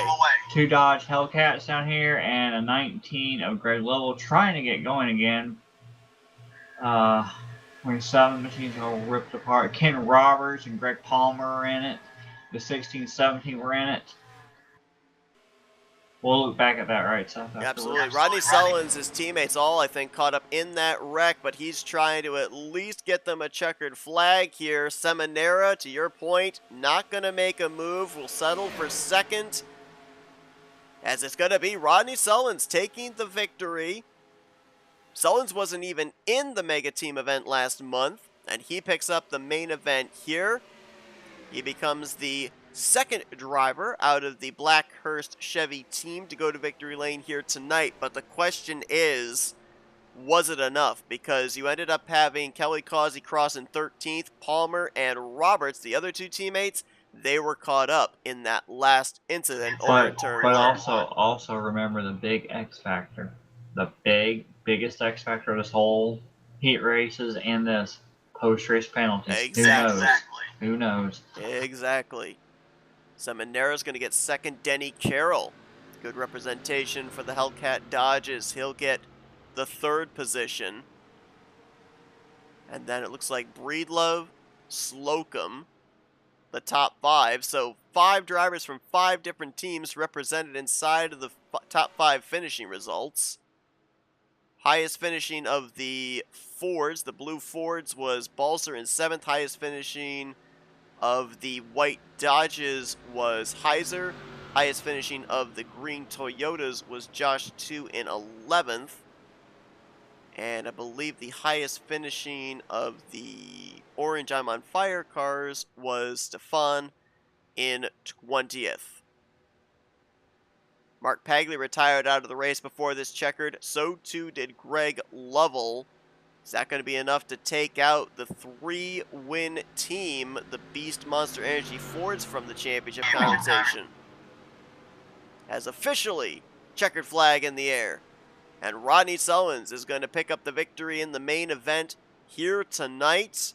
We will have to wait and see. Was that enough for the Blackhurst Chevrolet team to go back-to-back in the Talladega Nights Mega Team events? All right, when you go back up the restart, okay, look at the replay on that. Look at the inside line behind Bob Seminary. You got Denny and a couple of other drivers on that bottom. It looked like they were anticipating a restart, bump, bump, bump, and then Palmer, who already had damage, bumped the guy in front of him. And because of that bump, it slows your momentum down, and then just Palmer got hit from behind and just couldn't save it because of the speed differential. Okay, we'll be taking a look at that after the burnouts here. I just looked at the laps led. Rodney came up 2 laps short of getting the bonus point for most laps led from Jeffrey Elliott. Elliott led 15, Rodney led 13. However, 3 of the 4 Blackhurst Chevrolets led laps tonight. And I believe that was the most of any team. So they have the bonus points at least going for them. But again, as you said, with the post-race penalties and everything, it's well factored in. Not 100% certain who it is that's going to take this team championship, and we won't know that for a while.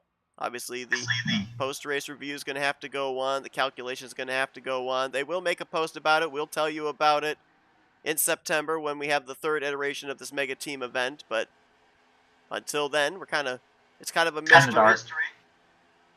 But yeah, getting back to that replay though, it's like Denny started to go, didn't get a good jump. Nate's, bumps him, but at the same time when Nate bumps him, the machine of Gary Heiser was already ready to go, bumped Nate. That transitioned back to Palmer, but you had Mike in the 29 who had a little bit better car conditioning for like less damage if he had any at all, who slammed the back end of Palmer, because after Palmer hit Heiser, Palmer kind of like stalled. It looked like he almost lost all his momentum at that point, and then like I said, Mike looks like he's pretty decent with his car compared to any damage to the other drivers, and slammed the back end ready to go and restart. And it's just like the accordion effect. It just transitions back. You know what I mean? Yeah, I mean, I'm going to ask you, we kind of just were looking there at the angle you were talking about, focused on the 32. It almost looked like maybe the race leader was a little bit taken aback of the timing of the green flag flying there, or was it that there was too much spacing and drivers anticipating that led to that kind of accordion effect? I think it's more you had a couple, it was like anticipation of the green flag coming out, honestly, because in my opinion, it would be like, okay, we have an idea where the green flag is going to come out, but sometimes it kind of plays tricks on, because what I do when I look at the restart coming up, I watch that pace car. When that pace car gets ready to pull and it goes at an angle to the area where he stops at, green flag will come out. Sometimes right before it does, that green flag will come out. And we've seen that off and on before in the past. I mean, we've had those like little jokes about the green flag coming out. So what I think is they were anticipating the restart. They had damage, so they knew what speed they roughly had to be at to maintain the restart as well. You know what I mean? So it could have all been anticipating a restart while trying to manage your speed at that point in time for a good restart to try to help that line, and then boom, you just couldn't help it. And like I said, it's no one's fault on that bottom, I don't believe. I just believe it's just the according effect of anticipation on that restart, and just according to fact. You know, you got some cars that are damaged, they're not up to speed, and when you get bumped in the front or the back, sometimes it actually just kills a little bit more on your car than others. You know what I mean? Well, you're seeing the finishing results on scroll on the top of your screen, and yeah, with all those drivers involved in that incident, a mad scramble to get back to what was the proverbial checkered flag, coming to 1 lap to go. We'll be talking in just a moment with our podium finishers, but it's everybody's favorite time of the night here at the conclusion of our main event. It's time for our Bob Dixon's Factoids of the Night. Bob, have you got us? Thank you so much, and here it comes. Top 5 fastest laps of the night. An honorable mention belongs to Steven Brandstetter. Number 5, fifth place was Gary Heiser. Gary did a 47.961 second lap. That's 199.663 mile per hour. Lap 4. The top 8 positions were all on lap 4, except the fastest lap of the night was on lap 5. Fourth was Toby Robertson. Toby did a 47.953 second lap. That's 199.696 mile per hour. Third was John Wall. John did a 47.949 second lap. That's 199.713 mile per hour. Second was Javier Negron. Javier did a 47.930 second lap. That's 199.792 mile per hour. And on lap 5, the fastest lap of the night belongs to Rod Weston. Rod did a 47.907 second lap. That's 199.888 mile per hour. Whew. Almost breaking that And the 200 most mile laps, per hour, man. the most laps led tonight was Jeffrey Elliott at 15. Rodney Sullins at 13. Congrats on your win, Rodney. Robert Breedlove, 6. Ken Roberts, 6. Bob Seminara, 4. Gary Heiser, 1. Kelly Cosby, 1. Chris Elliott, 1. And that's the factoids of the night. Forgive me, I got a little wad of cotton in my mouth from some light surgery. Jess, thanks for hosting with Seth tonight. Seth, thank you for what you did for us. Absolutely. Well, we always hype up the factoids of the night. Doesn't need any hype. Everybody loves them at the end of the evening. Bob, appreciate you giving us those factoids here this evening. Okay, bud. You are quite welcome. Alrighty, so now as we will officially head into our post-race wind down, let's dial up some drivers. User was moved out of your channel. Let's start from third place on up. Let's dial up Denny Carroll.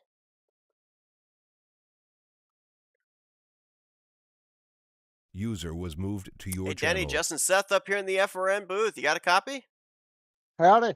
Man, I'll tell you what, we saw kind of maybe I don't know, maybe play the Jaws theme. You guys were like the underwater sleepers here tonight. Consistently kept seeing these red Hellcat Dodges finish up inside of the top 10. A couple of you had some hard luck there in the closing stages of this one here tonight, but bringing it home in the podium position in the main event. A lot of carnage to have to get through, but you survived it all. Well, I think I missed all the wrecks tonight, thank goodness. Last mega race, I got caught up in all of them. Now, we were talking about the fact that, during the course of this race, and of course as well, based off of how your team overall did in the heat races, the strategy varies, sometimes at the beginning of the race to the end of the race, sometimes lap by lap. with as I stated, some of your teammates running into some issues there, caught up in some wrecks. How much did the strategy change as a team and for you personally as a driver? Uh, it didn't change anything for me, but I think I finished the top 5 in all the races I was in. I was leading the Homestead race and my computer froze. Oh, yeah, we were wondering what happened with that one there. It's the first time it's ever did that. It just froze. I had to turn it off and restart it. It froze solid. Wow. Where I was leading too. I said, "Good grief!" I had fun though. Like at California, I missed the wreck, but it got me so far behind the leaders I couldn't get caught back up. And then at Homestead, I stayed with my teammate, helped him. I think he got third. So I had a good night. Hey, Denny, got a quick question for you. On that last restart, knowing that you had some drivers around you that might have had some damage and all, and we saw on the restarts like a big old accordion effect happened. Like, do you ever worry about who is in front of you or beside you or behind you that has damage, or do you not even like put that in your mind? You're just go, just go, just go. I mean, you got to sift and slice through all this whole field of the drivers that got damage or not, or do you just find who you want to work with and just try, or you want to work with someone who's got no damage at all, even if it's not your teammate? Well, that's the most important thing that I look for is who's around me. Don't matter if they got damage or not. It just matters who it is. Because some people you can race door to door with. You know, you can squeeze them, they squeeze you back, and some people you can't do that with. So I always make sure who's around me is what's important to me. Whether bar damage or not, you just want to make sure you get the best racing with the right people around you, specifically at that point in time, right? Yeah, well, on that last start, I was trying to get up clear so I could jump up with the other Dodge team, and I got afraid they might just go around me instead of push, so I stayed where I was at. Well, great way to cap off the night, bringing it home on the podium here at Talladega Nights Super Speedway here in the main event. And as we said too, it kind of seemed like those Hellcat Dodges in each race that we saw, they were just they were there. They were in the top 10, consistent. You'll be interesting to see how it all calculates out when all is said and done, where the Hellcat Dodges are placed in the final standings. Might be at the top of that board. We had some other drivers and teams we were looking at, but of course the post-race penalties and everything have to come into play, so it will be interesting to see how you guys are situated. Certainly the third place finish isn't going to hurt at all here. Congratulations on the great run there, Denny. Before we let you go, floor is yours for thank you sponsors and shoutouts.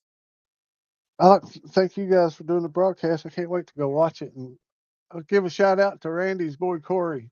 Where you there, Corey?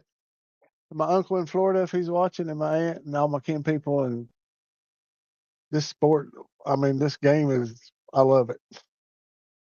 Denny Carroll. Thanks. Oh, sorry, go ahead. Thanks for the broadcast, guys. I'm going to go watch it and try to stay awake. Absolutely. Denny Carroll, third place here tonight in the main event for the second Talladega Nights Mega Team event. Let's see if we can grab a hold of second place finisher here tonight. That would be Bob Seminara. User was moved to Hey your Bob, channel. Jesse's heading up here in the FRM booth. You got us? Somebody wants Yeah, I got you. How you doing? Biscuits. Gotcha. Biscuits. Biscuits. I mean, you know, Bob, let's first talk about the early portion of this race. Up there at the front, working with Jeffrey, you had this race pretty well in hand 1-2. The internet gremlins hit you, you dropped to the back. How did you get back up to the front? Because we saw drivers working with teammates that they would try and get up to the front and kind of stall out there in the second or third lane, but you were able to get that track position back pretty quickly. Yeah, once again, computer problems are I'm bit with that. But yeah, I got back there, and then the 3 put me in the fence, so I had some damage. Then there was a pretty big wreck. I got damage on that, and I don't know, just strategy and, you know, making the right moves, you know, the experience, I guess. Yeah, I didn't get to run too much with my teammates, except for Jeff up front. Yeah, I want to talk about that final restart because, as you mentioned, Godfrey had been involved in an earlier spin, Chris had been involved in a wreck. Jeff had to come to pit road because he was short on fuel, so you had no teammates around you. At that point in time, are you just trying to look for somebody to work with to get to the front, or are you looking for a positioning on the racetrack to just stay in and try and get the maximum amount of points? Because, we were looking at the different teams coming into this finale that looked like they were mathematically in the hunt, and the Chrome Chevrolet team was in that conversation. So to that end, were you just trying to do the best you could to hold down a position and hope the points you got would be enough to tip you guys over the edge, win this team championship when everything's calculated? Well, that was crossing my mind, but I don't know how many people knew that Jeff had to pit. So I was hoping if that was under green, I was going to try to snooker Rodney and get back to the front. But then the caution came out, so Jeff, had to come in on the caution. And pretty much after that, I was just thinking, yeah, I need a top three. John made a good recovery. Jeffrey's going to have to make up some spots. Just to have a good finish. So I was pretty solid, just trying to run it out and stay on the bottom with Rodney. Yeah, Bob. I know you just answered the question technically about staying on the bottom with Rodney, but I am really curious about something here. When we're damaged, we want to stay on the bottom, right? We always do. That's a no-brainer. But with you being up there with the chance to win, even if you had the chance to win, right? You have the Hellcat behind you. The Hellcat wasn't really a factor in the championship specifically. So if the Hellcat would have made a move a little bit higher up before getting to your back bumper, would you at all at any point in time have gone up with the Hellcat to pass Rodney to try to get the win? I was thinking about who was the Hellcat? Is that Denny? Denny. I wasn't sure if he'd work with me or not. So I was thinking about that. I was looking behind me to see who. I didn't really have any good friends there behind me, so maybe, I thought about it, but probably not. It was a low percentage if I was going to jump out, especially knowing I had a little bit of damage. Because, Seth and I did talk about it on that restart about how, at that point in time, who would you rather go with? And I mentioned to Seth, like, if I'm Bob, I don't have really a chance to get it. I don't have enough time to get to it. I'd rather sit there and ride behind Rodney than try to make a move and get screwed out. So what I pretty much told Seth. So, I'm guessing your mind was in the same process, huh? Yeah, I agree with that. That's pretty much the way it was stacked. That was probably the safe move. That's the only move I had. And Seth, about earlier, remember when I was talking about the fuel, right? Yeah. So I was like, yeah, Bob was the one who was telling me that Jeffrey had to pit, and Bob was so freaking close. It wasn't funny. I kept whispering, like, "Are you good? Are you good?" Oh yeah, it was close. I was last 10 laps. I was throwing a clutch in every chance I got. Yeah, it was real close. Well, I mentioned it to Seth at one point. I saw like you and someone else. I'm not sure whether it was Rodney or not. One of you guys, I was watching a couple of you guys on the bottom, and you came off turn 2, and you were on the straightaway, like midpoint from the exit of the corner to the mid part of the straightaway on the backstretch. You guys were at 191, 192 mile an hour, and the high side blew right by you, and they were running 196. So I was wondering if that was damage or whether that was half throttling. I don't have throttle too often, so it wasn't half throttling. My conserving is all clutching under yellow. I'm not clutching during the race, and it was probably just the way we were lined up and who was lined up. And FYI, you need to yell at people who keep screwing up with your internet, because honestly, I don't know what in the hell is going on with that internet.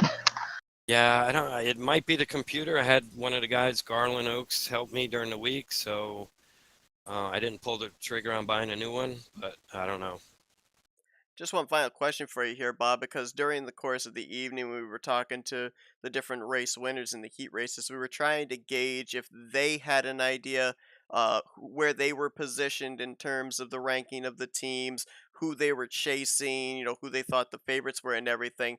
Was there any kind of a meeting, a little team meeting here between you and the rest of the guys on this Chrome Chevy team before the main event of this is what we've got to do, this is our main source of competition that we have to finish ahead of?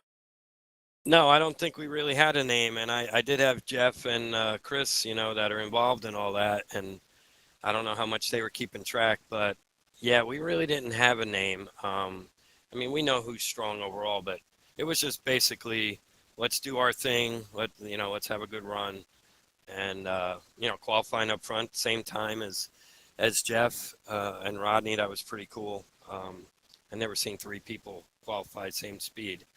But yeah, I really didn't know who it was, but we know the strong guys, but I didn't know. Hopefully we did it. Yeah, it's pretty safe to say with the notes I was taking down and everything of the race winners and everything, in opposition to the first mega team race that we had, a lot more parity in this one, a lot more difficult to be able to keep track of which team had the advantage going into each one of these heat races and ultimately into this main event. It will be very interesting to keep a close watch when the points are officially posted, who ends up coming out on top. We'll see if this podium finish you got here this evening is going to maybe be enough to tip the scales for the NWO Chrome Chevrolet team to be able to take the title in this second mega team event. But congratulations on the job well done, Bob. Before we let you go, floor is yours for thank you, sponsors, and shoutouts. Yeah, thank you, Seth and Jessica. Yeah, I just like to thank Bernie's Paints, Mobs Motors. I run over there at Talladega Challenge, RTG. About it. I mean, Jeffrey, he gets me to come out here, and I really enjoy it. So all thanks to Jeffrey and all the admins that run it. But thanks. Bob Simoneris, second place here tonight in the main event for the second iteration of the Talladega Nights Mega Team Event races.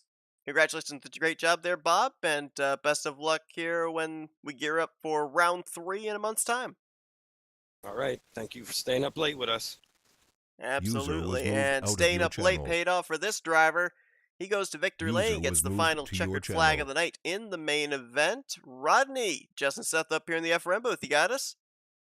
How y'all doing? Doing good. Well, first off, good to see you behind the wheel of one of these mega team event cars. We didn't get the honor of seeing you participate in the one last month, and you bring it home with this main event. Now, coming into this final race of the evening, some good consistency out of the defending team, the Hearst Black Chevrolets. Only one victory, though, in the heat races with Greg in the first Freedom Motor Speedway race.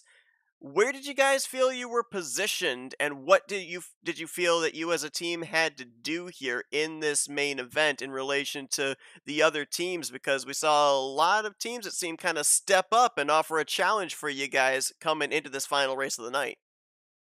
Well, it's we come into the last race thinking, we've got a chance. We didn't know exactly where we were because, the points change. You don't really know where everybody finishes each race because it turns around so quickly. So we thought we had a chance, but the way we finished tonight, I don't think we have a chance at winning it at all. Ken, Kelly, and Greg, all 3 of them, I think, had struggles. I don't know where they finished, but I know they were wrecked at some point. Talk to me about that final green-white checkered, because we really didn't see a lot of people, a lot of teammates, that is, lined up with each other. Maybe a couple of kitty corners there in the latter half of the top 10. You had the 2 gold Dodges to your outside that were lined up nose to tail. So how did you keep them at bay when you really didn't have any teammates to be able to work with in a sense of same liberty tonight? Obviously, you had some people that I know you're comfortable drafting with, but you didn't have anybody that you were able to work with that was part of your team car set here tonight. Yeah, I knew I had Seminara behind me, and I knew he had a damaged car because I pushed him for quite a while. And you know how you can tell when a car is just a little bit off, you're kind of bumping it a little bit more than normal in a lap. And so I knew he had a little bit of damage, but I felt like he could draft well because he worked himself back up there. And then Denny back there behind him probably wasn't going to have anywhere to really go, and I was watching those guys, and I wanted to get a really good start. I knew if I got a good start, then I could play which line I wanted to play with. And we come out of 2. I was watching the mirror, and I was like, well, Seminara's ahead of them, So I didn't think they were going to be a threat unless they really got a good run down the backstretch. So, like I told Bob after the race, I was like, hey, thank you, man. I don't know what your plan was, but my goal was just to keep my rear bumper in front of your front bumper. And it worked out. I don't know what happened to that outside line. I kept expecting them to get there and get there. They finally started coming a little bit, I think. At least it looked like they were coming, but just it didn't happen as quick as I thought it might. So, Rodney, good job on the win.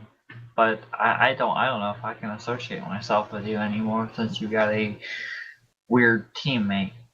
And I'm not talking about Ken or Kelly. They're I know fine. who you're talking about. Really? I mean, I really don't know if I can It's associate too late to get the referee shirt out, Jess. Are you sure? It's too late. I put it in the closet, locked the closet door. All right, well, Rodney, I got a quick question for you. Now, with it being the way it was at the end of that race, and you were on the high side when you blew past Bob, right? Did you at any point worry about fuel? Was fuel ever a worry or an issue at all prior to that last caution coming out to you? Yes. As a matter of fact, when Bob went down low, which I knew I did to get in front of Jeffrey, I was kind of glad to be there, but I knew I would pass him. I felt good about passing him because, again, I knew his car wasn't as good as everybody else's that didn't have damage. But when I got around him, I was good because I had went in there and topped off earlier and stayed out, and I was literally good.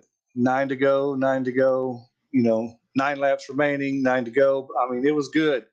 But as I took the lead and when I got back down there in front of him and Jeffrey, I was starting to lose. The number started to change before the start-finish line.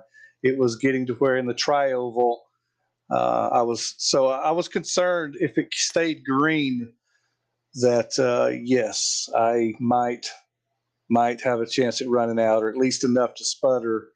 You know what I mean? Because I was good until I took the lead and led. I don't know how many laps there the last run, 5 or 6 maybe. But it definitely started dropping.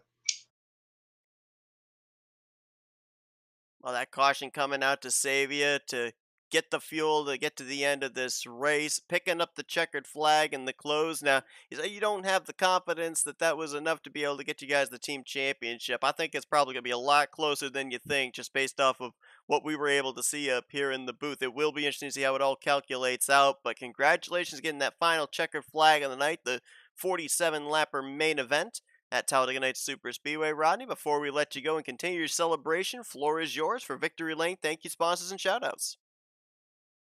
Well, thank you, Seth and Jess. I can't wait to go look back and watch this. I'm not going to do it tonight, or in my case, this morning. I'll do it sometime tomorrow. But Flatout Racing, Jessica, Seth, thank y'all very much. The Elliots, especially Jeffrey, putting on the show here at Talladega Nights. This is a crazy little deal he does, and puts a lot of effort into it. The Hirsch Chevy teammates, Ken, Kelly, and Greg, thank those guys. We had a good time. But if we pulled it out, that's great. If we didn't, it is what it is. We had a good time. Seminara, Danny Carroll, those guys working with me there at the end helped me push me across. Wasn't a part of it tonight, but I always think Black Rifle Coffee. My family. I wanted to say it's good to be back. I haven't raced since I don't think I raced since the end of June. So to do this here tonight, it's really a good feeling to be back racing and to take a checkered flag in a big race like this. So it's been good. It's been fun. Had a great night. Look forward to listening to you guys. Thank you. Absolutely. Rodney Sullins, good to have him back as well. Congratulations on the victory here. And sometime in September, got the 3rd iteration of this team event coming up. So hopefully we see you in Victory Lane a few more times at that point. That'd be great. Thank you, Seth. Thank you, Jess. Absolutely. As long as he's not with a certain teammate, I'll be happy. Oh my gosh. Not gonna lie, Rodney guys. Sullins, your winner here tonight in the main event. It's been a long one here tonight for the User was drivers, a moved long one out for of the your admins. I'm channel. sure the long one for the viewers is at home as well. It's been a long one for us here as well. So we're going to kind of keep it a little short and sweet here for our closing thoughts. But Jess, I think the biggest thing that I was able to take away from this, a lot more parity. We saw the 1-2 finishes 3 times here tonight. 9 different races, 9 different drivers went to victory lane representing 5 different teams. You go back to the first race, we ended up having the domination out of Alex Moe with 3 wins. There was some victories by other drivers, but by the end of the night, it was pretty clear that it was the Blackhurst Chevrolet team that was going to end up ultimately taking the thing. Here tonight, I have no clue. I can't pick a clear favorite. Rodney says he doesn't think that Blackhurst was able to defend their title. You throw the silver chrome NWO cars in there. I feel like the monster cars still have a chance with their 3 wins. The Dodge Hellcats were kind of under the radar. I'm going to be very interested to see who ends up ultimately winning this championship because I feel like you can make a clear case for 5, 6 different teams. Well, let's see. We had the what was it? The white Dodges on the first round that we had way back last month, and we also had Blackhurst, right? Mm-hmm. So we know with Blackhurst they were up there, they were in contention, and they were pretty much ready to make a statement. This round, Blackhurst was still up there and in contention. So we know it seems like what we're finding out is Blackhurst is still technically the top team to target if you're looking for your competition. It's going to be Blackhurst based on the first round and this round. Then being at Chrome and what was it, the Ford Green, Black Beast, and the Toyotas they weren't there last time. And as far as what we're seeing right now, we've got not just Blackhurst, we've got the Chrome, like we mentioned, but we also have Dodge Gold Course. Now, if this trend continues, we could see a real fight coming up in the next round, which would be pretty big because, like we said, we know Blackhurst has proven themselves to be the top tier, even if they didn't get the top spot overall tonight, and it went to Team Chrome. We know that Blackhurst is always going to be up there now. So right now, all these teams have got to figure out, okay, we don't care. We just have to beat Blackhurst. That might be their situation now. That they just have to beat Blackhurst, or they can keep battling, which we saw a lot of good competition tonight out of all the teams specifically, especially those random ones that we had with the Lovels and the Ford Green Black Beast when they randomly started 1-3-1 win and back and forth like that. They were up there in the talk. I mean, I don't think that they won. No offense to any of them. I just don't think they made it. But they were definitely talking among themselves. But from what I've seen, the dark horses and the Dodge White SRTs and the Pontiac Orange I'm on Fires, they got a little work to do. Yep, definitely agree. And in the case of the competition that Hearst Black Chevys had to deal with, they had one mega team event already under their belts. They had the experience at those racetracks and what to maybe expect in those sprint races. I think we ended up seeing a lot of what the experiences were from that first mega team event applied in the second one, and now they can carry that added experience into the next mega team event number 3, which again is going to be happening at some point in the month of September. No set date as of yet, but be sure to keep it here on FRN when you see that broadcast get scheduled. Once again, notification bell. That notification bell. Hit that notification bell. You'll get notified when we end up going live. But we appreciate everybody once again for tuning into our coverage here tonight. No, it was a long one, but and another happy late birthday to you from yesterday. It is a late birthday now. Yeah, it's no longer my birthday. But yeah, appreciate that. Everybody that tuned in tonight, appreciate you sticking it out with us. If you followed us the entire night long, again, we're gonna have another mega team race coming up in a month's time. We're gonna have a little bit of a mini break here on FRN. Next time that we will be coming to you will be the start of season 63 of the Rolling Thunder Gaming Talladega Challenge Series, which will be 9 p.m. Eastern Standard Time on Thursday, August 29th. So enjoy your little mini vacation there as well. Jess, another long one here. Another great event in the books, though, but I appreciate you joining me here in the booth this evening. Yeah, I'm glad we kind of started when we did, because that would have been funny if we started at 9 o'clock. Yeah. But yeah, hopefully that mistake won't happen again, because that was weird and confusing at the last second like that. But anyway, I'm glad it all worked Hopefully out. me doesn't happen again. Well, I mean, it all worked out in the end, so It did. everyone's Fortunately, happy. it did. Everyone's happy. And I do everyone's happy. appreciate Talladega Nights for being understanding in the situation too, because the error was completely on my end. So appreciate Are you them sure? for. Huh? Are you sure it was on your end, or Yes. was it on your memory's end because you can't find it according to what I'm you said right responsible now? for my memory because I misplaced Okay. it. So it's Okay. still ultimately the blame is on me. But yeah, appreciate them for being understanding and everything, and great product at the end of the night. But until the 29th of August, enjoy the rest of your vacation from us here on FRN. We will see you then. For Jessica Shelton, I'm Seth Cole. We're heading to bed. Until next time, you've been watching another broadcast courtesy of FRN, the Flatout Racing Network.